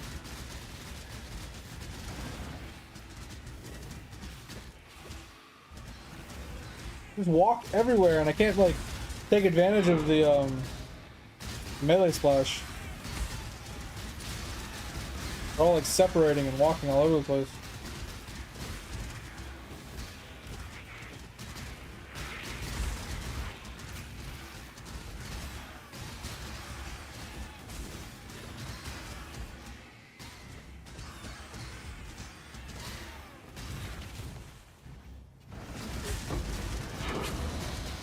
There's a lot of mineral pool drops. Like, what the fuck? That's crazy. Alright. Not gonna really deal with the breach. I don't really want to deal with those ones. Those ones are just annoying. I mean, I should just for the blood though. I guess maybe we'll just do it.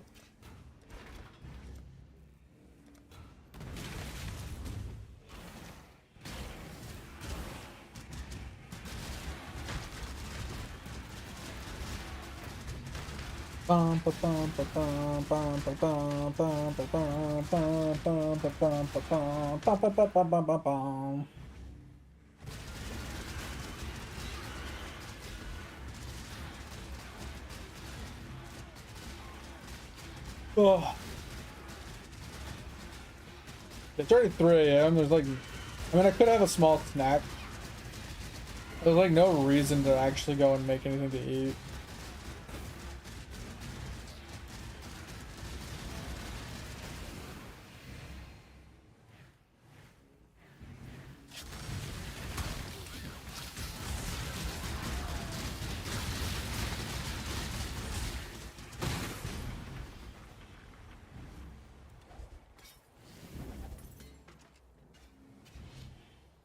I'll just have breakfast, you know, when the wife gets up.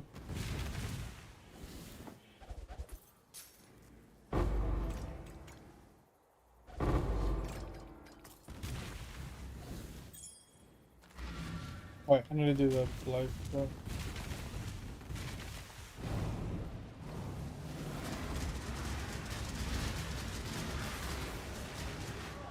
Okay, burn ground hurt. Burning ground hurts. Confirmed.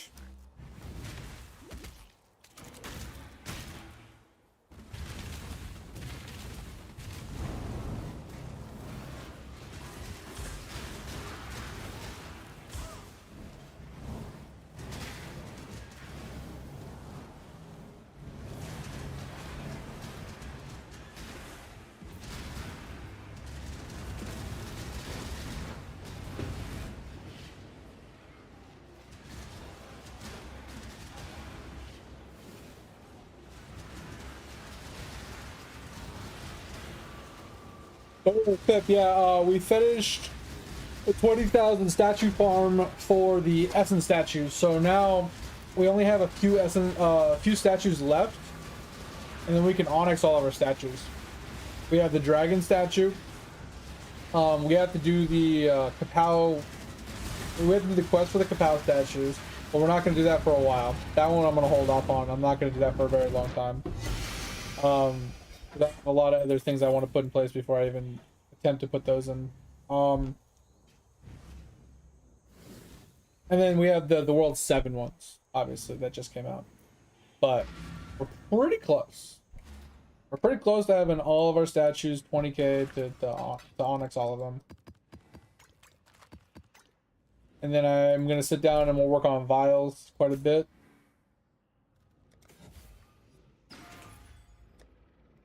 And once the vials start getting like mega juiced, you know, because we're pretty juiced on most of the vials, if I'm being honest. It's just we have a handful that aren't 13 yet. That we got to work towards.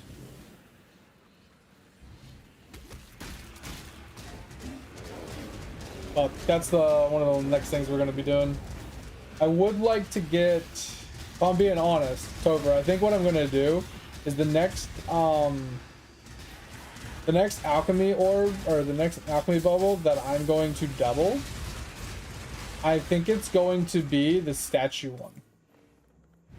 So I have a better, like, it starts off at a higher percentage, so I can juice my statues even harder. But I think it's kind of a waste. Because if you can farm statues that freely now, you know what I'm saying? Like, it kind of feels like a waste. That's why I didn't do it before. It's a good idea if you can't farm statues that much. But I'm also wondering, does every statue level increase the EXP needed for the next statue level? Or is it kind of like a flat rate? I'm assuming it increases every time.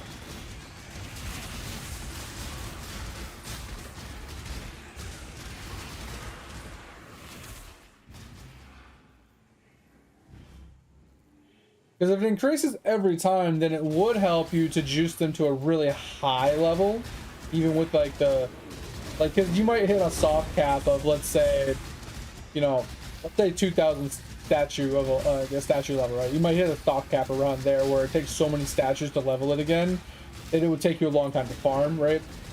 But if you had the upgraded bubble, then maybe, you know, the soft cap might be 2,500 instead. It could be a thing like that, but I mean, is it worth it? So it doesn't increase every time. That's what I thought. Because most things would do that.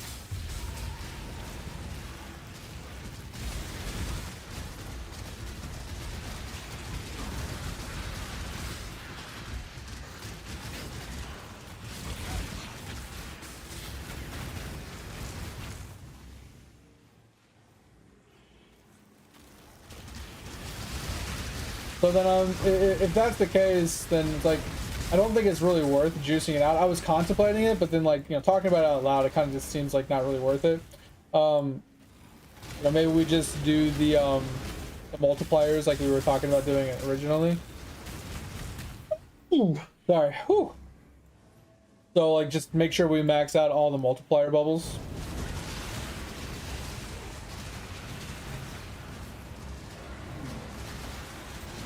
I feel like that's truly all that really matters.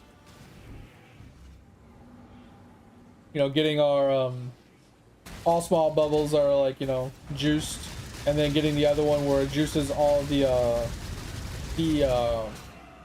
other bubbles, the other small bubbles for skilling. Thank you, mate. I appreciate it. So I think that's still the go-to.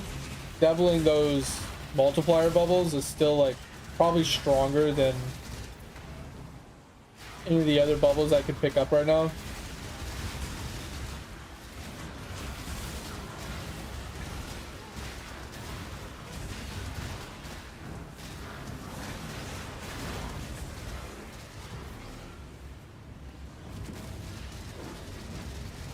Yeah, because like if you spent like an hour or two at fucking castles and got that many statues, I don't think we really need to juice out the EXP statue one.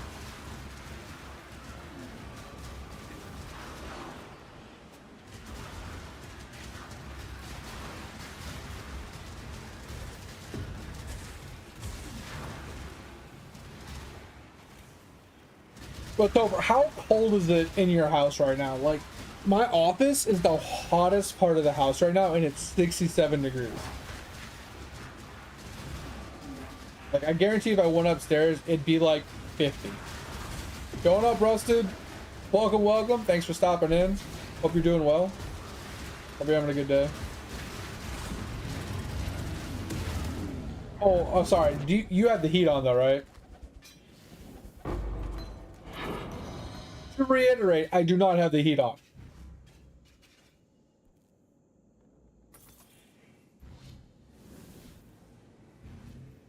Yeah, so you have the heat set to 7. Yeah, okay, so you have the heat on. I do not have it. I have nothing on.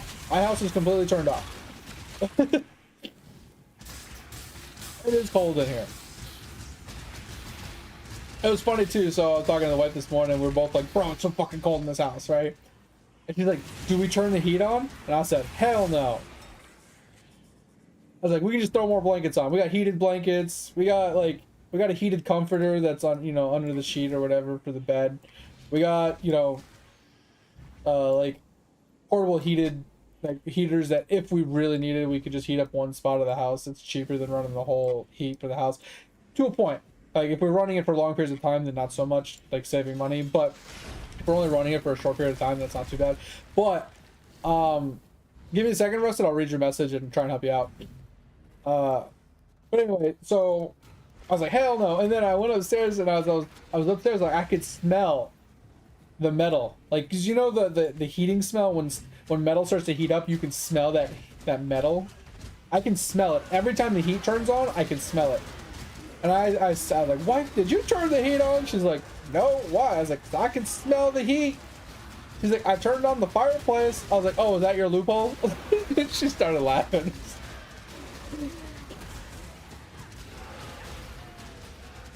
Yeah, so that's why my room is so hot, Tover. So I think I told you this before. Oh, I'm not paying attention. I have a thermal barrier on my door since I'm in the basement. I'm right in front of the bottom of the staircase. All the cold air from the house, since heat rises, all the heat goes up the stairs to the top floor, and then all that cold air from the entire house, all the cold air flows right down the staircase and into my office. So I bought one of these.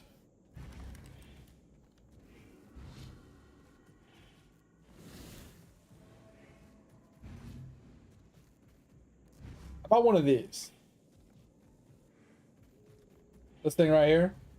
Bro, let me tell you. That shit is nuts. Oh, they're so good. So fucking good. And I like that it's magnet. So I have red clips right now to clip it open so it stays open when it's getting hot in here, because it blocks out so much. And I have it about an inch off the ground, so there is a constant flow of cold air into the room, but it's not a lot because it's only the bottom inch, instead of it dragging on the ground because it's just annoying. So I'm okay with that. So with that, if my computers are all off, the room settles probably around 60 degrees right now. But when my computers are on, it bumps up to like 68 degrees. And like I said, it's the hottest room in the house. All right, so Rusted, let's see what you got. Actually, I don't know if you're in an ad right now. If you're in an ad, you won't be able to hear me. But if you're not in an ad, let me know if you're not in an ad. I'm gonna read your message and then I'll try to help you out when you're out of the ad.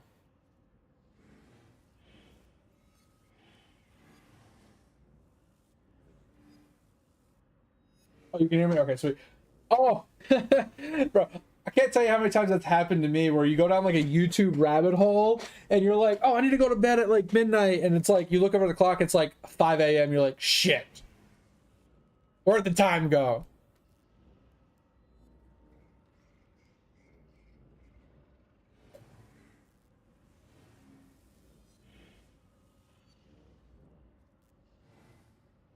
Oh yeah, I had a heater in here, Topher. It was like a little standing, like, I don't know, 6-inch heater. Bro, that shit pumps out some fucking heat. That's just crazy. But like I said, 68 degrees is not too bad. I'm okay with that.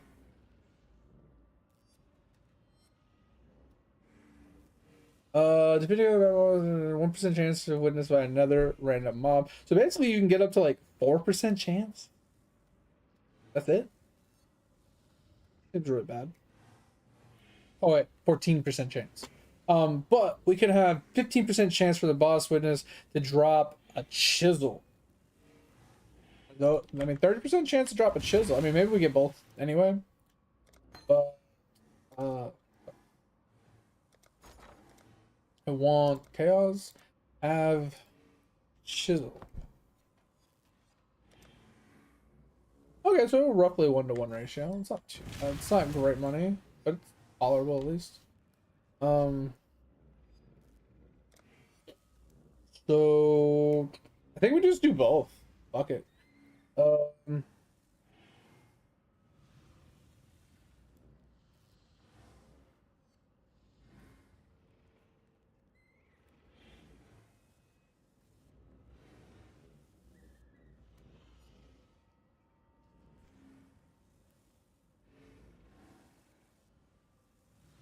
So this is what we're shooting for. So let's just get there. Oh, PoE craft? Yeah, bro, you can go down a huge PoE crafting rabbit hole too. 900 seed didn't hit. Oh my, what were you trying to do? That's a rough one. I've been in the same boat though. I was trying to make a cluster one time, and I just couldn't hit it. I was trying to make a large cluster jewel, and it just would not hit. For the life of me, I couldn't get it to hit.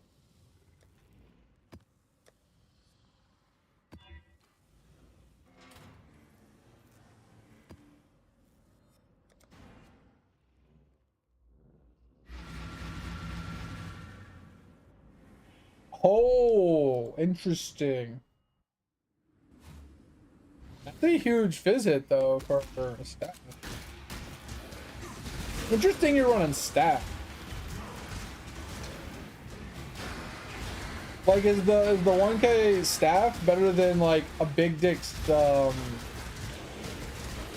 was that, Ripper axe or whatever it's called? Or even running like a unique? Isn't there a couple uniques that are like super big dick as well?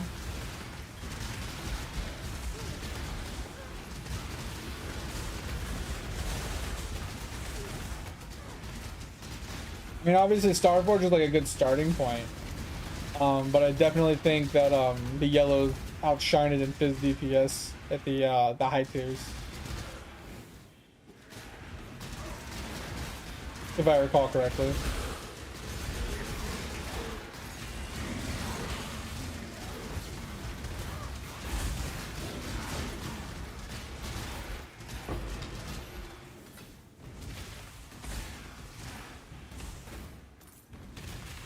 Oh yeah. Okay, so you're running the staff with a block. Gotcha. Makes sense. Makes sense.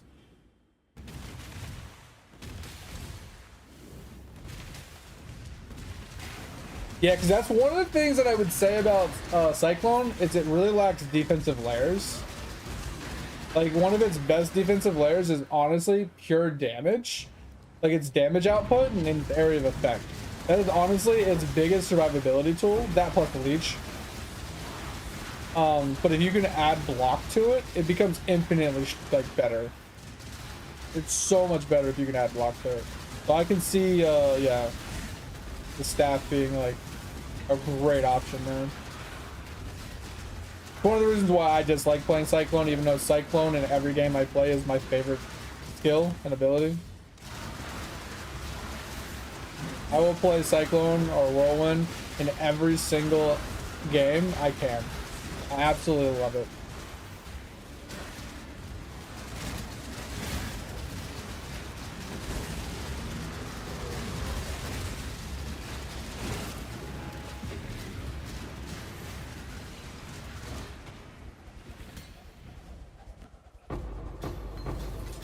Did we not get a blood on that one? Interesting. I didn't get a worm blood thing on that one. Or a worm gift or whatever. Interesting.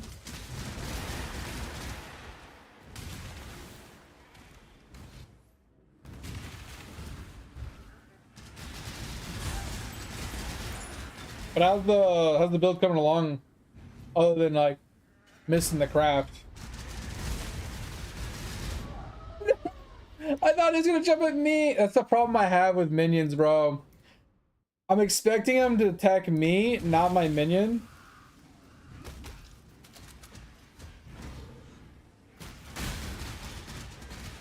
So I kill myself sometimes on mechanics where I'm trying to dodge the mob, think he's gonna jump at me, and then he doesn't jump at me.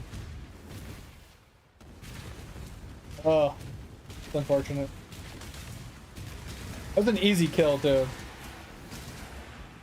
Like I didn't need to die there. Like he was already almost dead.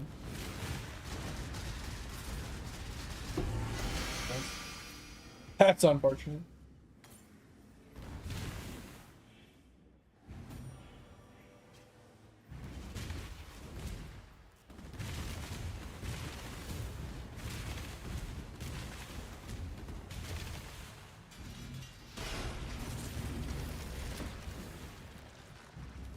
Go back for madness.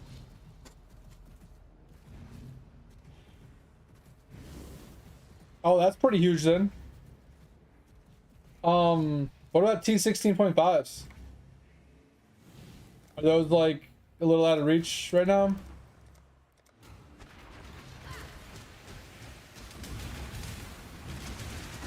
Because I feel like that would be like your next step, right? Gear up for 16.5s and then work your way to 17s and Ubers. Yeah, I haven't even touched... I'm literally still filling out my Atlas for this character because I've had a really slow start to the league. I typically kind of progress on stream only. So I have a lot of like downtime since I have a bi-weekly stream schedule. And then not only is that a thing, right? I also kind of switched my build a bunch of times this league already. This is my third character already. So not only am I like not playing every day, but I'm also not funneling like currency into one character, pushing my Atlas, getting to T16 maps. Like I should already be at T16.5 maps, just speed farming, alking, and going. It's just I haven't, like I said, I haven't put enough time into it. It's been like tinkering around with the league, because the league is okay. It's just it hasn't fully grasped me. Like I kind of like it, but I also dislike it. Just not a league mechanic that I typically would heavily invest into. Like it's nice. It's just I feel like it's the fact that I have to go to the tree over and over again makes me not want to do it. That's a huge life roll.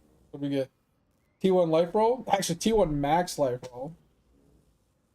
If only it rolled like T2 strength. I think this would be worth something.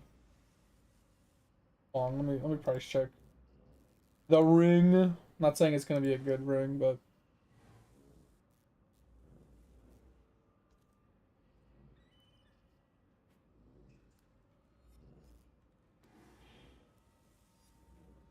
So we got a cryo ring with max life. We'll say it's just 100 though. Just to keep it within cost. And then we'll say all res well to 114. Oh, it's 15, sorry. That's 15. So that puts us to a 2C ring.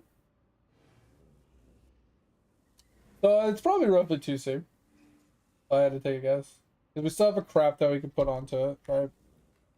It does have the ES dead stat, which kind of sucks. Which matches with another ring that I see for 2C. It does have the strength roll, which is different than the int roll this one has. So it could be okay, could not be okay. We'll just put it in for 2C and call it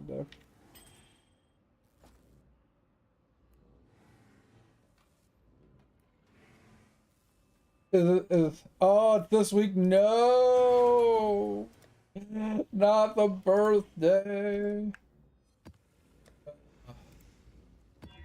Sorry, mate. I know you don't like your birthday.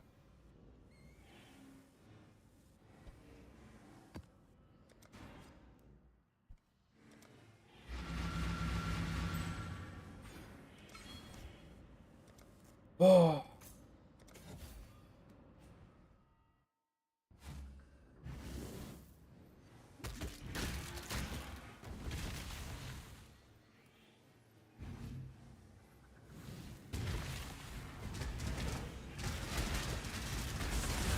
Oh, I was so gonna die there.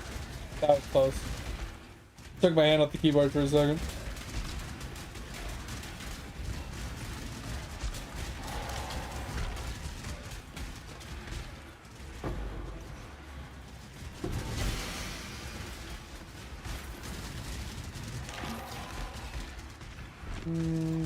Oh, sure. You know, surprisingly, alks are very plentiful this league, though. That is one thing I will say about this league, is alks are not a problem. I've actually had a lot of problem with divines, though.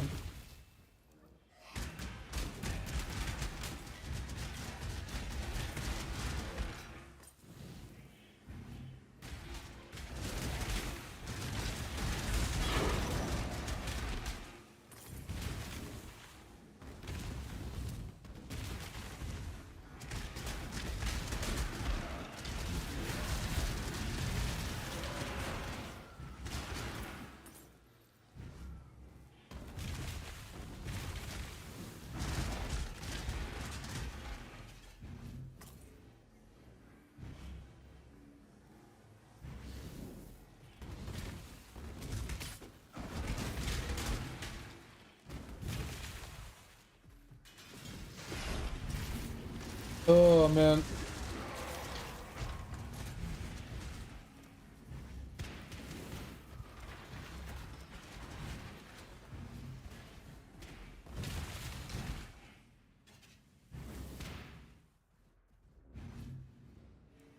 Oh.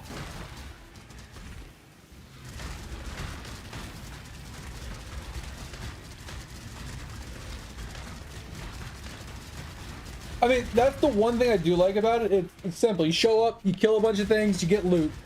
The one thing I dislike about it is the tree, because it forces me to have to navigate to the tree to spend my blood every so many maps. Like, it's a lot of maps. Like 10-ish maps, maybe 20-ish maps, depending on how much max you have and how much you're getting per map. It's just, I don't like it when league mechanics force me to go somewhere to spend a currency, right? Like heist, for example, I hate it, right? What was the other one? I don't know, there's a handful of them, but it's like, oh, go and farm a bunch of stuff, and then, oh, after you farmed a bunch of stuff, bring it to me, and then do this. And then, oh, every time, like, even King's March was kind of a pain in the ass, because, like, it was like, oh, go and farm the maps for the currency, and then come back to me, and use that currency to send out boats, and then upgrade things here, and then move people to this, and then do this, and then do that. Like, I just did not, I don't enjoy having to go to another zone to spend league currency to like take advantage of it. It just annoys me. Not that it's bad, it's just annoying. Yeah, exactly. It's funny too because people are like, "Oh, how's your King's March coming along? Have you got any cool boat returns?" I'm like, "Bro, I haven't even hired a worker." Like even when we were doing King's March for the last year, I did it on first league launch. Right, I did King's March right at the beginning. Was doing boats for a little while. It was cool. I had a okay time with it. Kind of disliked the whole boat sending mechanic. But I couldn't set up like a default like, hey, send this every time, or you know, there was no like, I had to type out a bunch of shit. I had to make sure I was farming a bunch of shit so I could actually like afford it. Like it was just annoying. And then we had to do it for a fucking year. Now I refuse to fucking do it. Just out of principle.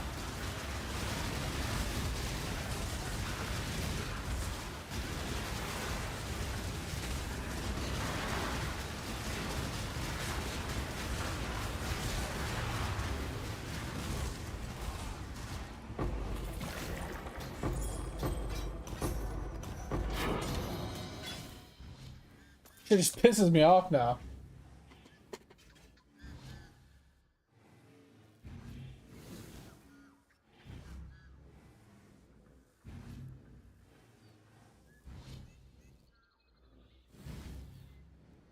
Yeah, that's what I'm saying. It's easy. It's just me. I have a goldfish brain, and I'm like, ooh, shiny, ooh, shiny. I forget about everything. So remembering to go to King's March to send boats like once or twice a day, and putting gold into my coffers every day or two, like twice a day, so people can continue doing their things, I never remember to do. Like that's the big problem that I have with it. It's purely my memory, nothing to do with the actual mechanic itself. It's purely me, right? I'm not saying that the mechanic is bad. I'm not saying that it's not good. I'm just saying I personally suck at it because I have a dumb brain. And that's why I hate it. Right? It's good. Other than that, it's actually really good. Probably shouldn't put that one there, but I don't care. And then I will say the one caveat is they did make one change that I think was amazing. Is now you I fucked up. Now you can. I'm gonna die. I'm gonna die. I'm gonna die. Die. I don't have any minions. Hold on. Okay, we got some minions spawn. Holy fuck. Now that you can actually access the Rogue or whatever his name is to dismantle gear or disenchant gear from your hideout, it's actually a lot better, but still tedious, right? Because now you need all that powder from disenchanting, like, you know, uniques and things like that, to still send on shipments, and it's such a tedious thing.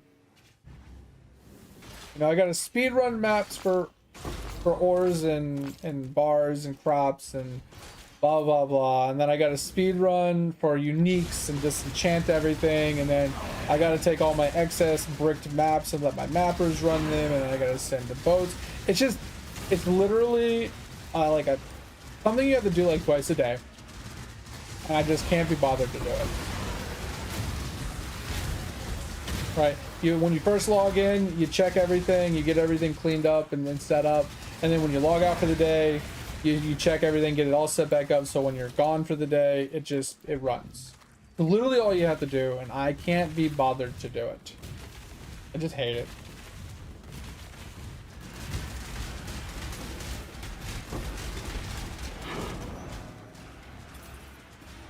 And also, on a separate note, the thing I hate the most about King's March... I play Cyclone. Bro, I play Righteous Fire. Okay?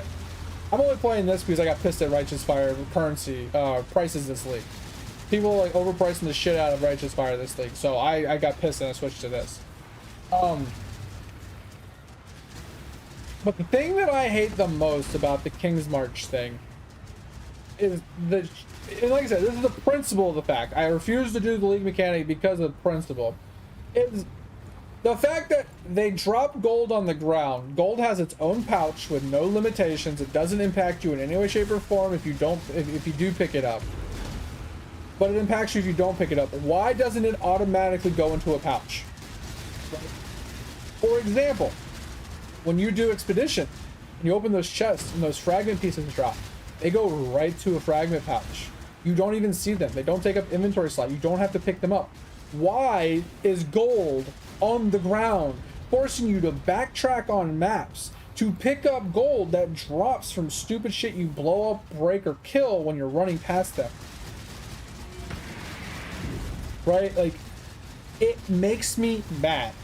And if I'm mad at it, I don't want to reward it by, engaging in it. Pisses me off. And yeah, I'm a big RF player. I've been playing RF for 5+ years. I love RF. RF is hands down my favorite build. Now, I will say, I like RF a lot. RF is my favorite build. But I will say that Death's Oath Occultist is growing on me. I don't think it. I feel like it doesn't do as much boss potential.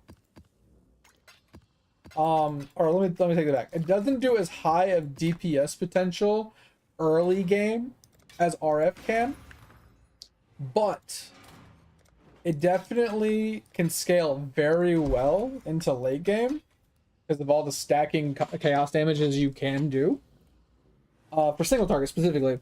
But the guaranteed explosions from Occultist is more enjoyable to me than the RNG big explosions from Chieftain. Now, with the caveat, I don't have to run big explosions from Chieftain. I could add Legacy of Fury, I can add Explosion Flask, I can add Exploding Chest. There's a bunch of things. I wouldn't do the Exploding Chest, but you know what I'm saying. Like, there's a bunch of other explodes that I could add to the RF build to make it more consistent poppy, to make it feel better. I can, but it kind of feels like a waste.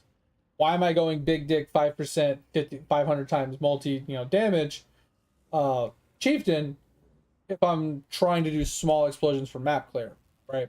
Because the Chieftain feels great. I mean, the Chieftain, the Cultist feels great when you're mapping because everything pops so consistently. You just shield charge, pop, pop, pop, pop, pop, pop, pop, as you're just shield charging through the map. Now, Chieftain can kind of do the same thing, but you need a lot bigger radius and a lot more RF damage than you do Death's Oath damage to make it happen. Because you kill one small mob and it blows up the whole screen. Chieftain is like, you need more damage to make sure the whole screen pops as you're charging through, and then get the one lucky explode that has the, ignite spreads, blah, blah, blah.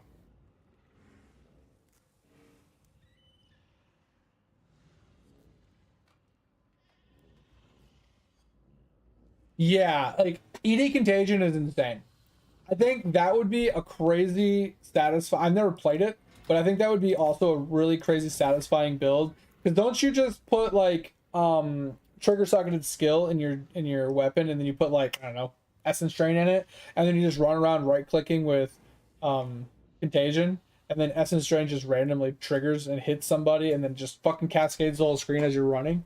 And just keeps chaining and chaining. As long as you can stay within radius of it chaining before the mob dies, then you can continuously go off of one cast.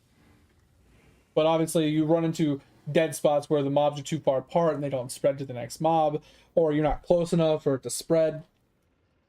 But I mean, if you're only having to cast every so often, like when it happens, like that's crazy. And then you can add in like a Val Blight for single target. You can even add in Bane or Totems with Wither. Like, there's a lot of ways to like scale it, but you take all of those layers, take away from other things that you can like socket into your gear as well. So pros and cons. All right, so Mausoleum and a Villa. Wrong button.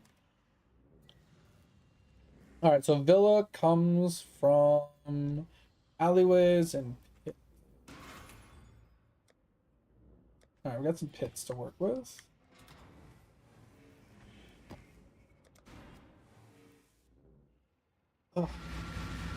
I will say there is one build that I've always wanted to recreate. I played it once and it was really cool, but it was unscalable back then.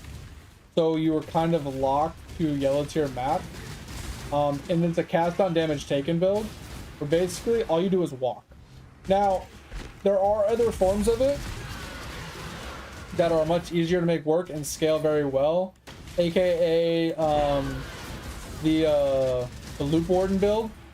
The Loop Warden build is insane.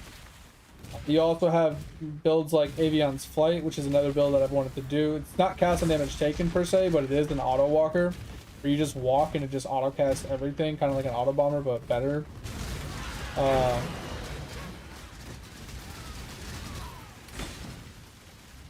So I always wanted to recreate the...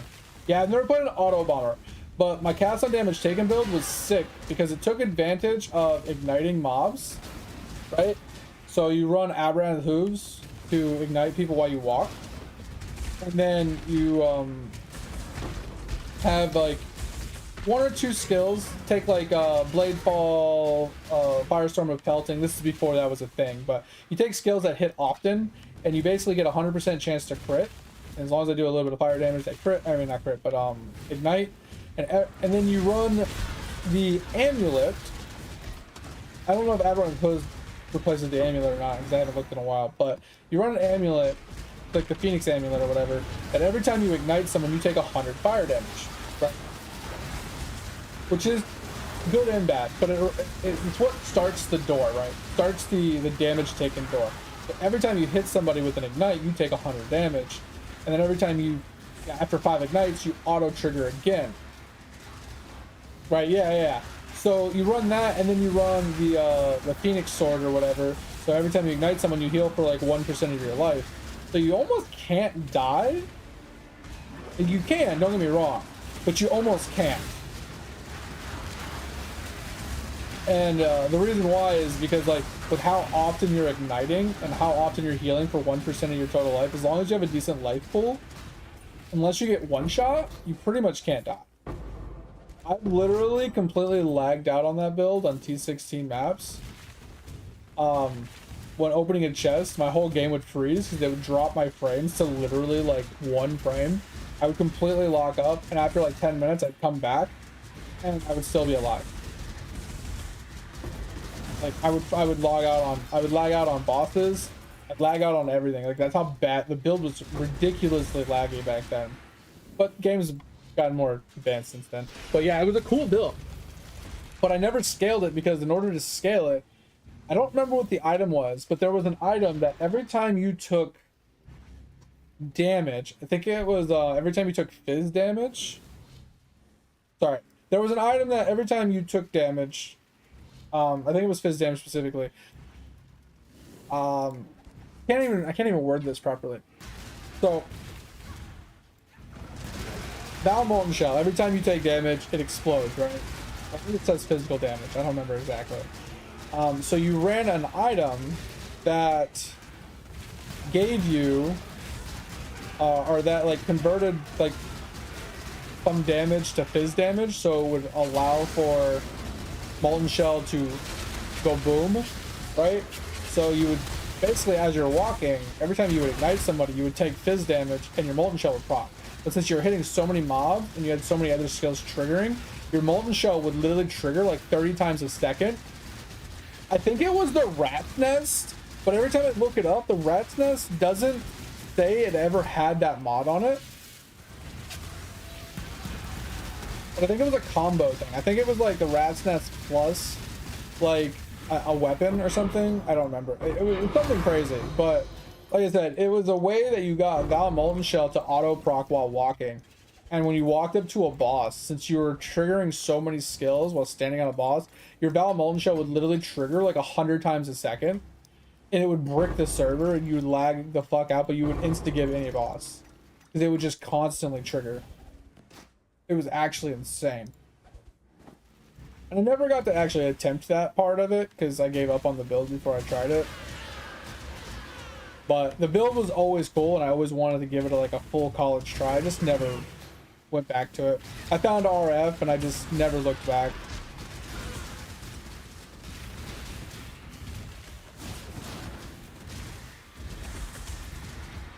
Because what's funny is when I tried the castle damage taken build, this is before it became popular. It was before they did a build of the week for it. This is years ago. I'm talking very like 5 years ago, if not longer. It's been a long time. That's when I first tried it. This is before things had gotten more advanced and easier to do. There wasn't as many like abilities to use and stuff. So it was very niche back then, where it didn't really work very well and didn't really scale to in-game very well. So, and this was before the loop, the ward loop was a thing. Ward loop never really didn't exist back then either, so you didn't have that option to use ward loop to trigger weapon damage taken. You had to rely upon the aberrant hooves to ignite things.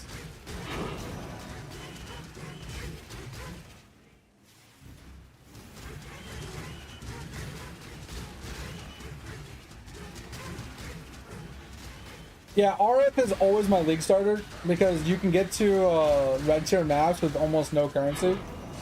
You just buy basic bitch yellow gear that maxes out your fire res, chaos res, and life pool with a little bit of life regenerate, and you basically are T16 maps in no time. Obviously a decent like 3-prop scepter, and you're pretty much off to the races. Obviously you're gonna, like, your first purchase is gonna be like what's that shit called? Cloak of Flame. That's your survivability going into red tier maps. But yeah, super good.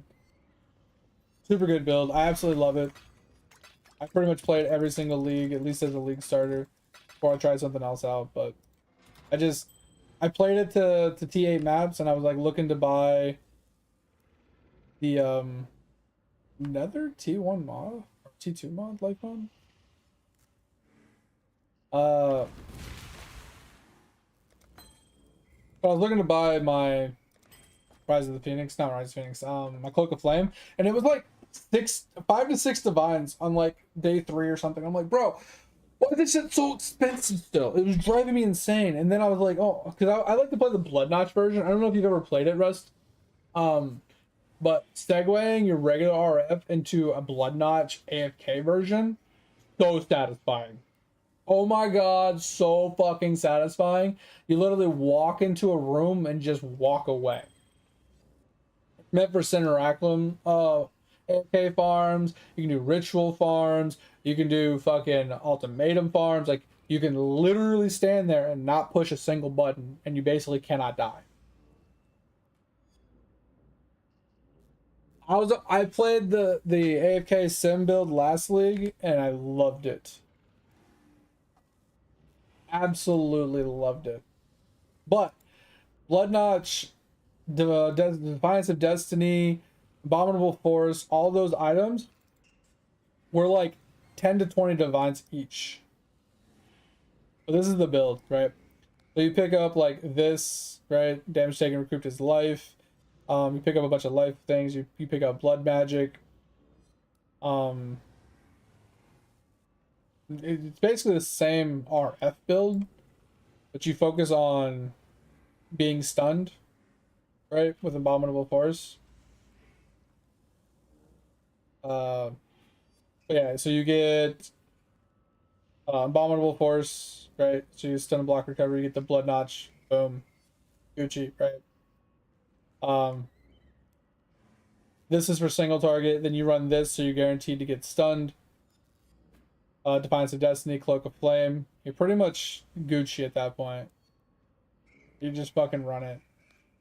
Val Breach helps you clear more mobs for more explosions.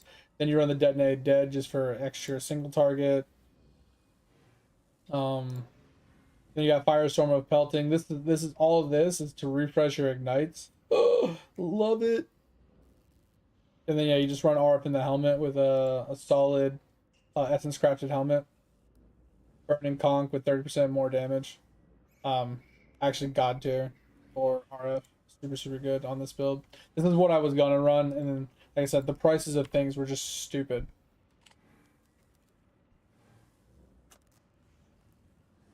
Like, so this was just me looking for the basic one for my RF. They're much better now. They were 300C plus a couple days ago. They've come down a lot in price, but this is still expensive for a 6-lane. But if you want to do the AFK version, I'm pretty sure it's 2-4 combo, and these are roughly the same price, so I mean it's not too bad. But then you needed like the blood notch, right? Bro, they came down in price. Oh, we might go play blood notch. Bro, we might. These were, I'm not even exaggerating, 15 to 20 divines up to like a couple days ago. Maybe 3 days ago they were like 20 divines. Oh my god, they came down so much in price. I'm so happy. We might make the swap. Oh, we might swap back to it. But we got the Abominable Force. This one doesn't matter. The cheapest one, 15C, so not too bad. So that's Cloak of Flame. The ring's usually cheap. I mean, technically, we could go back and play RF. I might do that off stream. I might play this one on stream, and I might play the other one off stream because I wanna play with this build, and like learn it, and get a little bit further.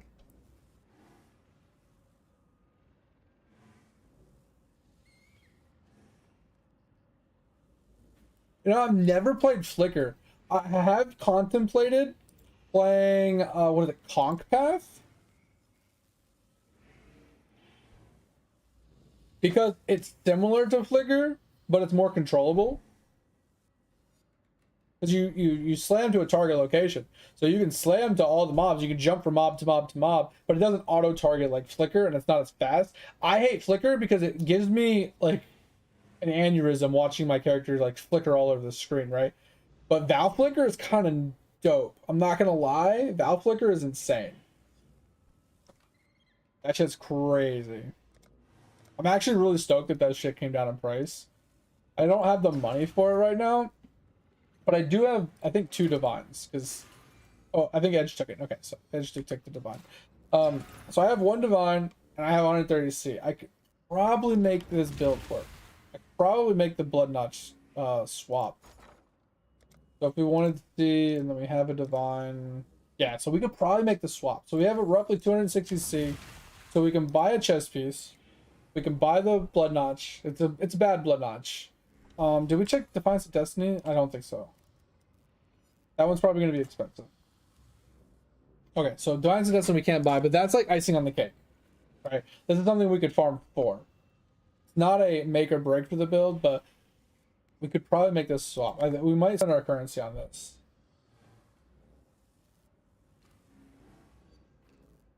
Yeah, because I've played it as Jug, I've played it as Inquisitor, I've attempted to play it as an Elementalist before Mana RF came out. I tried Mana RF, I think it was as an Inquisitor. I wasn't a huge fan of it. I never really put a lot of effort into that one. I've played it as Chieftain, obviously. I played it as a lot of different versions. Yeah, 100%. That is what it's meant for. Rest. The one I just showed you, the build isn't meant for mapping per se or bossing. It's meant for AFK simps. That's all it's meant for. But I use it for mapping because even though it's not the fastest mapper or RF mapper, it has crazy survivability. Like ridiculous survivability. Like POB can't even tell you the actual survivability of it because yes, you can get 1 hit per se because you are running at like 4.6k life or something total, right? Or like 4,800 life. So you could get 1 hit in theory through all your defensive layers. But you have 90 max reses, you have 75, chaos res. Your block chance is a little low, but it's not a big deal. Because the intention is you heal for 60% of the damage you're taking from Blood Notch once you have it, right? So, like I said, Blood Notch heals you for like 60% if you get a good one.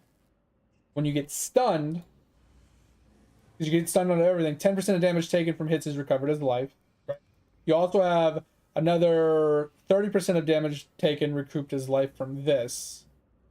And And then you have Defiance of Destiny on top of that. So you heal for a percentage of your missing life from hits before you get hit.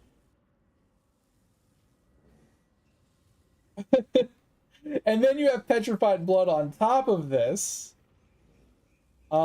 which obviously staggers the damage.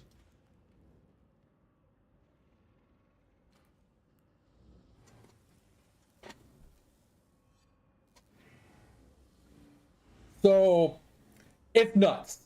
It's actually fucking nuts. If you want, I can log on my other character from last league and I can show it to you. I don't mind because I'm about to switch games anyway for the last hour of stream. Let me see if I can just find him really quick. I don't know. Is it this guy? It might be this guy.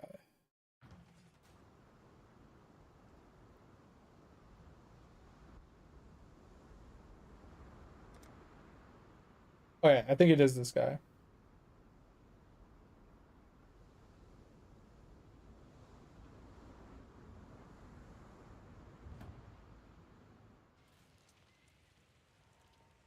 Oh, I don't have any sims to run, but I can just run a. What the? Oh, I've never played. I've never played standard before. Hold on, let's see if I can just buy a map really quick. I've literally never. Hold on, just go to our stash tab really quick. Um, Here we go. We'll just grab one of these. Kind of funny. Never actually run a map on standard. Oh well, that one kind of cucked us. Yeah. I don't know. I'm not really gonna read this. I'm just gonna plop it in, and you'll kind of see what I mean. Hopefully, it doesn't just brick on me and just stop working because I didn't update the or anything. All right. Anyway, so like it's just like any other RF, but like let's go stand on a boss somewhere. Hold on.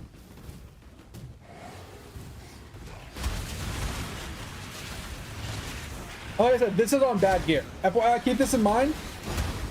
Player that doesn't upgrade their gear, like ever, right? So I never upgrade my gear. I never juice. I never like go big dick. I don't even have like a good like Elder helmet. The socketed gender supported buys. I have nothing. Right? Like this one might have the helmet because someone might have bought it for me. Well, like this is the boss right now.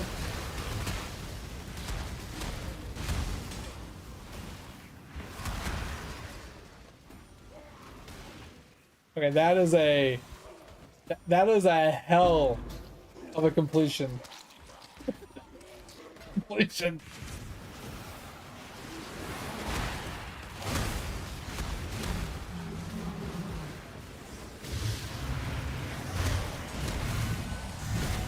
I wanted to run something harder for you. Obviously T16 isn't very hard. You know what? I was gonna say, what about Eater, right? What about Eater? Where are the invitations at?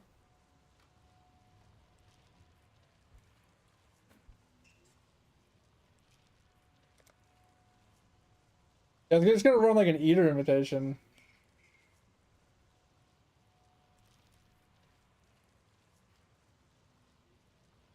Just don't remember what they're called.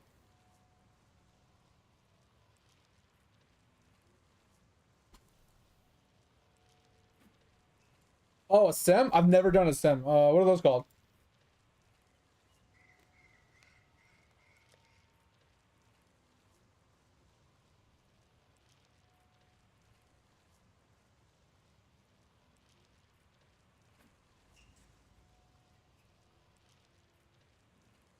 I have no idea what I'm looking for.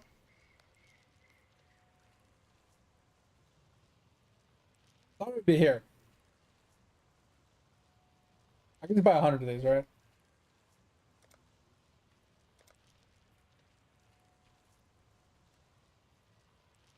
There's none in stock. Okay. Oh,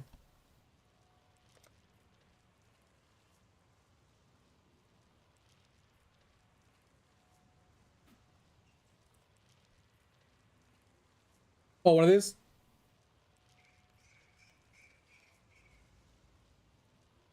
Oh, one of these. What the shit? They're 150C?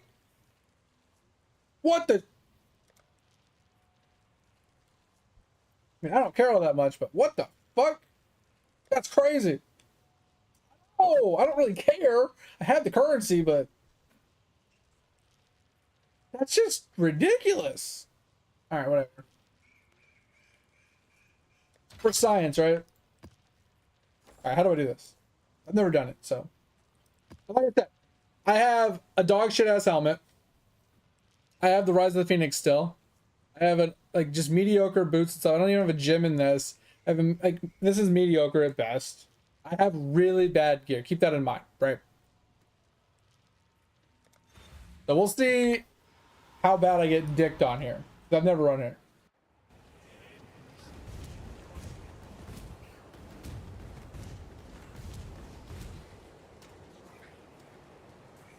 Shit. Shit. I need a money tab.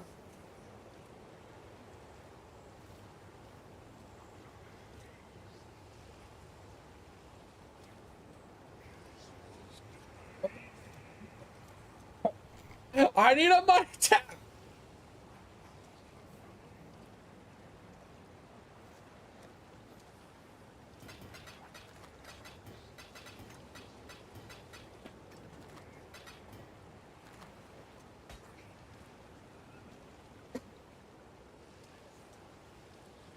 Yeah, I just wanted to show you like it's tanky. Like right? Like so the few caveats to the build, right, are basically what ends up happening is it relies upon one big explosion, right? Oh, I'm also missing a skill. Oh, never mind, I have it. I should have just stood there. Sorry, it was instinctive.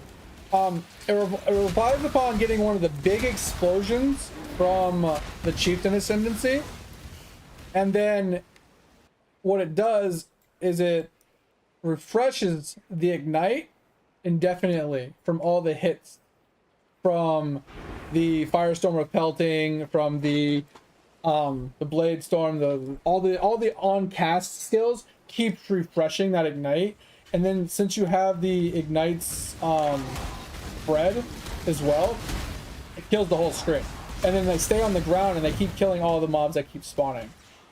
Right now, some of the things that I am missing. This is a really bad map. Oh, fuck, these mobs just aren't chasing me.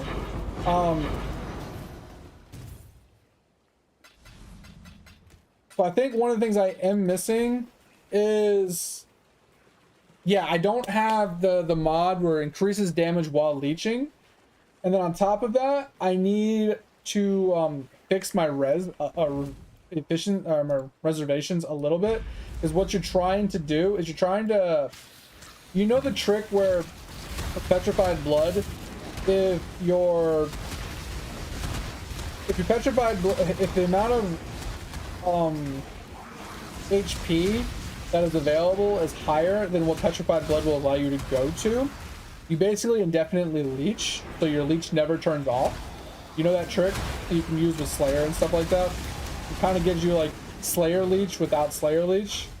You're supposed to do that with this build, so your fire leech never turns off, and then you can get the 40% increased damage while leeching, and it's a guaranteed 40% damage buff, permanent.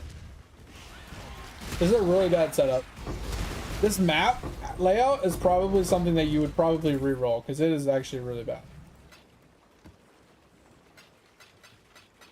It doesn't allow you to AFK as much as you should have to. But anyway, that's the one thing I'm technically missing from this build.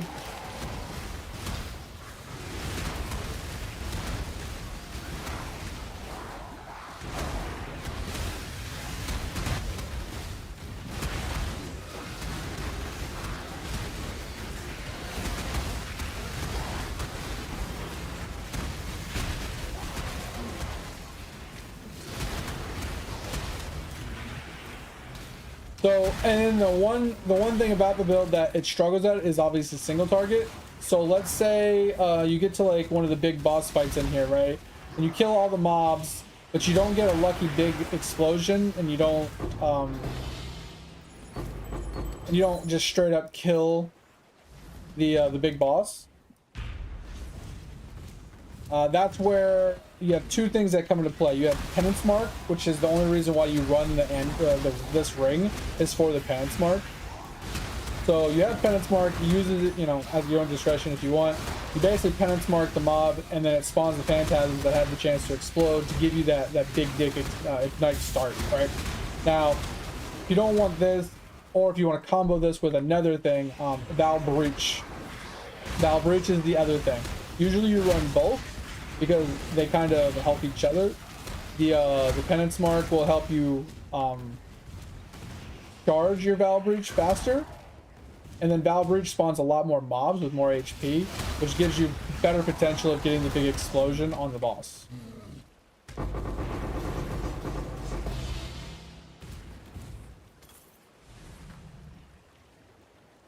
So, oh, this was just a better layout. It'd be a lot easier to showcase. I'm just trying to get to the, like a higher wave so you can kind of see it.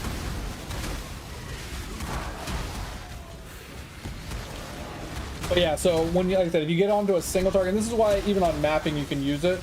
You just Penance Mark them or Valve Breach on the boss, and you can just insta-kill a boss.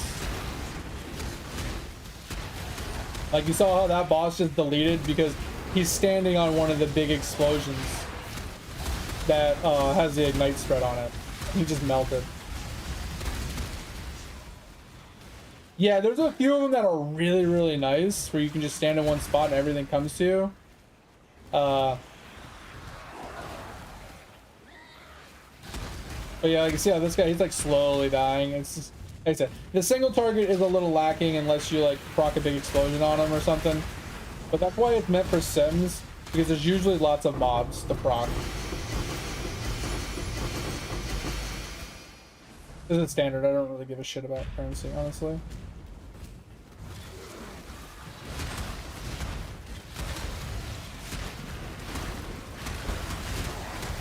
I think I've only died on this build in like these 16.5s like once.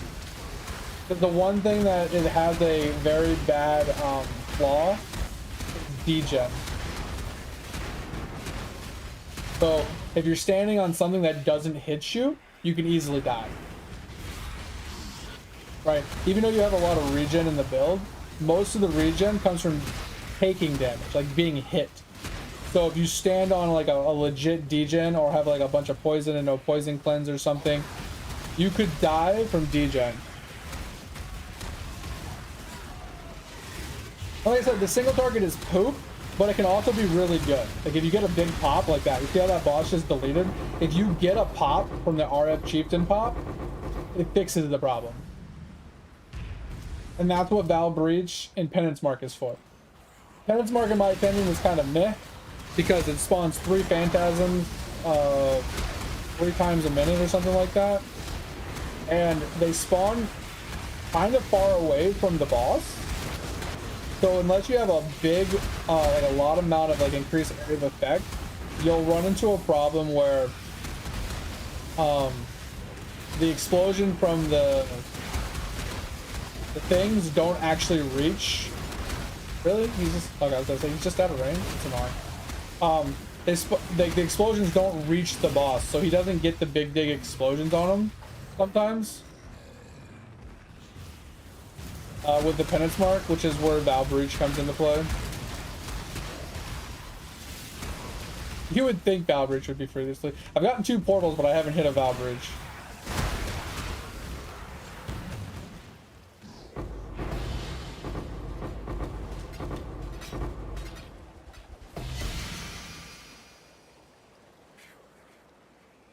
It's the first one of those I've ever seen. But that's because I don't do Sims. Wait, what tier are we on?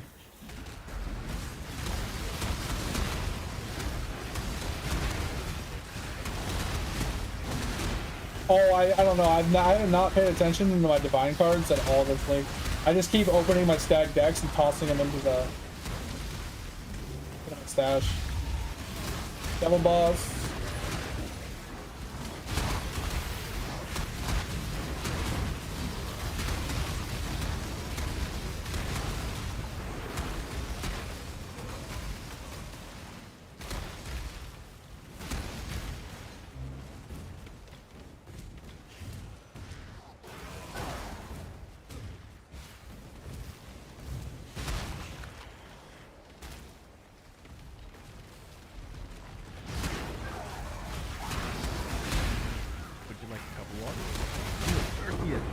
Now. Yo, mate, thanks for that.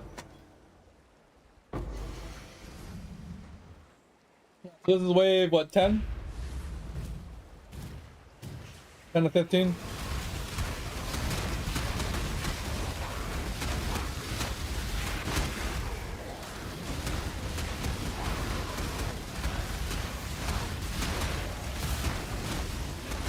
Like I said, there's a lot more I could add to this build.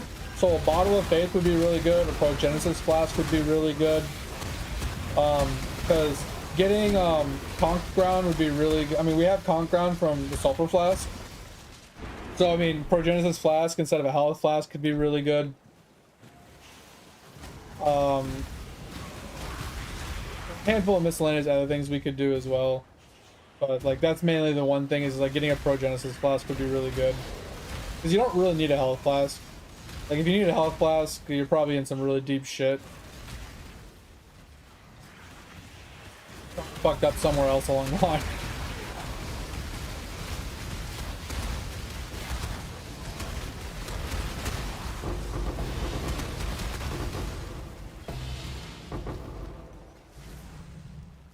Alright, wave 11. Or 10, I don't know how those numbers work. It said 10 to 15, but I don't know if that's starting 10 to 15 or if I'm going to 11.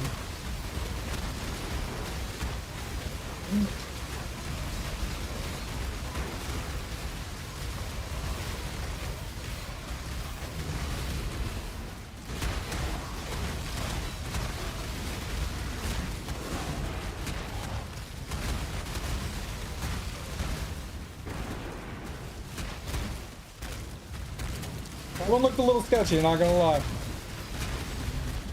Not gonna lie, that one looked a little bit sketchy.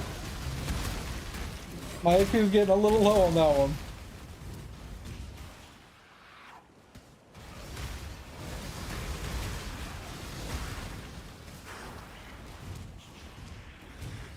I mean, kind of. I still had a full HP bar. Like, it was almost, like, it was all red like this. But I still had HP to work with. I just can't move. I can't move. Okay. There's an I can't die mob in here somewhere. I think it's this guy.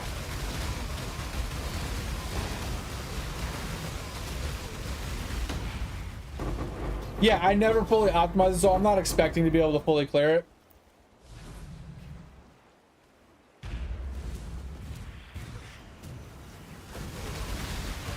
Because like I said, you're gonna lose your first layer.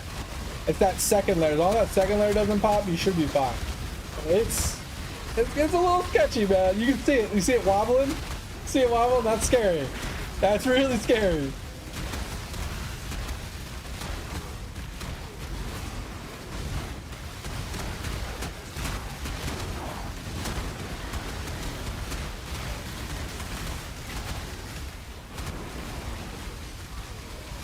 Yeah, see how this guy, he didn't actually pop. He didn't get a good pop, but he's got a little one on him. And that little one, it's kind of working. Oh, now fell off. Okay. Didn't quite hit him enough. We don't have 100% ignite chance either, Roasted. That's one of the big things about the build is you need to have 100% ignite chance, or at least 99%. I would say even 95 is probably tolerable. If you don't have that, it's a big hit to the DPS.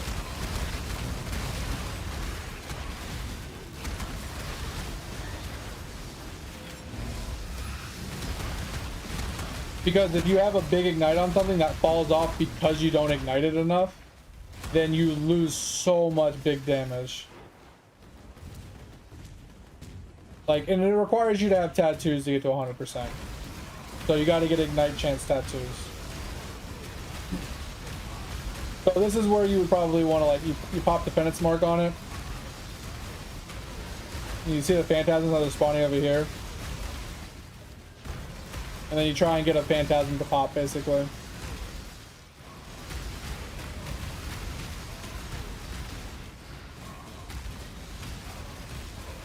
You know, this is the biggest flaw with the build. Is getting a pop. Because it's a 5% chance to pop. And the problem is sometimes they'll pop, but they're so far away. Like, these mobs are so far away, the pops won't actually land on them. Yeah, I'm gonna do it after I finish this map. Thanks, mate. And you can have the same problem happen on the actual bosses of this area. And this is, once again, the biggest problem with the build. And this is where Val Breach comes into play. Because you spawn a lot more mobs that will run at you that have higher HP numbers, and it fixes the problem. There goes. I finally got a pop. Let's say level 24, level 21. Yeah, interesting.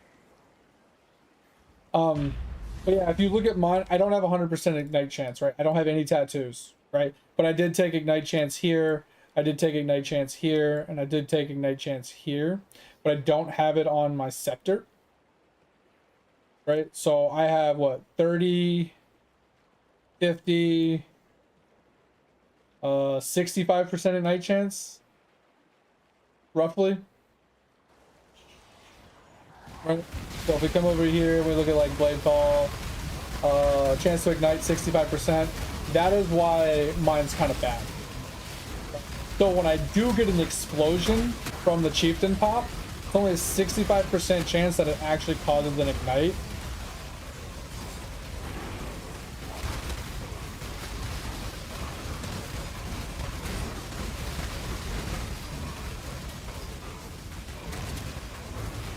This is such a fun build. Like I said, running T16, 16.5, just being this tanky, I don't have to worry about dying.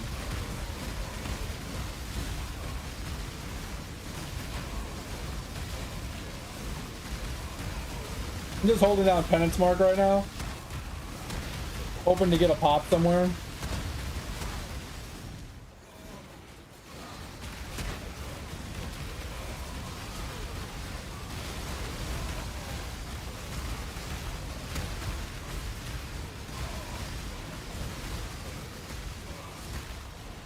A meta for World 7? Let me hear it.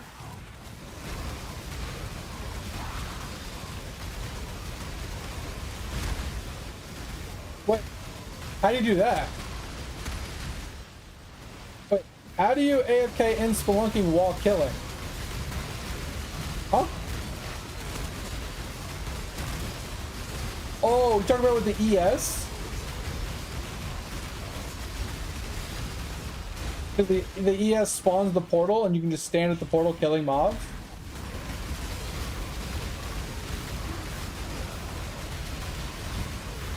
Oh, that's sick. I'm assuming that requires like a really high level portal though for the time. For the portal lasts long enough before the cooldown comes off or some shit. Right?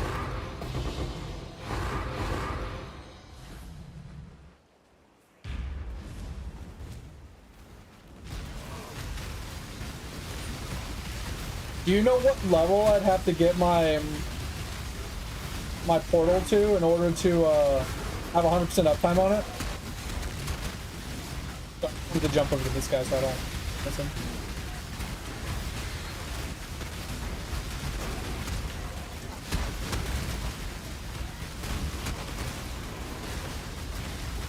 Alright, sounds good, Rusted. I appreciate you. We'll be back Wednesday, Thursday. If you want to hit up the Discord, just exclamation mark Discord in the chat. If you ever need to ask me a question, hit me up or share something, you can feel free to hit me up in there. Even on my days off when I'm not streaming, I am working from home, so you can always hit me up in there. Appreciate the follow. Hope you had a good time. Have a good day at work. Stay safe. Appreciate you. Talk to you later.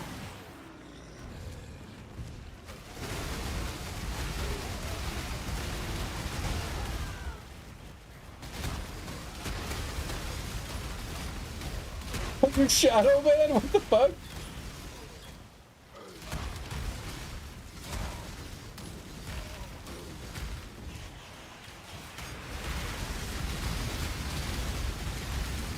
Fifth be cheating, man.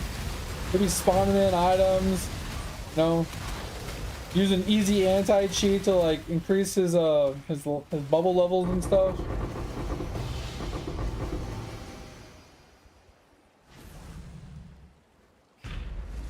This is taking a lot longer than I thought it was going to. I think I'm curious if I can do wave 15 on it though.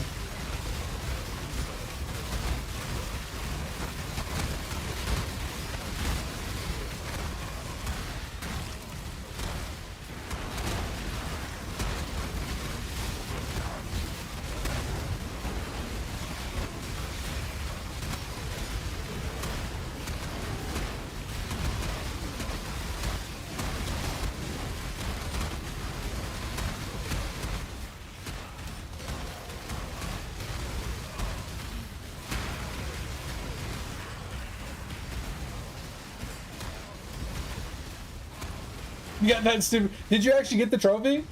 I remember it wasn't working for you. I wasn't sure if you actually got it.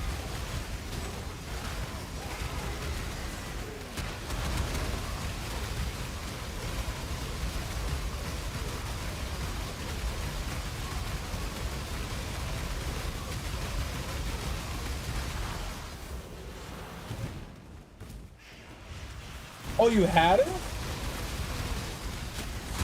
Interesting. I mean, probably a long time ago when you first started playing. Unless you somehow obtained it, through one of those purchases where it's like, get a random trophy. You know, like sometimes he had those like purchasables where it's like, obtain a random trophy or something. Maybe you got it from that. I don't know if it was possible, but.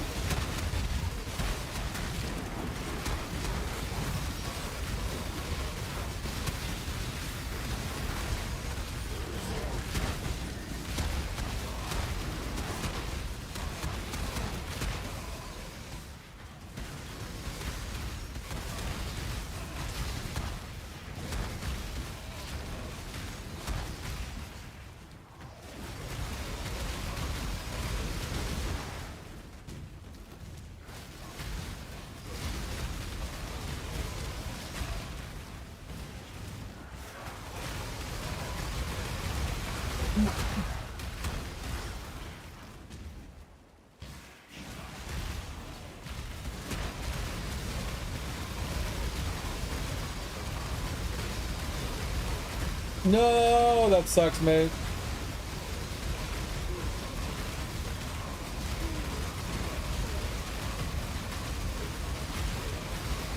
Yo, so yeah, Fit, we were asking this earlier. Maybe you know the answer. What the fuck is the friend slot boost or whatever it's called?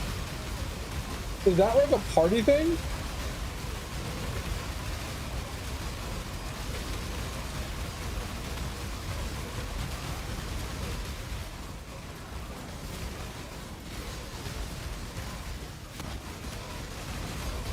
You did, and I didn't see it. That's why I'm asking again.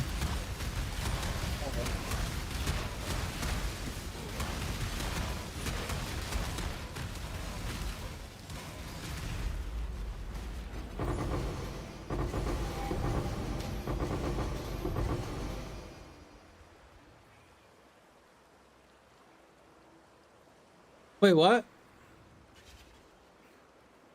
What is this? What is this? What is this?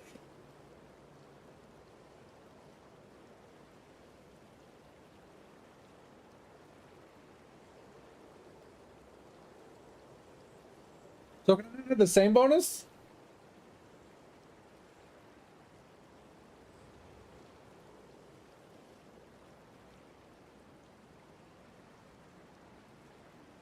Yo, Topher, where's my boost? Where's my buff? Give me a buff. Give me a buff. Mate, give me a buff.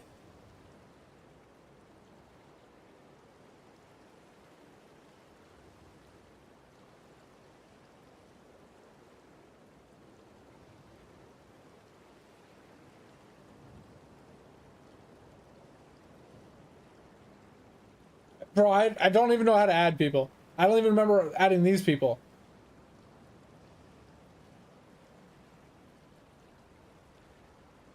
I don't even add friends. I don't even see an add button. I see a remove friend. Where's the add button?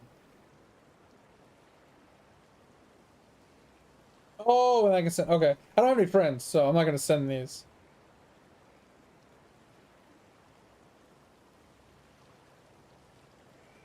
You coming? Okay. Is this you down here?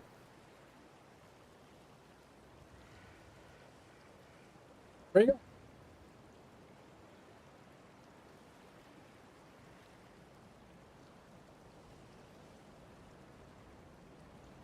Where'd you go? Where? Oh, you're down here. This is you, right, Tover?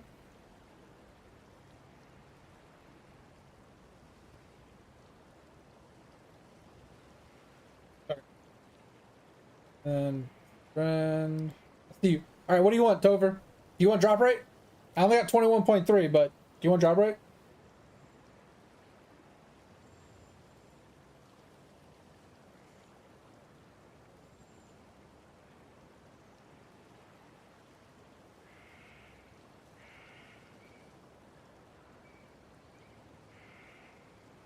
Do you want me to leave the map and come back, Tover? Oh, okay.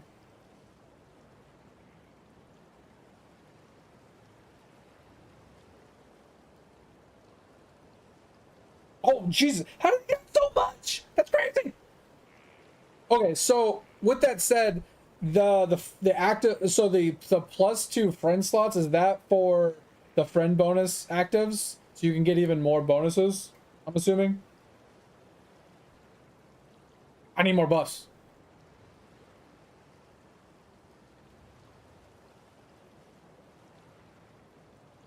I don't know who you are.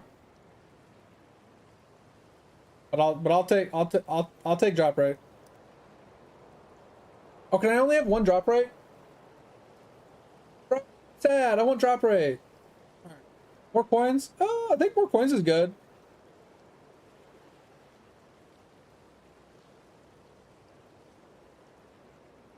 Sorry, Vip. This is higher drop rate. Sorry, Vip. Um. Oh, Herm has more money percent. I think money percent's good. Total damage. Let's go. Do I want the damage though? That's the curious question. Oh, look at this one.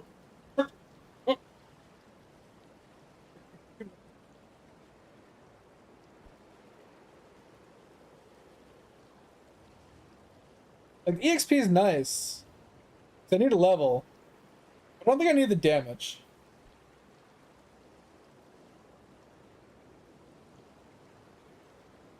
Oh, more coins. Okay, hold on. Skill efficiency is kind of nice as well. It's kind of nice. When I go to do respecs. All right, we're gonna get rid of the skill XP. Do you have regular XP you can send me, Tover? I might have closed it. Like class XP? I'm gonna take class XP for now.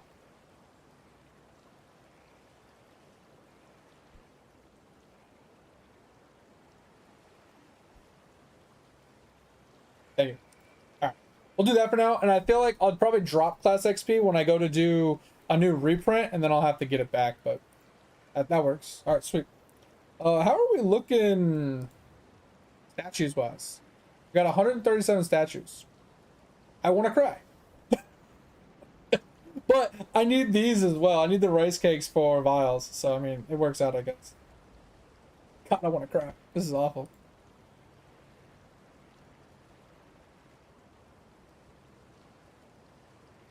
Anyway, so, yeah.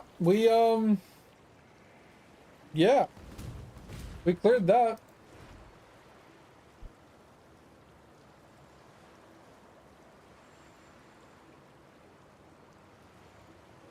Sick. Sick. All right. So confirmed that scuffed ass character can run Um, send your outcomes to Mac. All right, so let's get off of PoE.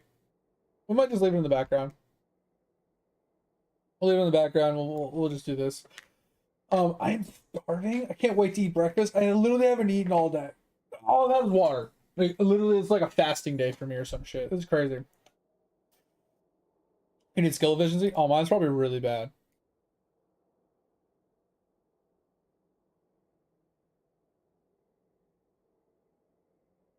All right. 42.6. Yeah, mine's pretty bad. But that's that. There you go. I just figure it's useful if we go to do a reprint one day, and then obviously swap it back in for, you know, Class XP or whatever it is we're trying to do. As needed. Swappies, you know. So what were we going to do today? I forgot. I picked up my OG statue. We do need to... Okay, hold on. Let's go check our dog shit has sailing really quick.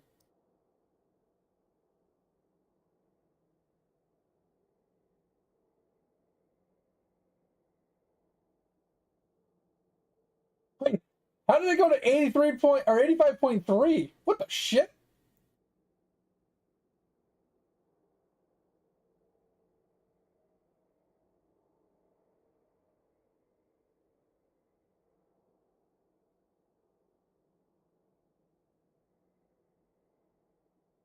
I don't see the piggy. Where's the pig? Oh, am I dumb? There's a lot of screenshots here, so I'm like scrolling. I don't see a pig.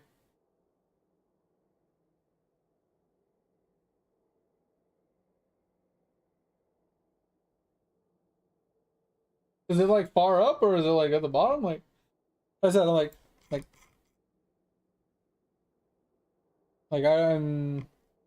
just like scrolling. I don't see no pig. Is it? No, that's something else.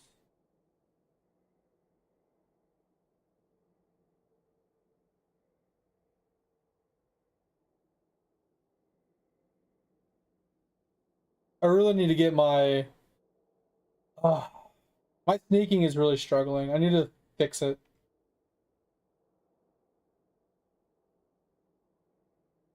Ooh, cute.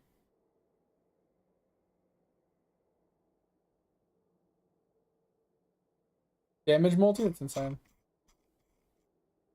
Oh, bro, he's ugly. Oh, he's ugly. That's funny though.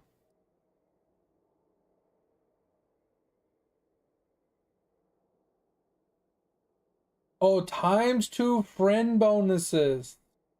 +2 friend bonus slot and auto loot. Storage, quick reference usage. So this gives you RAM as well. And infinite. This is a lot. This is actually really strong.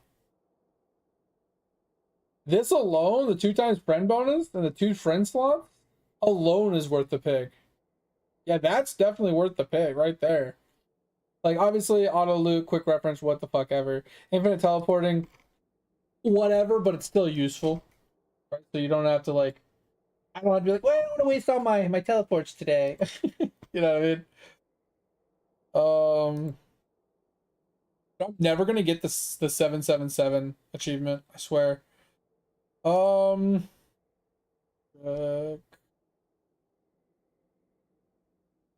refining really quick. I haven't upgraded my refining either. So here's where I'm stuck, guys. Like, I haven't done a whole lot of whale stuff. I haven't put all my.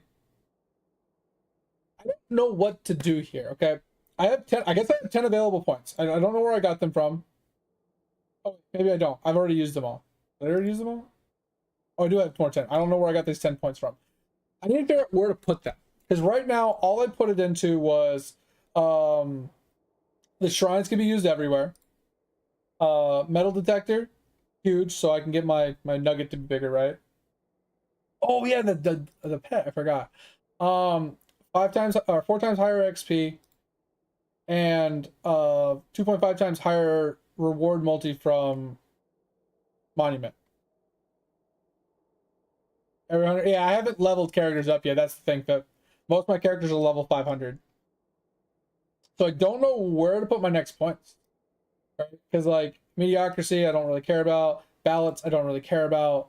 Jar collectibles, I have some, but I don't feel like they're worth me putting my points into right now. Slab bonuses of being higher would be okay, but not great. Gaming palette bonuses, maybe. Active cards could be cool. I think this could be really strong. If you leveled it up for skilling specifically.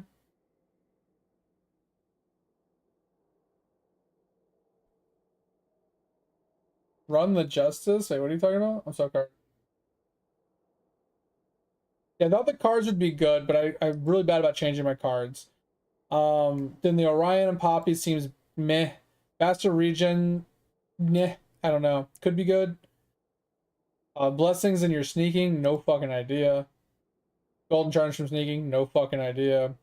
Oh, those are the gold charms in your inventory. I remember. Okay, so those maybe, I don't know.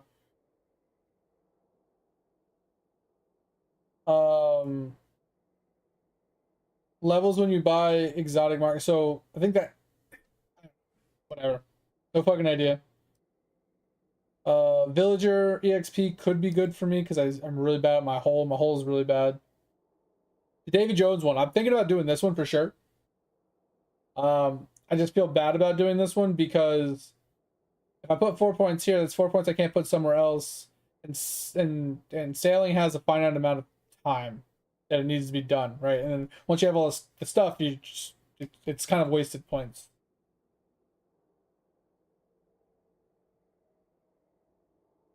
But I think it's good to get your sailing done really fast, especially if they add more to sailing.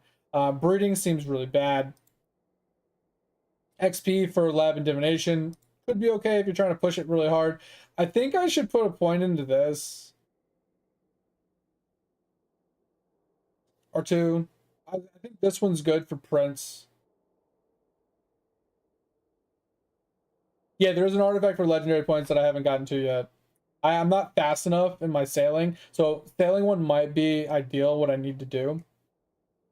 But I have to check sailing more often, which is why refinery one. I mean,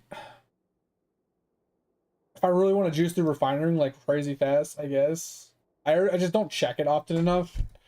Sigils faster could be useful, but I'm not really at sigils yet. Summoning familiars. Now I know Pip said this one was really good, but I kind of feel like I don't give a shit. And then the first showdown, don't really give a shit. The upgrades for Masterclass, kind of don't give a shit, but it could be useful. So every day I log in, I just do a couple of upgrades that are cheaper so I can get through them faster, I guess. Could be useful.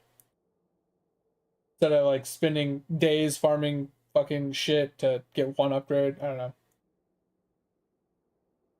Which one was good? Sorry, I kept going. You maxed out the Masterclass one? I mean, trim slot could be good. The problem is, I only have 4 slots. I never bought more slots. So, I'd have to buy another slot, which is fine. I got a few spare gems. I can go with farm some, too.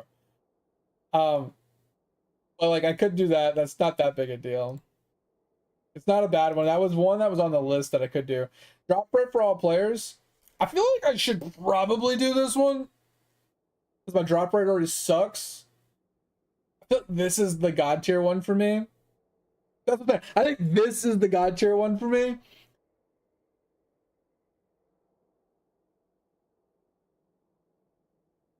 Yeah, I wish the I mean, maybe resets will come down the road, maybe, because I feel like resets would make it way better because you could set it up one way and then swap it and then set it up another for something else. But I think this is a guaranteed go for. Extra kills from opening portals and Death Note, I don't think I need. It would help push things. Bonuses from Golden Food, it's kind of okay. Prison Bubbles, bonuses are higher. Meh. It's good, but meh. Daily coral, meh, but good.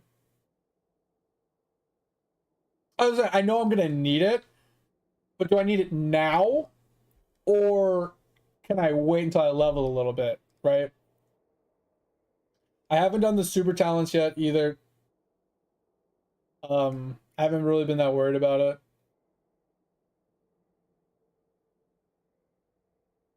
But also at the same time, a billion kills, 10 billion kills, a trillion kills, it's just time gate. It's not that big a deal. Why does it matter all that much? Right? When I look at time gates, I don't care about time gates. I don't know what this is. Oh, unspent upgrades. I don't think this is worth it. Yeah, death noting, yeah. Especially Gmush. Oh, bro, Gmush fucking burr, right? Because isn't it based off of Death Note? 2 times statue. I was thinking about this one as well. Yeah. For more statues and gold foods. This one I was thinking. I haven't got the jeweled cogs yet, but I honestly don't give a fuck about it right now. I mean, I need it, I think. Yeah, so we're gonna do statues and food for sure. I think we're gonna do the 500% drop rate for sure. Um, my farming isn't there, Topher. Literally, my farming is not there. Don't even ask. I have a few ranks unlocked, like 2 or 3. It's bad. Let's not even talk about my farming. Like,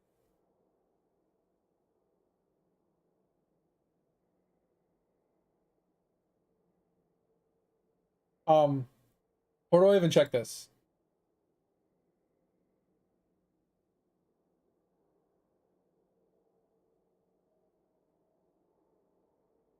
Yeah, I have this. I guess I have another one.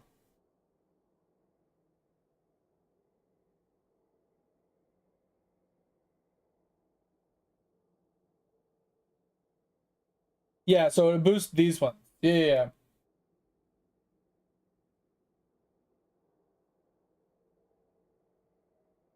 No, I'm not worried about it right now. It's just I don't have a lot of crops, right? So I'm trying to unlock the crops to get more things. I need more gems to unlock even more crop plots. So I'm behind in crop plots.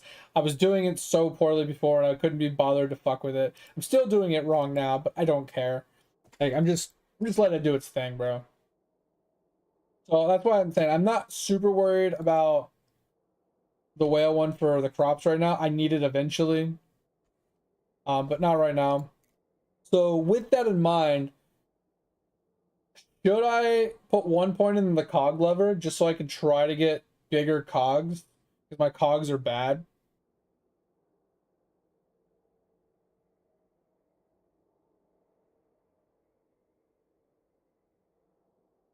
Like, should I just get 1 point here? I have 4 points left.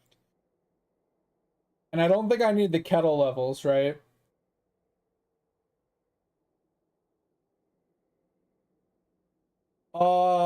I don't know how to unlock them. I thought that was just you bought it there and it started working. Where do I get them? Is it from Spelunking? Because if it's from Spelunking, then no. Spelunking is bad. The only thing I have is the possum.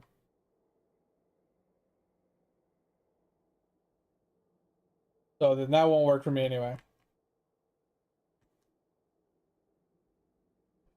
And I don't think kettle's worth it. Ribbons aren't worth it. The 5th one's not worth it for me yet. Okay, so I don't have dupers yet either. Okay. Unspent talents I don't think is worth it. More talents for super talents, not worth it for me yet. I mean, I could pick up 1 point in super talent because I think every character is level 500. I think every character is level 500, so I can at least get 1 super talent on each character. Which gives it another, what, 50 levels or something, right? So that's worth it. Summoning's not worth it right now. I'm tempted if this is worth it for more showcases. Yeah, I got the drop rate one right here. Yeah, 2000% drop rate. I think this one might be worth it for more showcase slots, just so I can get more account buffs, right? So I think we picked this one up, maybe 2 points into this. Then we have 1 point left, right? So masterclass one, 8 of them, 8 purchases every day or cheaper could be useful for us. The trim slot could be useful for us as well. So we can level up our stuff more because our construction is really behind. This could be worth it. The extra crystals, kind of not necessary now. The extra kills, not necessary right now. Gold food bonus is not worth it. Prison bubbles not worth it. Daily coral not worth it. Sigils, refinery, printer output. It is worth it, but I don't think it's necessary right now. Yeah, I think the speed it gives by itself is worth it. 3.9 times, I think is worth it.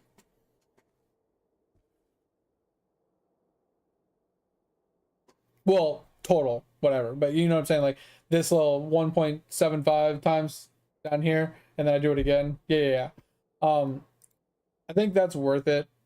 Because lab and divination isn't really worth it. Breeding's not really worth it. David Jones is worth it, but I'd have to check it often, and I don't, so it'd be a wasted point. I feel like EXP could be good, because my EXP is really bad. Exotic market, I don't even know what the fuck that is, if I'm being honest.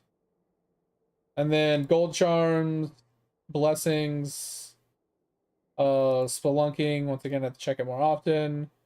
The Orion thing, I don't think is really worth it. Equip cards, like I said, that one is good, but I don't think maybe I get that later. Palette maybe later. Slab later. Collectibles definitely later. Ballot and mediocrity. So yeah, I think our best one is the trimmed slot. Oh, new market for farming? Okay, I haven't seen it. Alright, so I think we get this. I think we get the trim slot, and then we buy an extra slot. Because I think I have like 1.5k gems or something like that. So I could buy some stuff, but I usually hold on to my gems for rotations for stuff that pop in that I might need or want. Yeah, he will, and I'll just have to level up some mobs. There are some characters. Everybody's level like 500 right now. This guy's close to 600, so it's not too big a deal. I just need to eventually do it. I just don't know, like, there's no way to fill this whole board out with how many points it's going to take. All right, so we'll do that. We'll go and buy... what am I looking for again? What was I looking for again?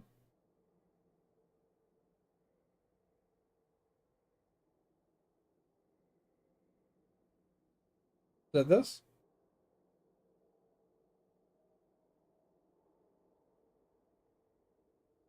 All right. What the fuck? Where did I get 9,000 gems from? What the shit? Bro, I had 1.5k. Well, let's not talk about that. Okay. Okay.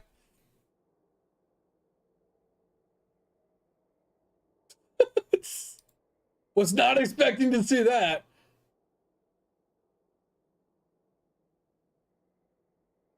Because currently we're just leveling up these. I kind of feel like we just start leveling up stuff and things.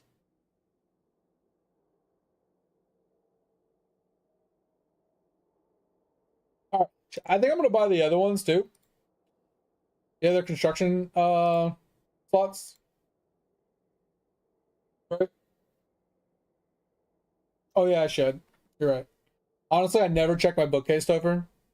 I never level up my books, like my talents. I haven't done it in years. I'm just lazy. But I think we buy these. Get those out of the way. I've been needing those forever.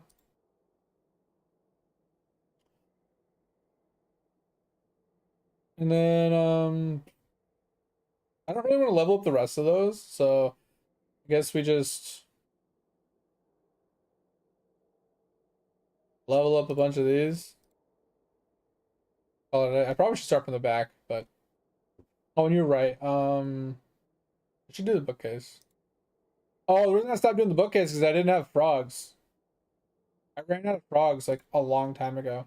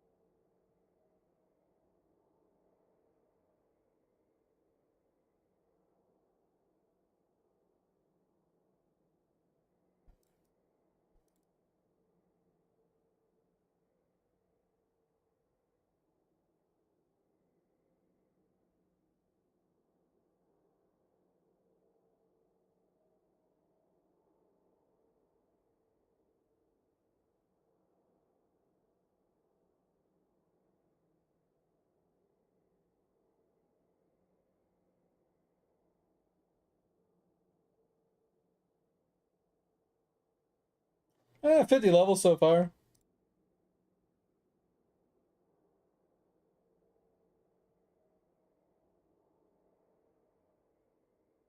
You're not wrong, Phil. You're not wrong. Like, I'm not exaggerating when I tell you I have not upgraded my talents in years. Like, I don't have that many books. Like, I only have 200 something checkouts because I did upgrade a few, but I don't upgrade most of them. Like, take a look.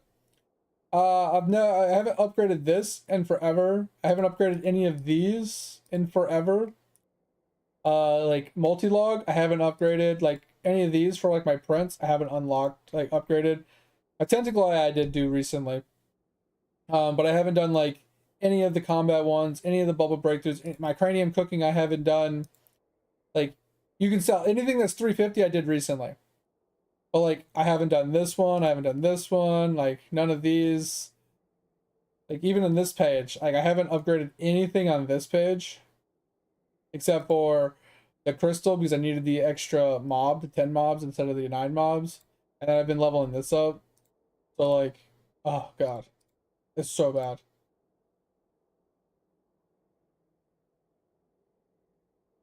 And that's just this character, let alone my other 9 characters.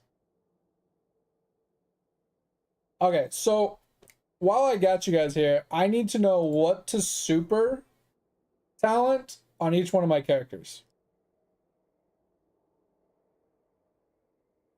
Because I feel like for this guy, since I only have one, it'd be my tentacle eye, but putting 400 tentacle eye doesn't seem very good. Because I don't think it gets me to a breakpoint, but I need it eventually.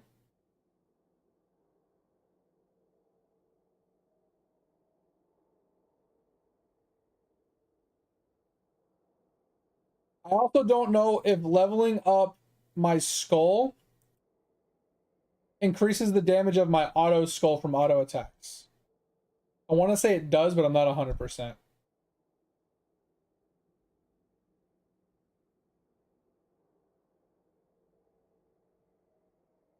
Because like nothing else in here really screams it needs to be leveled, right?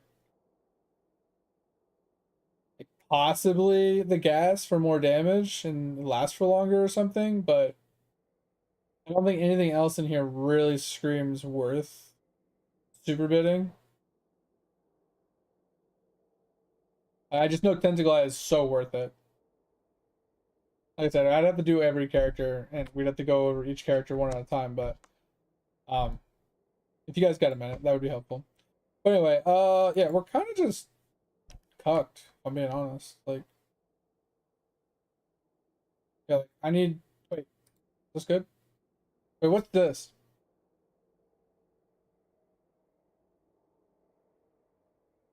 Cycle to the next name tag? I don't understand what that means. What does it mean?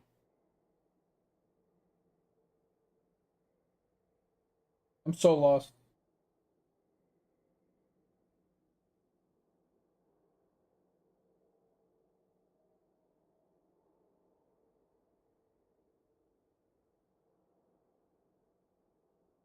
So does that mean like I can equip one? Like I don't understand. What?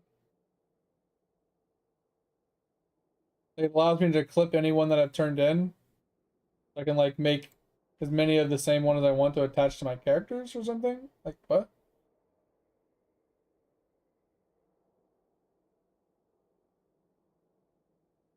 So it's not really worth anything. Gotcha. Okay. So Pip, now that you're back from outer space, if I was to spend my super talent, I have one super talent for every character, would you be able to help me?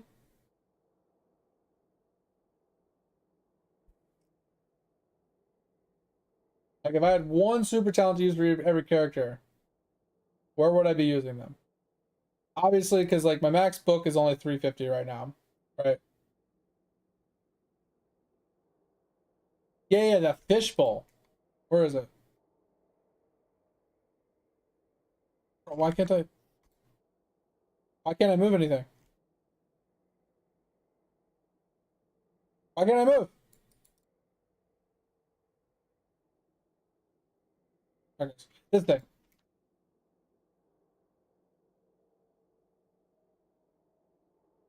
You're out, mate. I appreciate you, man. Take it easy. Have a good rest of your day. Thanks for reminding me, and thanks for hanging out tonight. Hope you had a good time. Hope you sleep well. I'll catch you on Wednesday, Thursday. If you need me anytime, hit me in the Discord. See you, mate.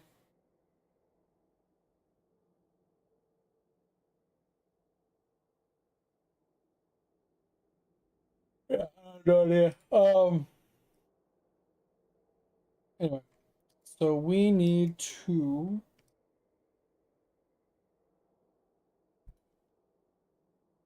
I don't know what to really do, honestly, guys. Like, I need to do my spelunking, but my spelunking is so bad. Like,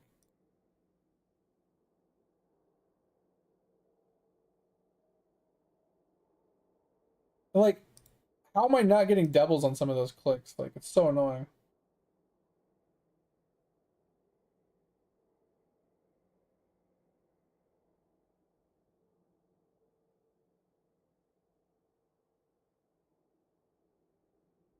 Somehow that one didn't work.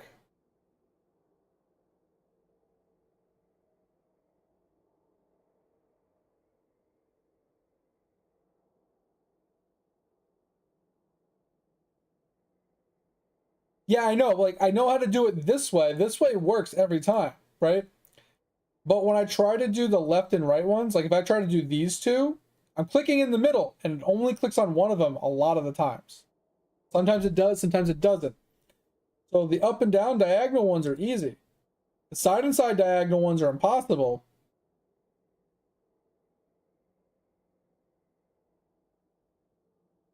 That's what I'm saying. That's what I'm doing, Tover.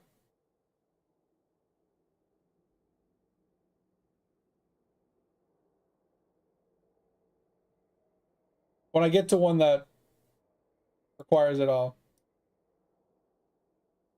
like zoom in or something so you can see what I'm talking about. Like,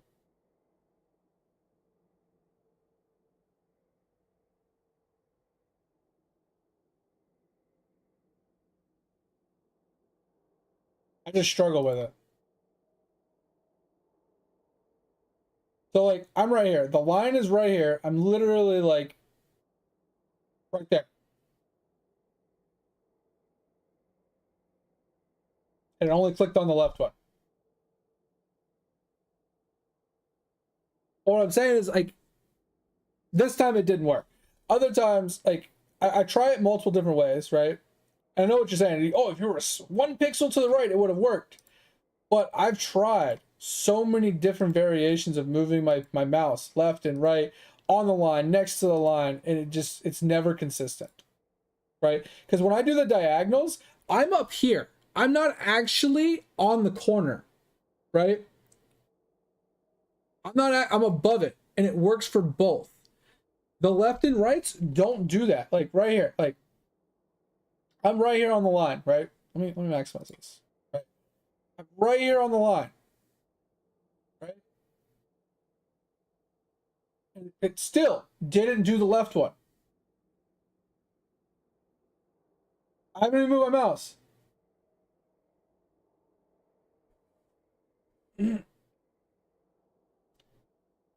What do you mean the cursor? Look, look, my cursor's touching both of them. It only did one.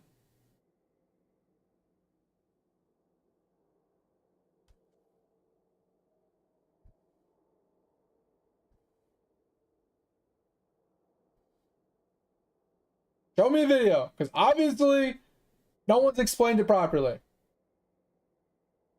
The fact that the up and downs work just by clicking like this, and if I do this where my mouse is covering both of them, it doesn't work. Logically speaking, that doesn't make any sense. How do you? It's the same philosophy. Jordan Voice, just send me a video. I just want to see it. I need to see it. I can't. You're not going to be able to verbally tell me it makes sense. I need to see it. That's the problem. People have typed it to me 1,000 times. I need to see it. What do you mean you can?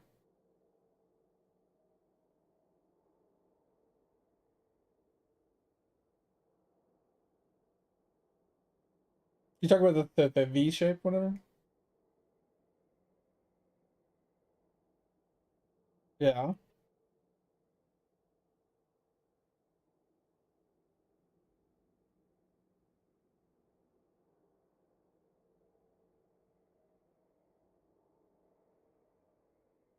So yes. So I agree with what you're saying, but earlier when I was doing it up here, I had it over the line a little bit, so it's technically touching both, and it didn't work.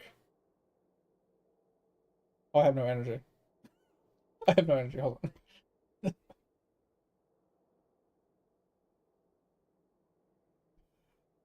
But that's been what's pissing me off is sometimes it works, sometimes it doesn't.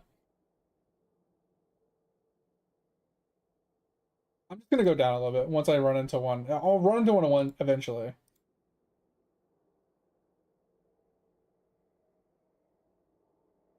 Like this one, right? Touching both.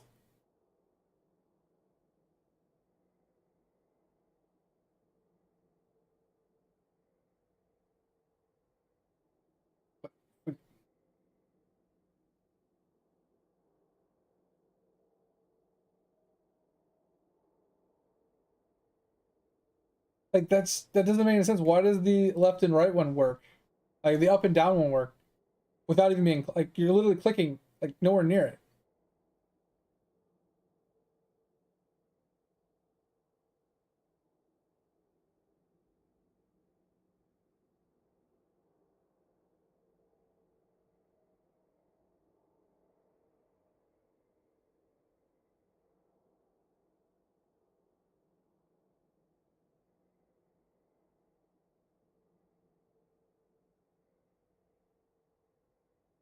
Yeah, yeah. I thought it was a radius around where you were clicking, right? Because that's what makes sense.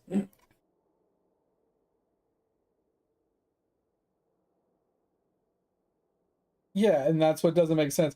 It shouldn't matter where on this line I click. It should work. Yeah.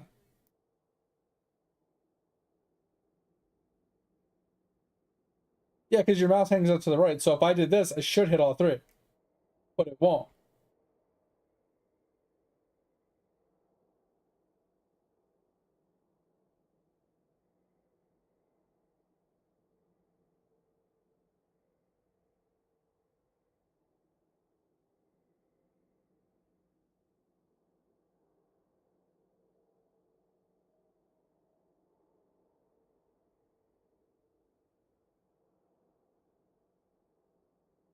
Yeah, that's not work.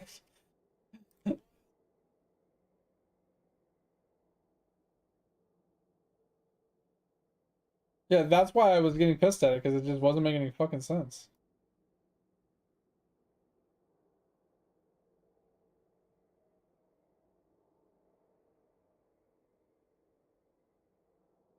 Yep. That's what I was saying. Like, that's why I wasn't getting, like, no matter how many times people explain it to me, it just doesn't make sense. It's just fucking, because it's illogical bullshit.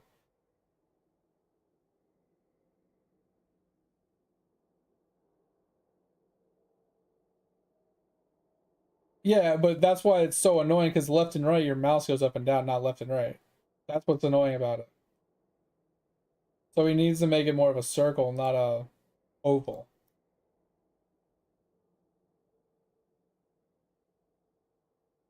Yeah, but at the same time, you could change the way your mouse looks. Like, I can literally go into Microsoft and I can change the shape of my mouse. I mean, you should be able to. Like, you can make your mouse look whatever the fuck you want.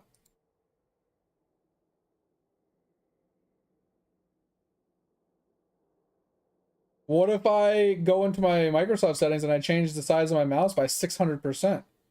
And I make the thing take up almost the whole screen? I don't know.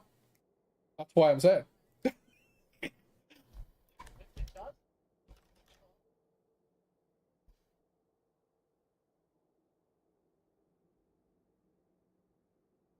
I don't remember how to change the side. Hold on.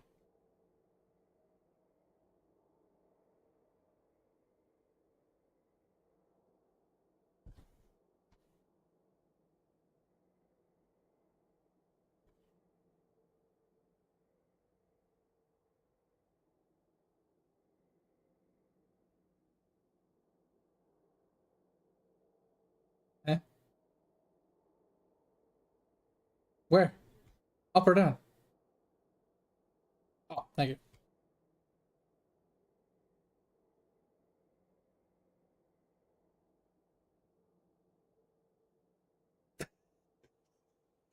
Like, bro, come on. You can't say I'm not touching a bunch of rocks. Come on. Yeah, see? Yeah. Fucking lava coating.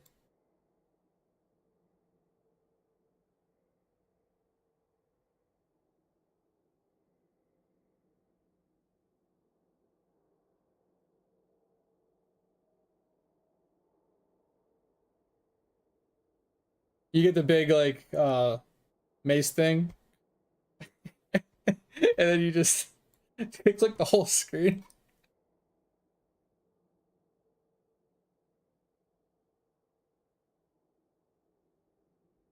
Uh,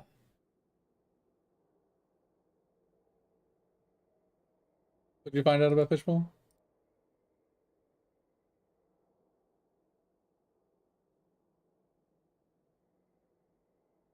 There is?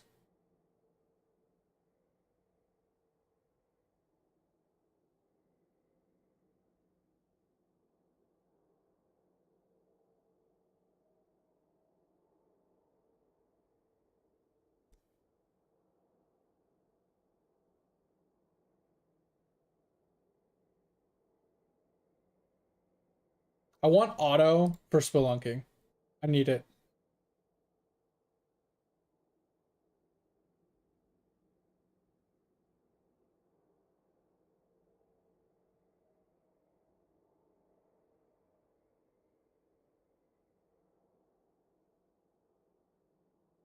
Yeah.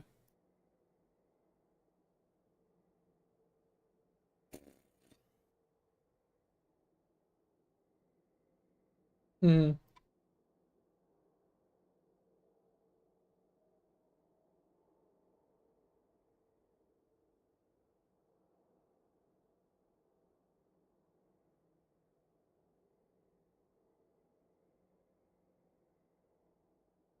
Trying to breathe underwater.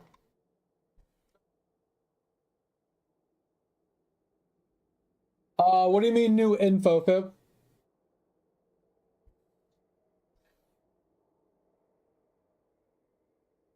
Yeah, Fib, you can go in with a single person if you wanted to.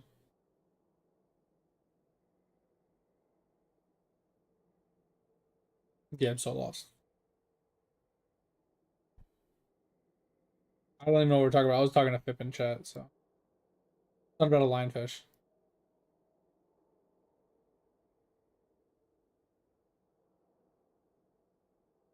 Oh, the bowl on the ground? Okay. How do you get that?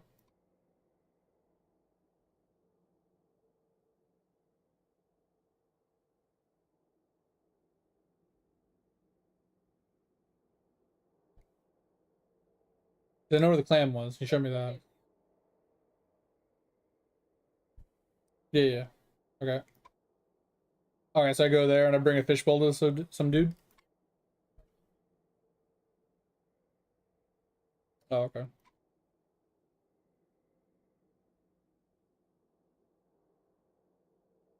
But yeah, Fip, what do you mean? What new info?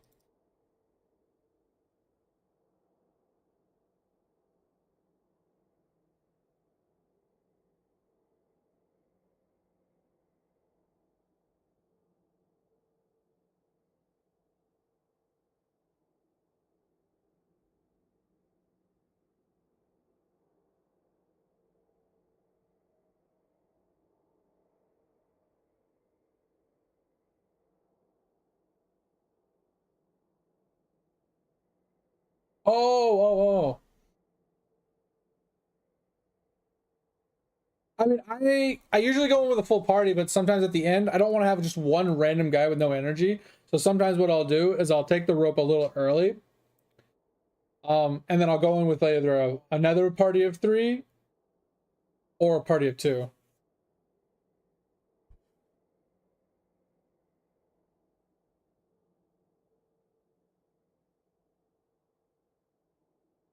Yeah.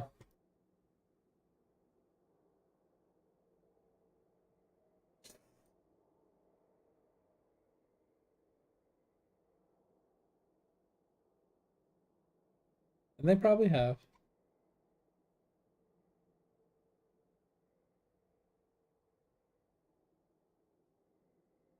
No, I get it. It just didn't make logical sense. Like, because I was clicking and I'm like, it sometimes it worked and sometimes it did.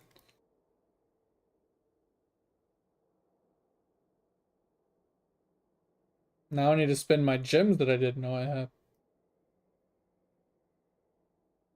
Bro, no, I had 1500. I had 1500 because I found like a stack in my stash. And I was like, all right, cool. I had 1500. And I was like, all right, I'll save these for something I really need. And I look, I'm like, I forgot I did like 20,000 balls the other day. And I never looked at my gems. I don't know. I never knew this thing existed. So I never looked.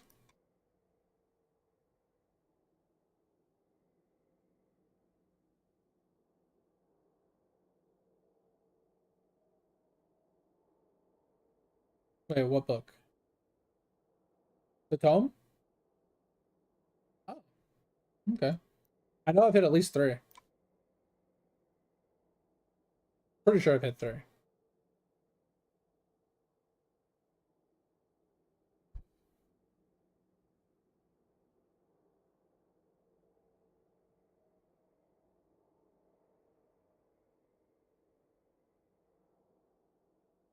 Jesus. Yeah, it's crazy.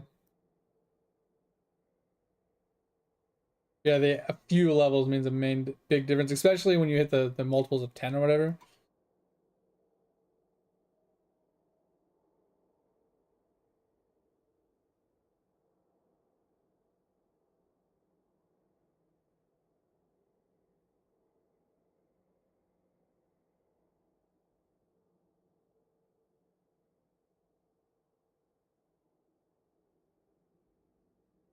What was it doing again?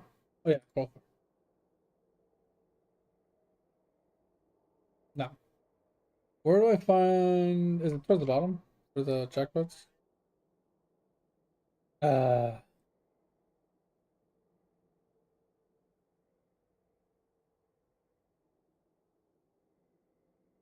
well, I've had 9 trophies and 8 name tags. Interesting.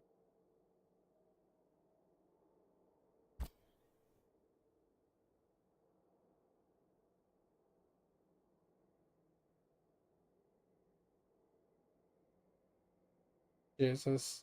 Well, I was cheesing the gems because you know how he like goes to one thing, but then he jumps to all the worlds. I go to the first world and then I go to like the last world so I get it more than once.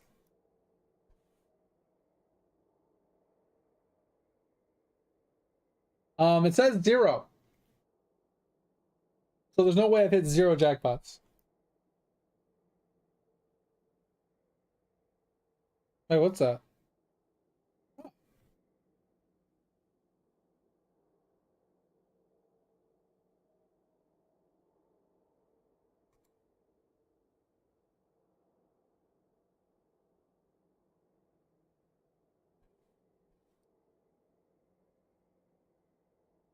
Drop chance. Well, I can't see the other ones because they're behind the thing.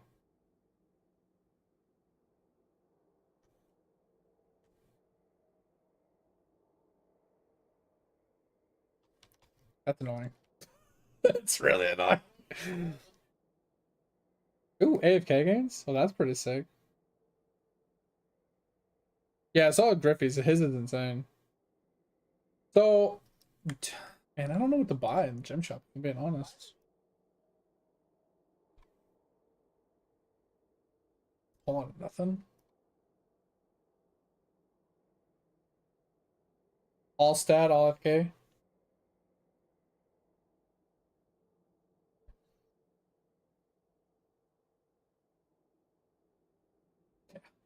Oh, there's probably other ones that are way better. I just put it on because I was like, fuck it.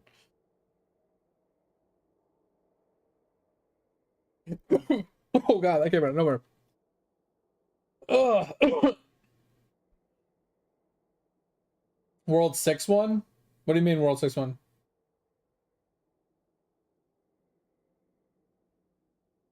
Which one's TD? Which one's the TD map? I haven't done any quest lines.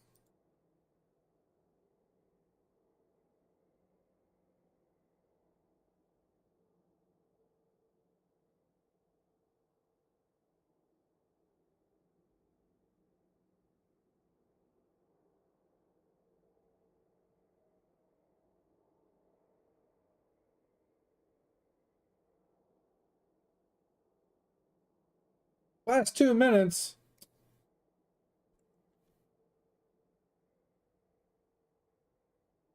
I don't even know how to do this one.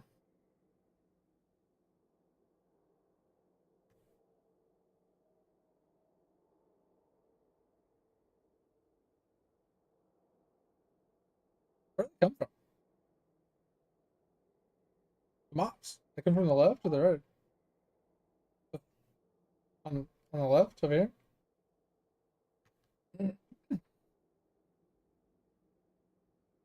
Oh, they're down here. They're down another row. Oh, interesting. Fuck it. We'll just do it here. I think they come over here. Yeah. Okay.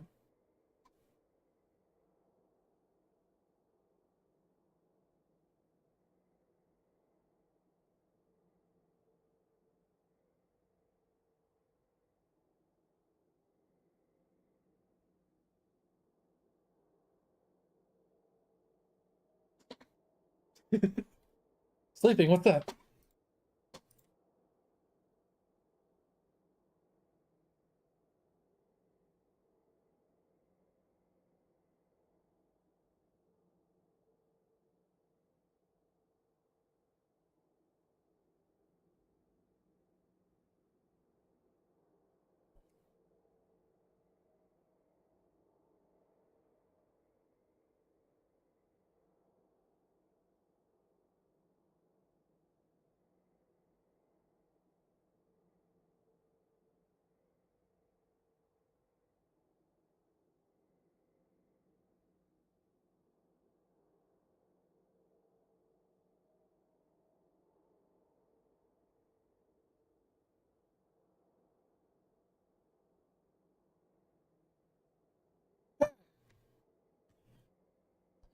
It's mean because it's true.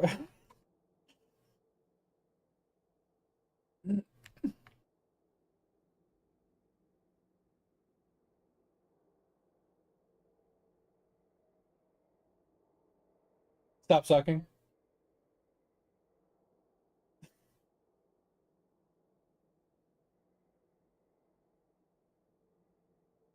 Yeah, you gotta actually put effort into it. You gotta click buttons.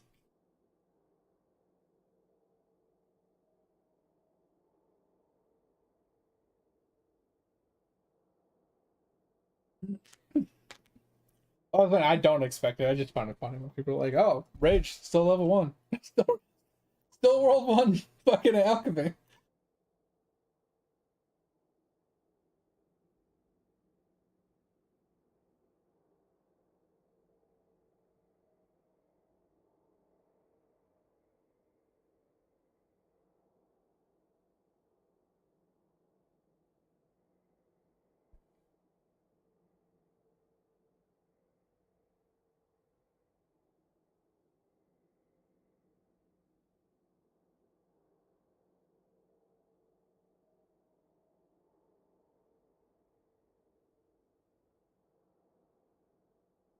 What happened?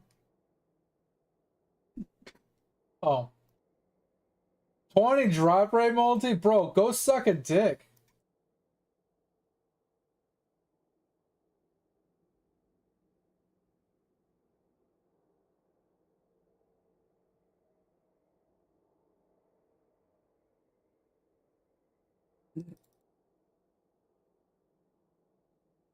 Oh, I need a card farm now too. I'm so sad about it.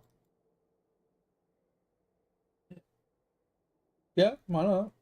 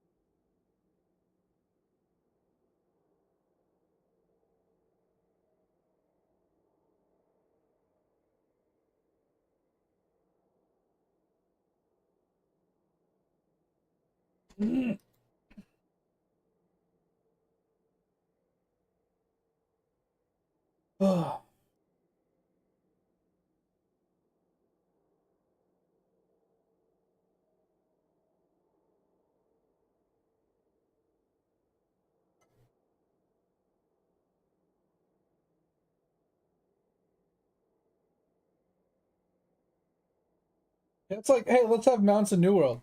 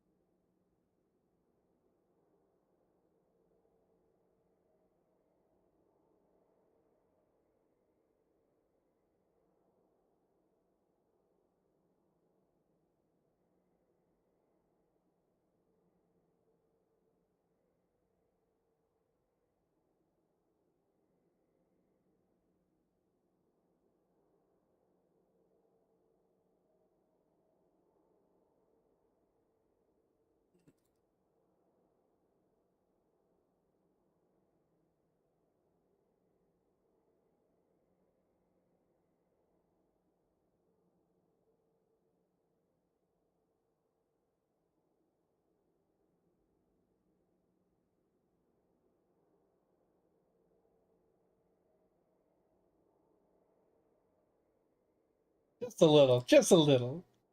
Let's not talk about it. Just a little bit. He's just giving us the tip. It's okay.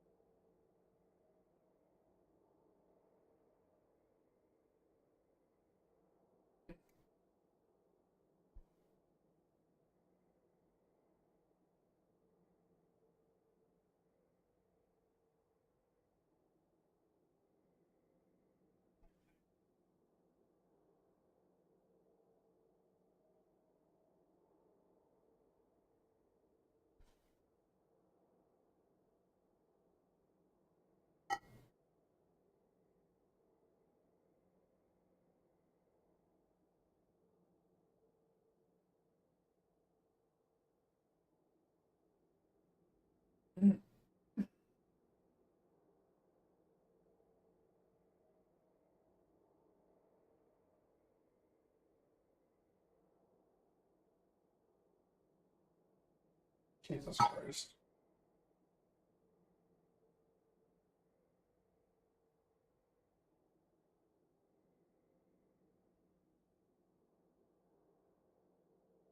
Yeah, my AFK is only 25.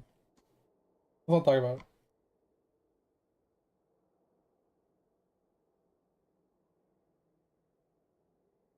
Yeah, I know. I was just saying that, like, I only have 9 megafish. I'm working on it.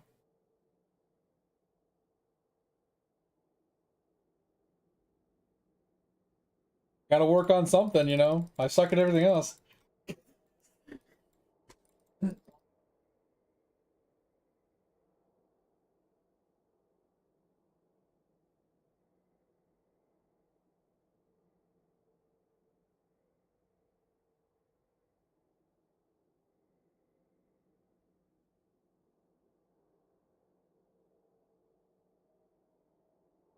Yeah.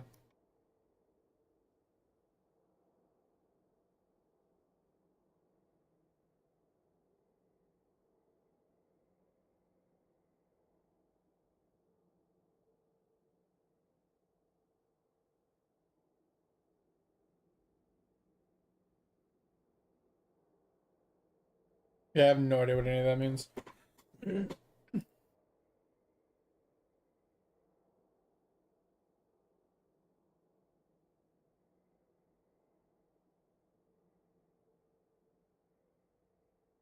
Yeah, when you reset. Yeah, yeah.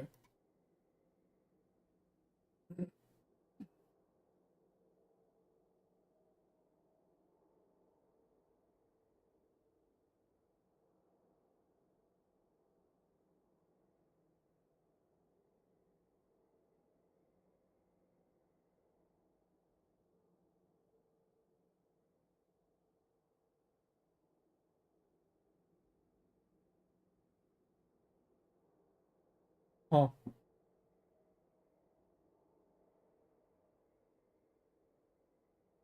Interesting.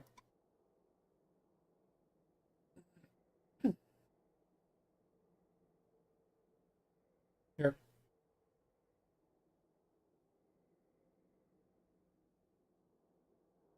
Yeah, it's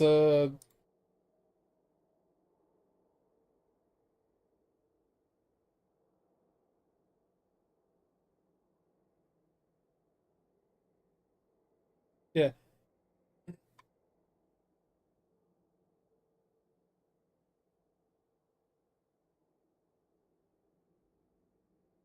Where's you talking about this one right here? But this one doesn't reset its price though, right? Yeah, so that's the problem I had with it is like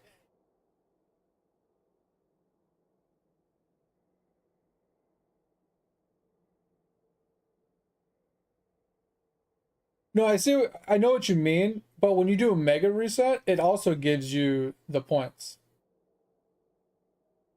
So that's why I usually save these resets until I'm like at a point like now I should bump this as much as I can, then do a reset, and then rinse and repeat.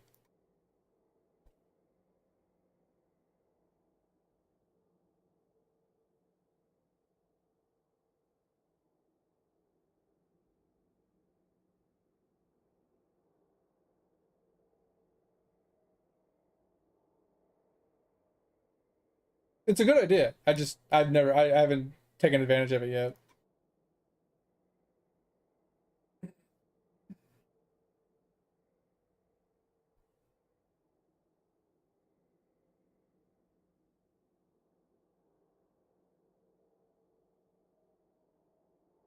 No, I know what you're saying. I was just saying like I haven't done it because I didn't want this to keep going up and then me not be able to get a lot of points.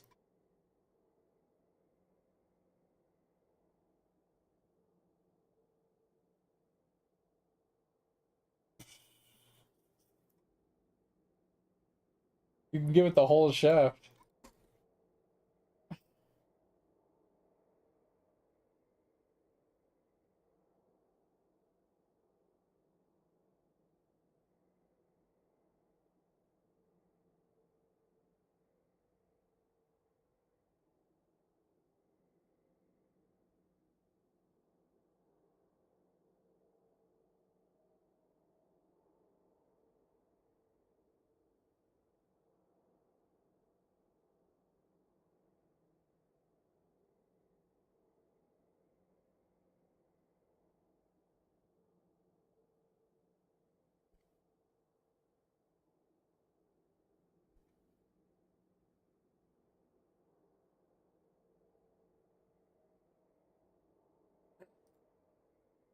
Like I said, the only reason I didn't do it is because when I noticed it didn't reset, I didn't want to like in Megafish 1, I didn't want to like only get like 50 to 100 and then do a reset, and then 50 to 100 and do a reset.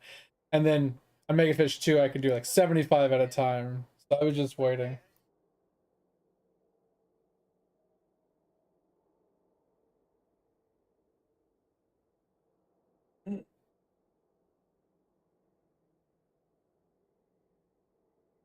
Yeah, Megafish. Yeah.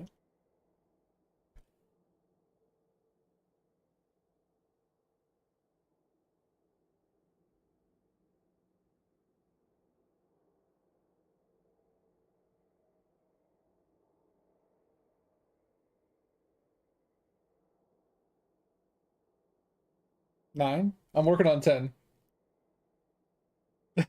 What was the 10?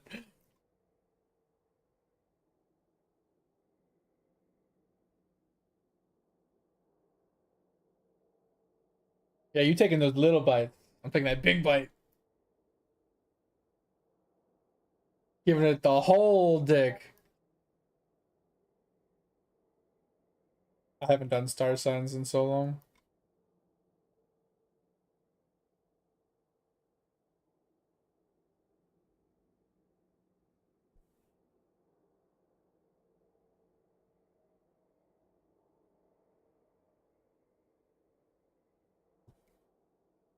Interesting. Kind of. Kind of.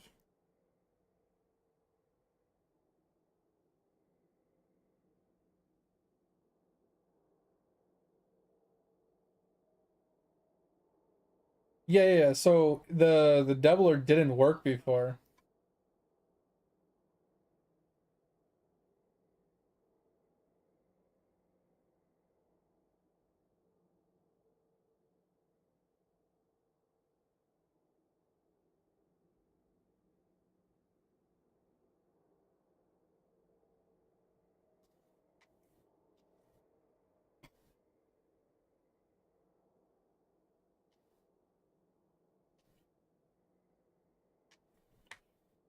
Yeah, so he probably simplified it. Yeah, Pip sent it in the screenshot. He simplified it, so now just the doubler just doubles all the infinite signs. I mean, it says all. The little says all. All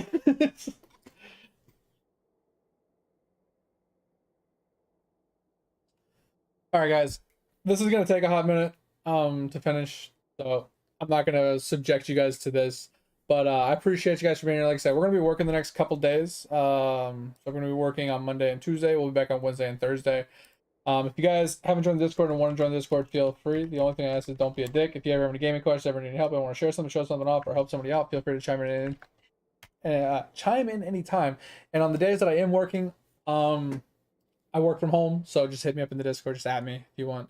If you haven't checked out the VOD channel, go feel free. Go check out the VOD channel. It's in the About Me. So go clicky, go watch some videos. Help me out over there if you wouldn't mind. But I appreciate you guys. Hope you guys had a good time. Hope you enjoyed the stream. Hopefully we catch you guys on Wednesday. And if you like I said, if you're in the meantime, hit me up with the Discord. I appreciate you guys. Talk to you guys later. Wednesday, Thursday, we'll be back on PoE, and we might be back on RF. I don't know yet. Haven't decided. But yeah, we'll talk to you guys then. See you. Bye. Talk to you later.